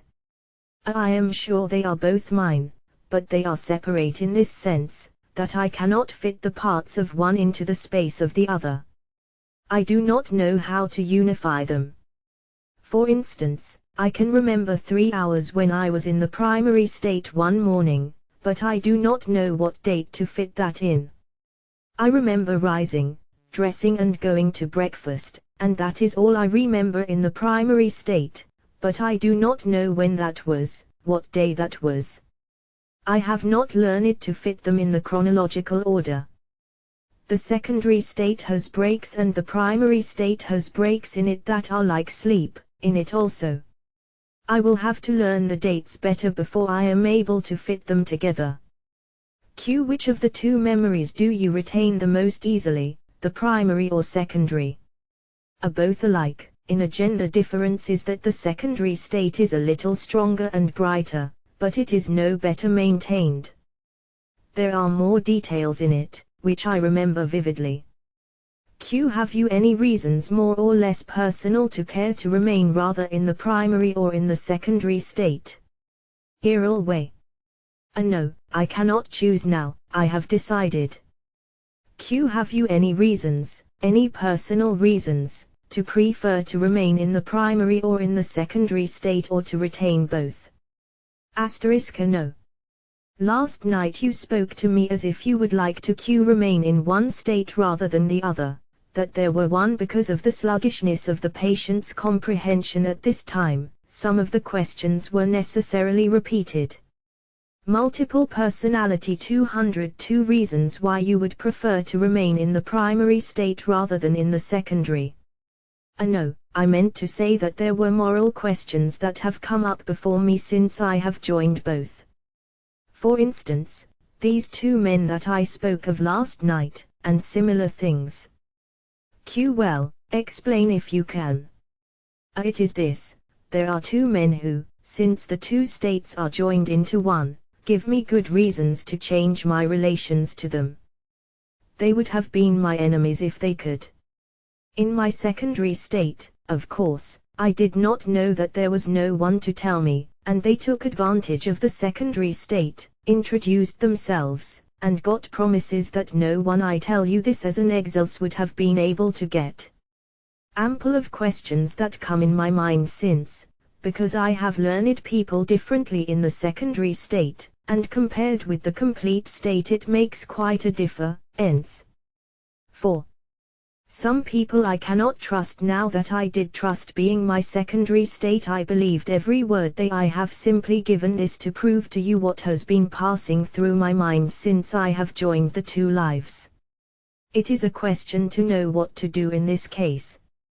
Whether to fulfill these promises I had made in one state told me, and which I would not have made in my full state, or to try to compromise the two.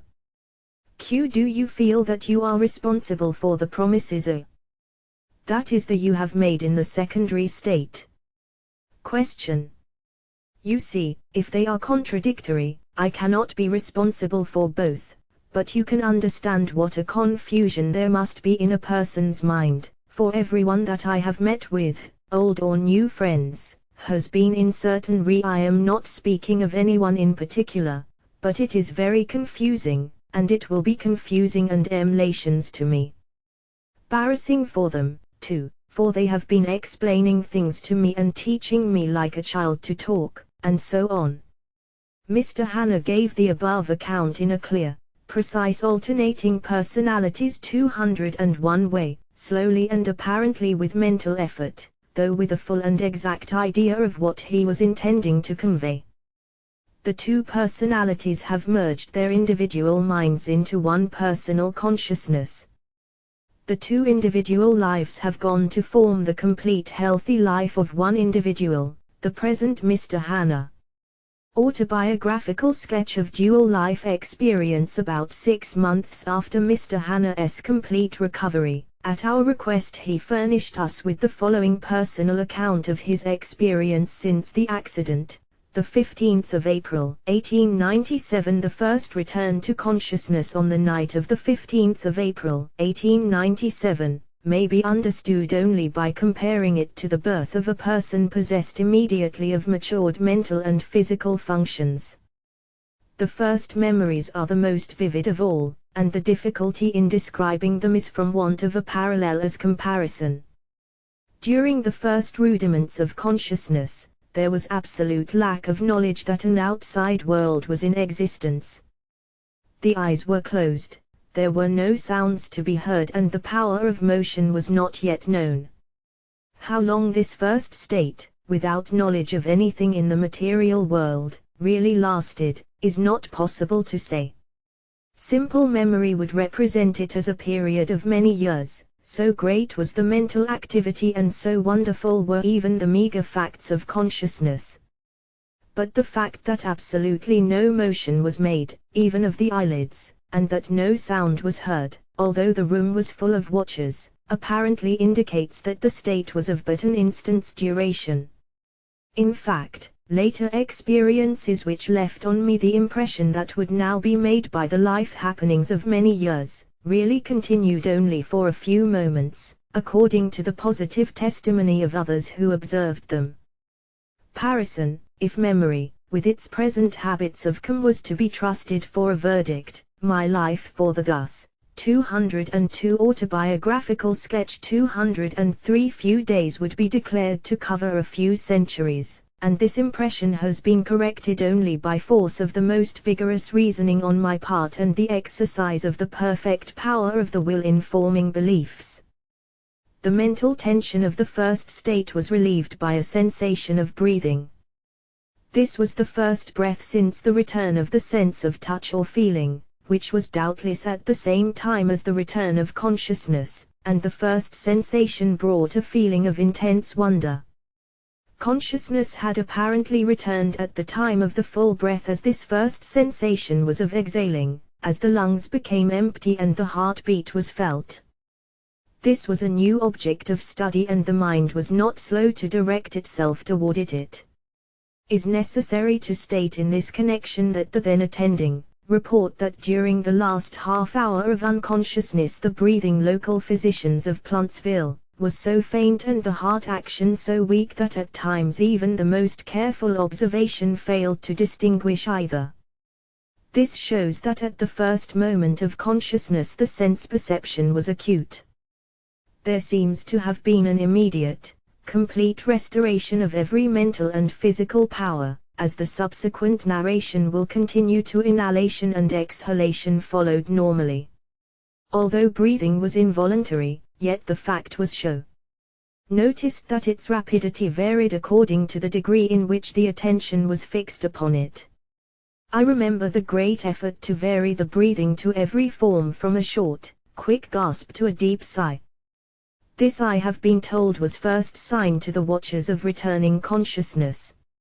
In spite of all that the mind had experienced in that one the dreadful moment, those who had watched so carefully had been able to observe absolutely nothing of the return to conscious life, or rather the birth into a new life. The violent exertion in varying the breathing brought to those present grave fears, although there was actually no danger.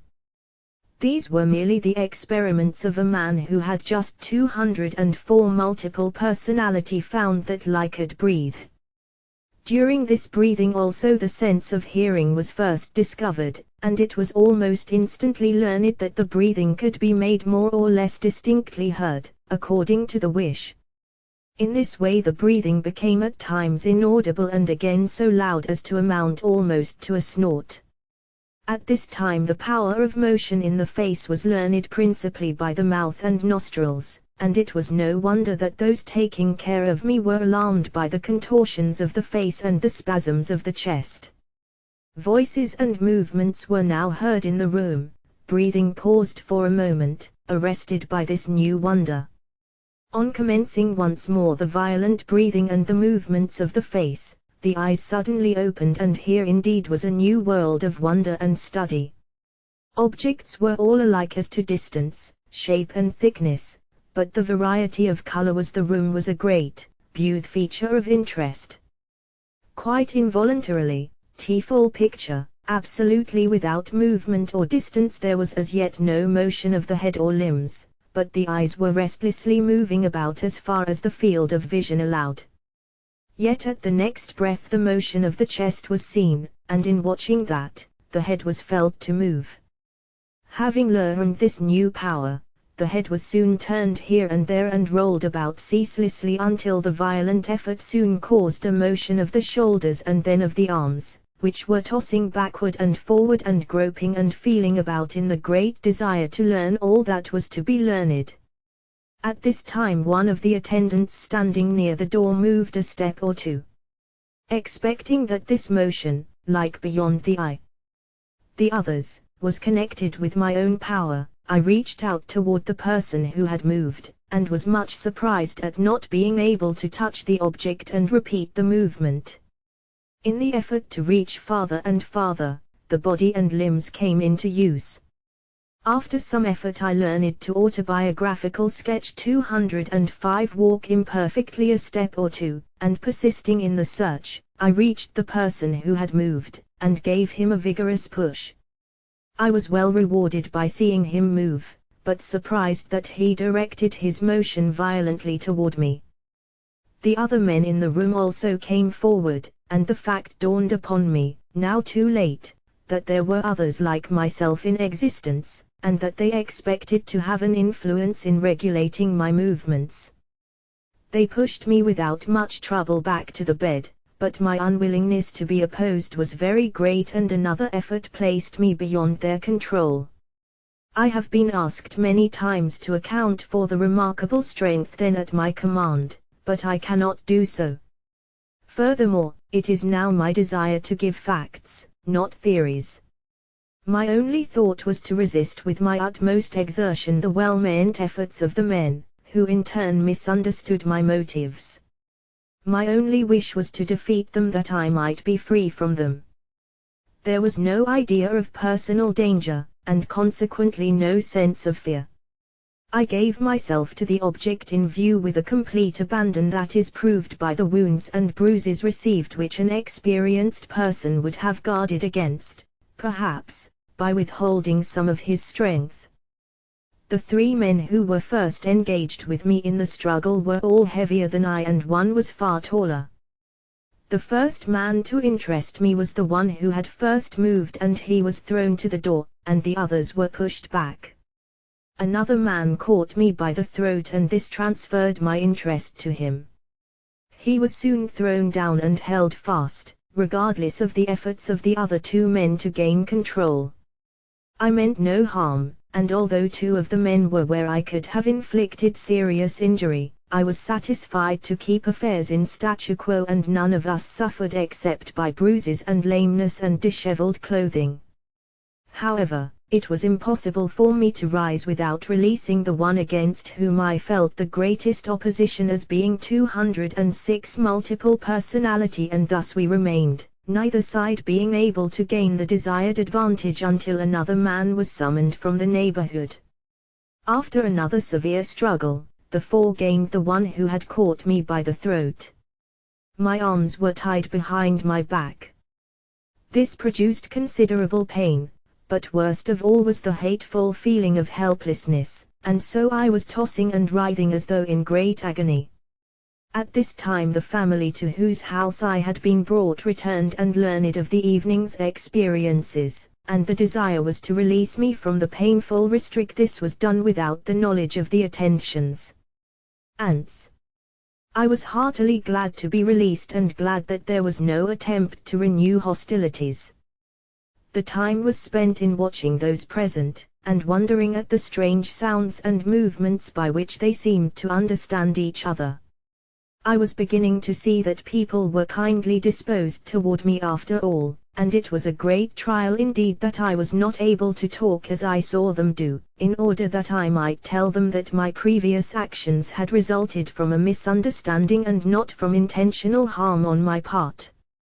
However, I was still suspicious of the attendants and would not allow anyone's hand near my throat or face.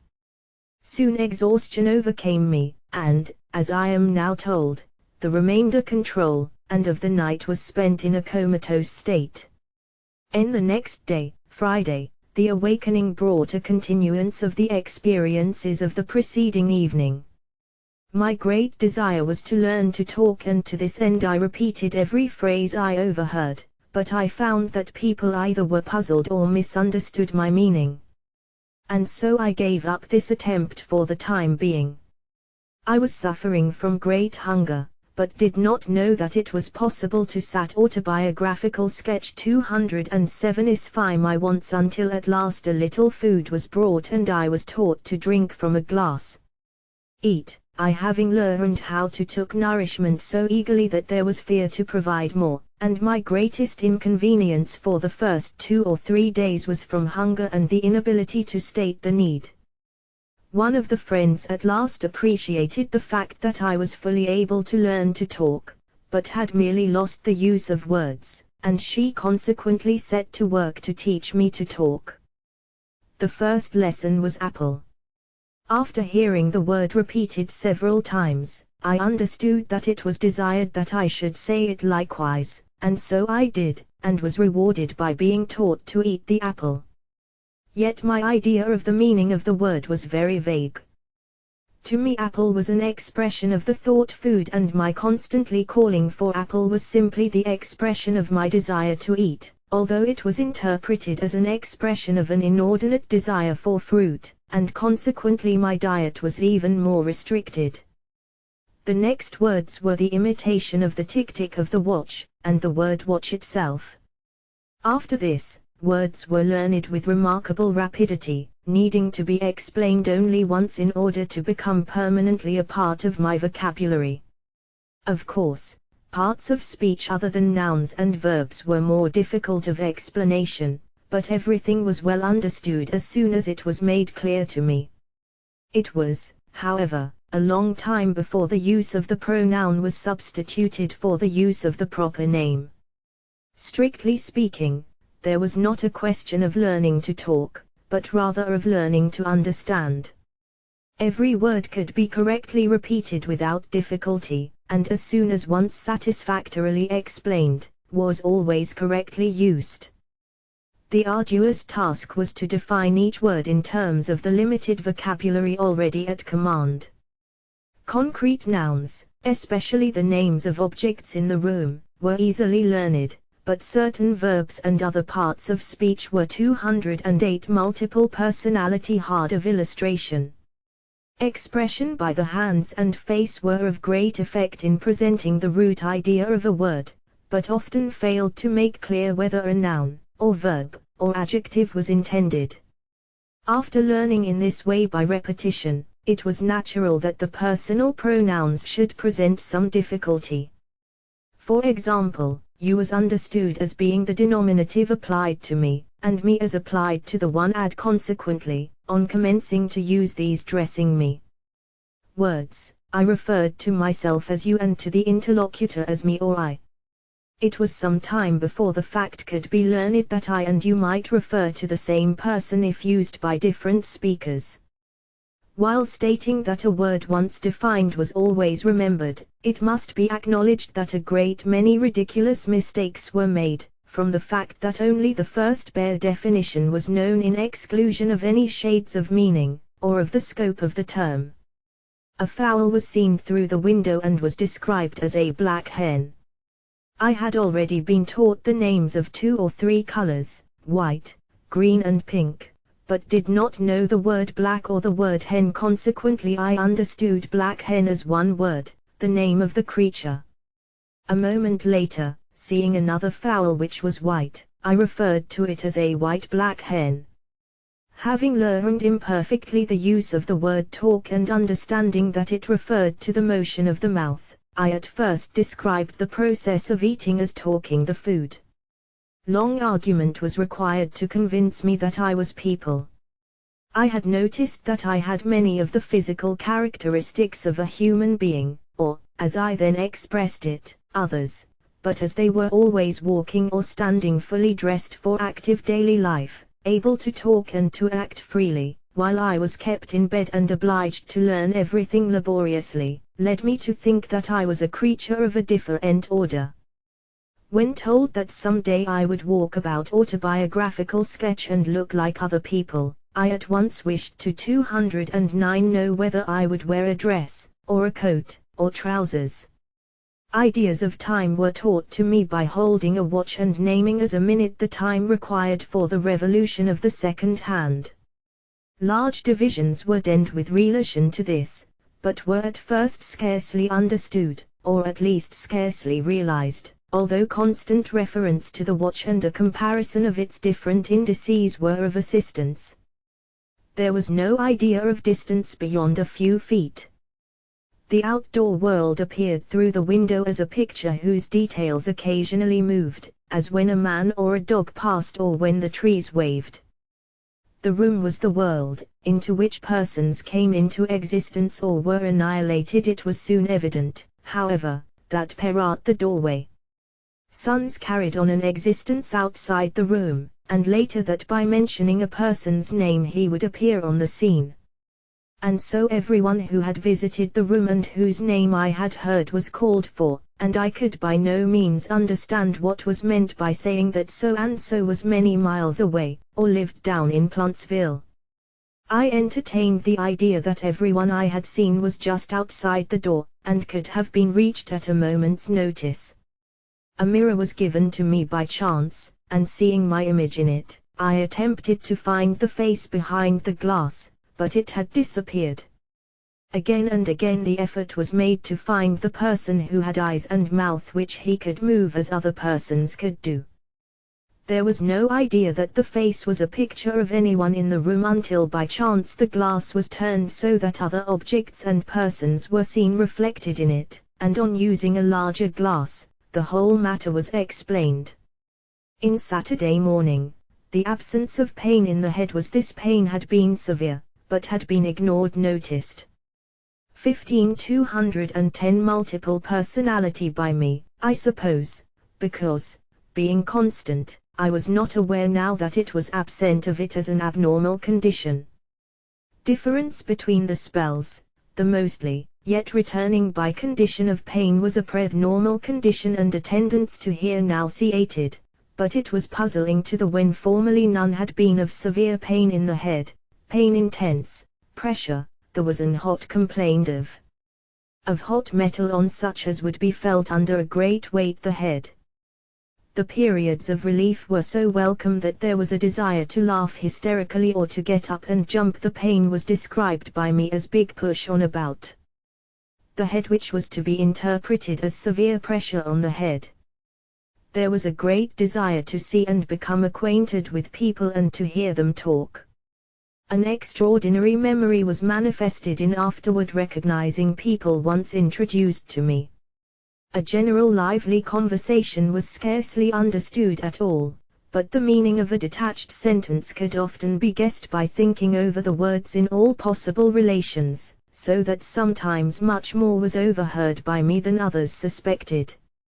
However, as most of the remarks had reference to the accident or to my former life, their bearing was wholly incomprehensible, as there was no idea in my mind of my former life. When my former life was first mentioned to me, I refused to accept it, being still suspicious of everything but the evidence of my own senses. This opinion would probably have been held until the general credibility of the friends had been established by other facts had it not been for one or two chance suggestions. Inquiring into the cause of the different color of the hands, face and neck from that of other portions of the body, it was accounted for as resulting from the sunlight upon such portions of the body as were unprotected by clothing. This was further illustrated by the same effect in the case of other men, and as it was a plausible explanation, there seemed a probability that autobiographical sketch 211 also had at one time worn clothes like other men. This suggestion opened a new and wonderful world, and there was feverish eagerness to learn all the details of that other life. These details seemed incredible, but there was no flaw by different parand. In fact, other proofs were brought, such as my photograph, unmistakably like my own image in the mirror, yet dressed in clothing which I could not remember wearing at any time. Great was my disgust at being obliged to depend on others for an account of what I was accustomed to say and do, and of my appearance in that other life. Having learned that I had dressed and walked about, like other people, it was almost impossible to persuade me to remain in the bed, and in fact the only successful persuasive was the promise of the desired liberty in the consistency of the accounts given sons, the near future. The first attempts at walking were very crude, and the instructions of other persons only increased the awkwardness of the ludicrous performance.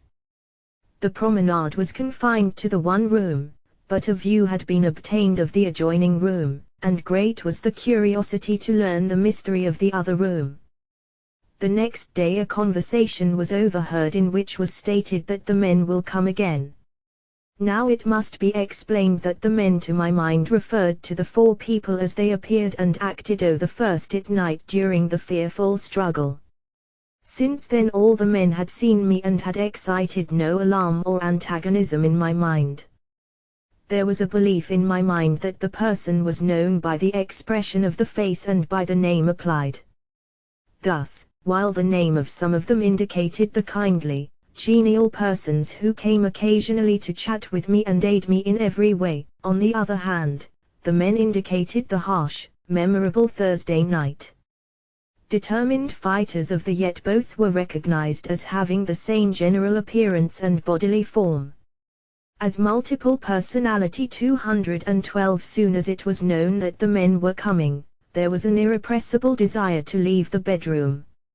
So persistent was this wish that after repeated refusals by different friends, and with an unwillingness on my part to use violence again, the most earnest pleadings were entered. The pleadings were so urgent that some left the room from pity, and the others were at last persuaded to grant the request. The developments showed the fears to have been without foundation. A part of the night was passed in the other room, as it was termed, and then finding that the men did not return, and after obtaining the promise of going again to the other room at any time, I was satisfied to return to bed. The next day, while walking in the other room, it became evident that the great blanket used as a garment was impeding the process of walking, and the piece of rope was picked up which had been used to secure my arms during the struggle of the first night, and which had caused me not only some pain, but a great horror of helplessness in the hands of the men. On seeing this rope was to be passed around me, I misunderstood its purpose, and snatching it from the hands of the others, hurled it violently across the room. It was 2 or 3 days before I learned to dissociate the events of the first night from the facts of everyday life, and to appreciate that the men had upon been kind-hearted, but mistaken. For in every respect the desire was to ape others, and this willingness was often played upon by friends for their own amusement rather than for the cultivation of any dignity or even self-respect in me. I could be induced to imitate with the most serious face any ridiculous performance, until I came to distinguish between the desire to teach and the desire to make sport. Autobiographical sketch 213. It may be well to mention certain peculiar facts, which, although not scientifically ascertained, are positive facts of memory and are also vouched for by well-qualified. There was not only a remarkable acuteness of such faculties as sight, hearing, touch and memory, but servers. There were well-witnessed feats which cannot ordinarily be accomplished by the 5 senses. A pair of handcuffs which had been brought for use on the night of the struggle, but were not used, happened to come to my passing notice. On observing that friends were reluctant about explaining their purpose, great curiosity and interest were aroused in me. As this interest grew, the apprehension of the friends also increased, and efforts were made to hide the articles in question. But wherever they were hidden, either upstairs or down, even in an obscure closet at the other end of the house, I could, without hesitation, go to the spot and discover the article. This was without the article or its hiding place being mentioned to anyone, and the latter being known only to the one having hidden the handcuffs. A small coin was many times held in a person's hand while I was asked to guess in which hand it was. The guess was correct in every case, and even when the coin was left out of both hands, I indicated the fact by a shake of the head. There was no consciousness of any faculty by which these things were ascertained, neither were the results by any means guesswork. There was a positive conviction. The sense appeared to be more like instinct. It was as though some reliable authority had told the fact, and then the telling had been forgotten, but the fact remembered. Memory was extraordinarily acute. When a number of people were brought to the room, a complete mental picture was formed, so that I afterward could tell everything each person had done, the articles of dress, and a description of the features. This was the case even when there was a large number of persons, strangers even to my former life, and even when they remained but a moment in the room. 214 multiple personality. But beside this mental picture, there was memory of the names of the persons introduced, and of every word that they had distinctly spoken while present. On going as before mentioned into other rooms, the fact was noticed that there were 2 out of doors, and later that there were 4 out of doors as seen from the different windows. Still later it was learned by me with great wonder that the 4 out of doors were all one great out of doors completely surrounding the house. It was with much caution and hesitation that the first steps were taken out of the house. Instead of a draught of air through a window as the room had been aired, there was a volume of delicious atmosphere which gave an almost fearful impression of vastness. Stepping on the piazza, great was the surprise to see a floor without carpet or rugs, and the ground had even a more treacherous appearance, as it was some time before I could be convinced that it afforded a safe footing. After touching the soft turf and reaching out in the expectation of touching the distant trees of the orchard as a child reaches out to grasp the moon, an idea was formed of the immensity of even that small portion of the world. A determination was at once arrived at to go as soon as permitted and walk and investigate all these wonders. The distinction between animal and vegetable life was how could the trees wave if they were not alive? What was meant by growth when no motion was visible?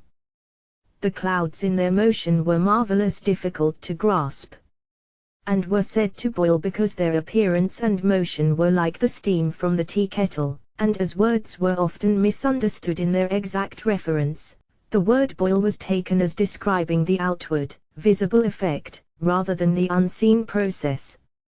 Autobiographical sketch 215. But of all the mysteries, life itself was the greatest. The ideas were that this life so mysteriously begun would be continued for but a few days, and that even while it existed, other persons and things were constantly coming into being and going out again, as they appeared and disappeared. Even when told that life might last for many years, no conception of this fact was formed. There was no horror of the extinction of life. There was no knowledge of death. There was simply the thought that as there was first a period of oblivion behind, so all at once again knowledge would cease. Later this brought great dissatisfaction, for the world was becoming so interesting, and life so dear, that it was with much regret that a thought was entertained of leaving everything. The belief was firm, probably taken for granted from the information that I had lived before the present consciousness, that there would be further future distinct existences, with complete forgetfulness of each preceding. These would differ from the separate experiences from day to day, because the latter were connected by a constant memory. There was a noticeable passion for music. The first emotions on hearing beautiful vocal or instrumental music were pleasant, but this became so intense and such a powerful enthusiasm was felt as to have even a painful effect, and many times tears would flow down my cheeks. Hymns were the favorite selections, and yet the words were never listened to, but there was something direct and touching in the tune of such a hymn as Jesus, Lover of My Soul. In fact, the effort to grasp the meaning of the words had invariably the effect of almost entirely destroying this in vocal music. Nothing depended on the words sung, but everything on the tunes, and the quality of the voice that rendered the songs. Even in conversation, the first quality noticed in a person was the voice. A beautiful voice was far more attractive than beauty of feature or ease of manner, even of a kindly disposition. There was tense delight. Multiple personality 216. No time when the kindly tone of voice could not prevail, when both harshness and inducement were useless. However, it must be said that this was not peculiar to the condition following the accident, but was rather intensified at that time. In music, there was a phenomenal ear for discord, dislike. Sometimes 2 or 3 persons in another room would strike a number of chords strongly and make one very slight discord. The effect was decided to disguise the discord so that well-trained ears failed to observe it, yet I always detected it the moment the false. No such effect was noticed, when the same chords were played without the false note. One afternoon a friend brought a banjo, and although I had never handled one before, I learned in about an hour to play 3 selections, none of which I had ever heard in my previous life. Thus, in many ways it was proven that the readiness to learn was not confined to subjects with which there had formerly been familiarity. Both the banjo and the piano were learned at this time by mere imitation of the motion of others. In attempts at writing there was equal facility with both hands, although preference was given to the left. There was a great perplexity and disgust at the use of so many forms of one letter, the printed and the script, the capitals and lower case of letters, to say nothing of the different letters of one sound, and the different sounds for note was sounded. One letter. Yet there were desires to learn books and letters, and day with a painstaking teacher in learning word by word of the mother tongue as printed. A word once explained was permanent property, and yet there was great difficulty on the part of the teacher in remembering what words I knew, and which could there several hours were spent every 4 be used in defining the new words. In speaking, such expressions as a pink were confusing. A white autobiographical sketch 217 rose or a purple violet were all well enough. But how could a flower be called by the name of a color, when some of the same were of other colors? What was the sense of a red pink or a white pink? Or if pink could be the name of a flower, how could there be a pink rose? 6 long walks soon became the fascination, and it was during one of these that the whistling of the little brown frogs in a neighboring pond brought into reality what had been considered the vaguest, dimmest dream, so unreal as not to be worth relating to anyone. But now there was a suggestion of reality, and on inquiry it was learned that the dim dream was a meager memory of an actual occur. The memory was of lying back in my carriage, which I had lately seen and examined with curiosity, and with eyes almost closed, seeing nothing but a few lights and shadows, and the indistinct figure of the horse ahead racing along, as it seemed to me, at a frantic speed. My brother's voice was beside me, shouting loudly at the horse, but holding me with both hands and rubbing my cheeks and putting rents. His face often to my lips. Then the last was the beautiful, soothing sound of the frogs whistling in the pond, and with an emotion of peculiar enjoyment I fell asleep, as it seemed, with that sound last in my ears. Call something further, I attempted to read, but nothing would return until the awakening and the awful struggle. Carriage rides were soon permitted, but the walks were far preferable and I enjoyed them most when alone. It was vexatious to see some person coming over the hills to call me to dinner, or with the announcement that some friend who was nevertheless really a total stranger, had come and was very desirous of seeing me. Even to sit in one spot and think and dream by the hour was the height of enjoyment. At other times the endless flower life, just beginning to be 218 multiple personality, and the birds and trees and sky were all the harder sunset was the acme of beauty. I had been told that the other members of the family were to come soon to see me, and after a description of them and an understanding as to what should be my bearing toward them, and what affection I owed them, there did spring up a strong desire to meet those whom I came in. The situation was further made this strange way to love plain by the evident affection between others who were seen, could wish, mutually related. At this time the first trip to New York was taken for medical consultation. The journey was full of happenings of interest, though the novelty was no more attractive than had been the visits to other houses in my native town. The whole world was so new and remarkable that a railway train or a 20-story building were no more interesting than a cow or a hayloft.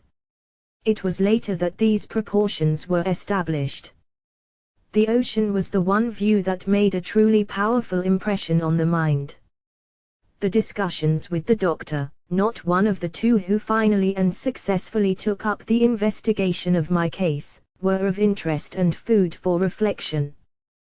There was no encouragement to me in his statement of the possibility of recovery, because I was satisfied with the present condition, and in fact the descriptions given me of my former life had served only to confuse my mind, and I feared a recovery would involve an overwhelming and crushing revelation of multitudinous facts. It was later, on learning that the recovery would involve the acquisition of the knowledge once possessed, and which was now so much envied in others, that there was that strong desire, peculiar to the latter condition, of regaining the past life. The advice was that there was no mental or physical deficiency, and that I should recommence the lessons of life. It was in this process that the second accident occurred. The accident, however, was not due to the condition, but autobiographical sketch 219 would have occurred to any other man in the same way. I was riding horseback, which was not difficult for me to learn. In riding at a high speed around a corner, the stirrup strap broke under the strain, unavoidably throwing the rider. In falling, the saddle was caught and pulled awry, but despite this slight relief the fall was serious.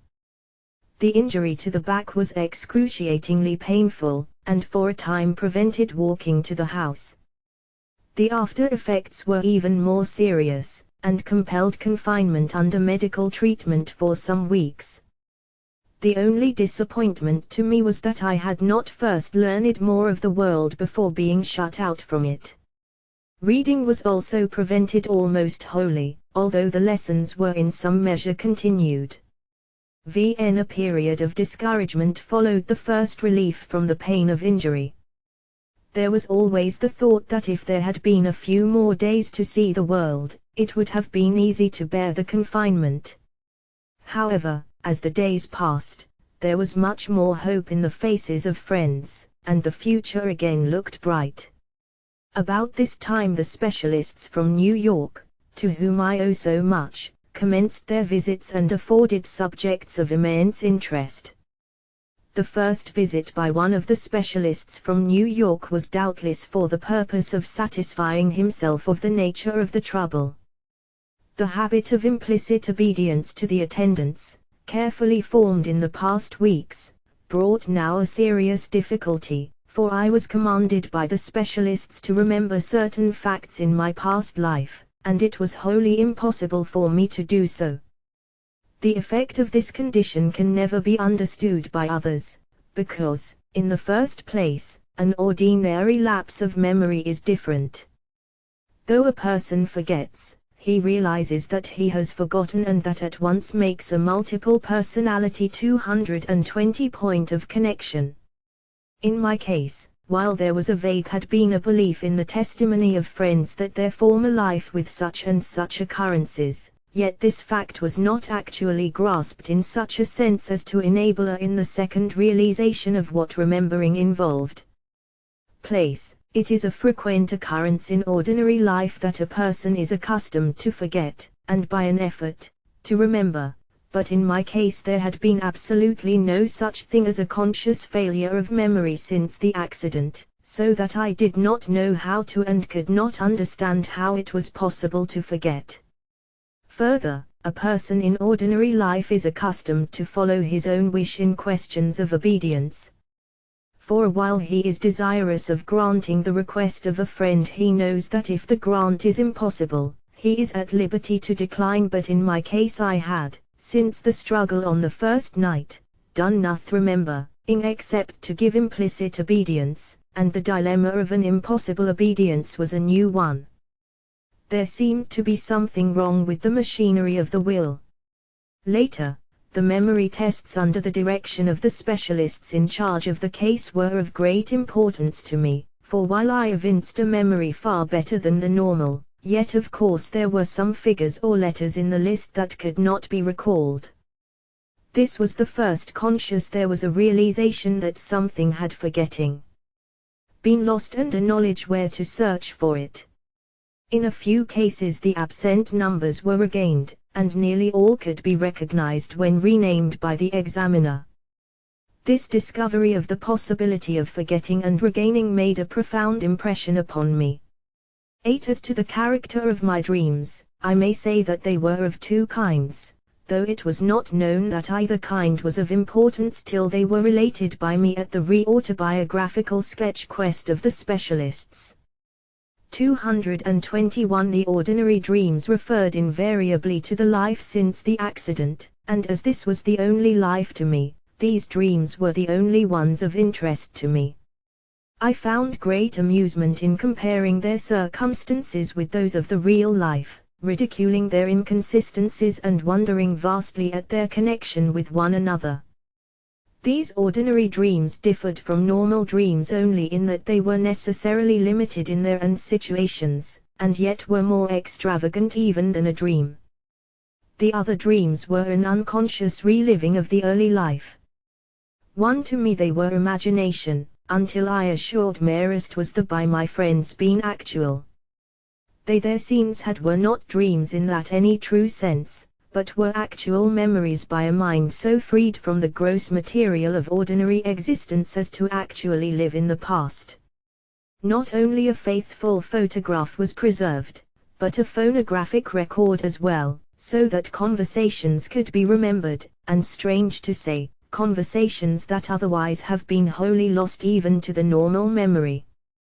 These were much more actual and vivid than dreams, and as I later learned were identical with the real experiences as far as the latter can now be remembered, the memory dreams reproducing details which are not now contradicted by memory, yet which have escaped amid a crowd of other matters.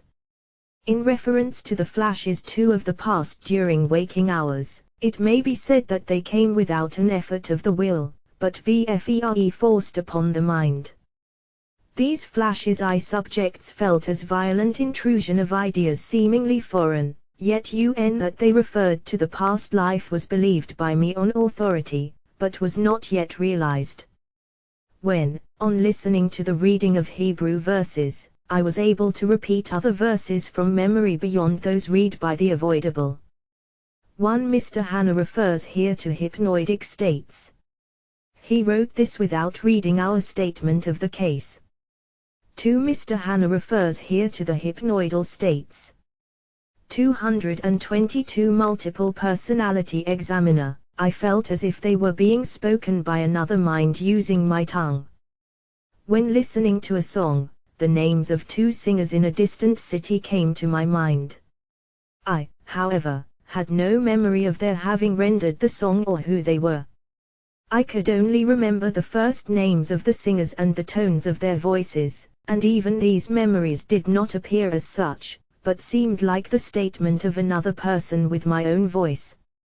9. I was again taken to New York to undergo a thorough examination and a course of treatment.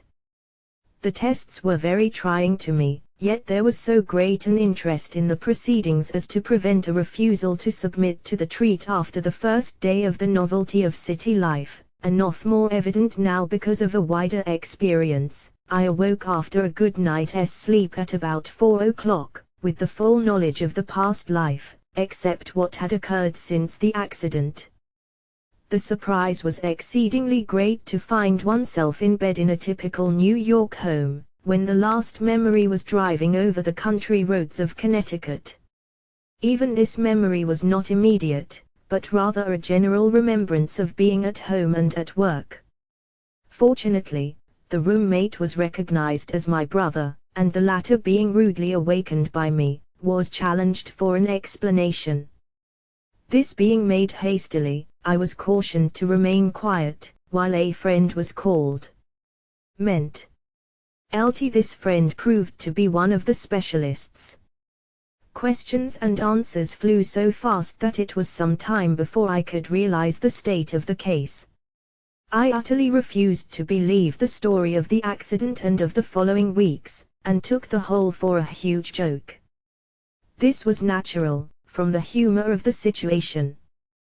The three persons by no means made a presentable appearance, yet all were apparently sincere, the doctor taking notes like a stenographer. Autobiographical sketch 223 for, the brother executing a war dance in jubilation, and I racking my brains for some possible motive for such a practical joke. The doctor was then a stranger to me, so no, the brother was confidence would be placed in him. Continually bursting into fits of uncontrollable joy, the result of relief from so long a strain. When questioned, I could recall events up to the time of my commencing to alight from the carriage. I told of having felt at the time an acute rheumatic pain in my knee which prevented its use. While attempting to relieve it by the other foot, the lap robe became entangled and swayed. This memory, then, harmonized with the statements of the others, and the conclusive proof was felt when a watch was seen to read 4.15, although daylight was effortlessly pairing. I remembered well that at the date of my memorable drive, daylight would not have come till much later than 4.15. This convinced me of the lapse of considerable time in accordance with the statement of the others. The physical sensation was of great weakness. There was a slight feeling of pain in the head, and my back felt weak. Otherwise I felt as well as usual. Before long, however, an uncontrollable drowsiness came, and after some attempts to keep awake, I was allowed to fall asleep. The feeling of sleepiness was at the first in my control, but not realizing the necessity of remaining awake, a necessity that was later impressed upon entirely within me by the specialists, and having partially yielded to this feeling of drowsiness, the will was powerless even to respond to the urgent requests to resist sleep. The drowsiness was powerful, bringing a delicious sense of rest hardly suggested by ordinary sleep. Being awakened out of a heavy sleep later in the morning, I knew nothing of the experience of the early hours, but was again living and acting according to the second life. It was only at a later date that I could learn what occurred during that half hour. The questions asked and the interest shown in regard to my multiple personality 224 condition, even while I was feeling as usual, aroused my at the next awakening to the normal, or at least to the primary X state. There was memory for what occurred in the last primary state. As the room curiosity and surprise and house were different, it was evident to me that there had been another lapse of time, and the first inquiry was, how long has it been this time? The next time curiosity was greatly aroused because, on coming into the secondary state, I found myself dressed and sitting in a chair, and with the comfortable feeling of a good breakfast already and an uncomfortable feeling of pinholes in the flesh made by the doctor, while I was falling asleep. I had eaten, no knowledge of the pain when the needles pierced the skin, but felt a sharp pain on awaking. However, no information could be gained, and I was of the belief that I had fallen asleep, and during that time had been fed and dressed by others.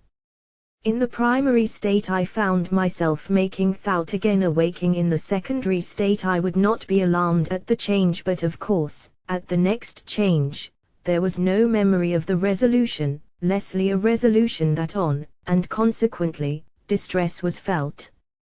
While in the one state, was informed of my experiences in the other, so that I knew in an indirect way the state of things. It was thus that in each state I came to a determination to assist the yet, as each resolution was scientists in effecting a cure. Not known to the other state, there was not the necessary harmony of action. One resolution was that while in the primary state an effort would be made by me to remain awake at all hazards day and night until a continuance in that state seemed probable. The other resolution made in the secondary state was to cling to the facts of that state. Mr. Hanna had become familiar with the use of the terms primary and secondary states. Autobiographical sketch 225. And that life with a grip of steel, yet to allow the passing what the doctors called the intermediary state, when they would be able to give me the facts of the other life while I was holding to the present also.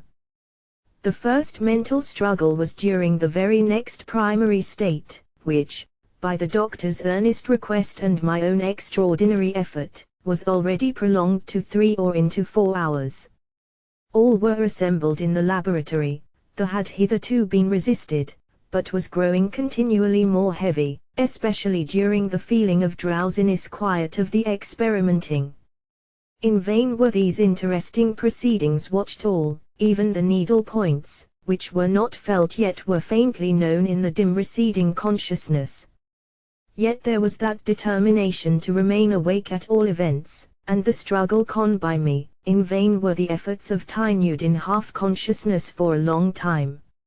Suddenly there was a glimpse of the secondary life, only a glimpse, it is the true, first yet a revelation of infinito wonder as being real insight into one state. Instantly the thought came, this severe struggle from the other. In what is the use of enduring when invited into that attractive life, the secondary state? This statement was not thus carefully formulated, but that was the impulse of the moment, the feeling was just to that effect. But saying mentally again, what is the use, there was a letting go, and the primary life was again lost. While in the last instant of the primary state, as has been said, there was a glimpse of the secondary state, there was in the secondary state no memory whatever of the primary, but just the old unshaken determination to carry out as far as possible the plan of the doctors. They had a full understanding of this peculiar mental state, and so everything was ready for the decisive battle.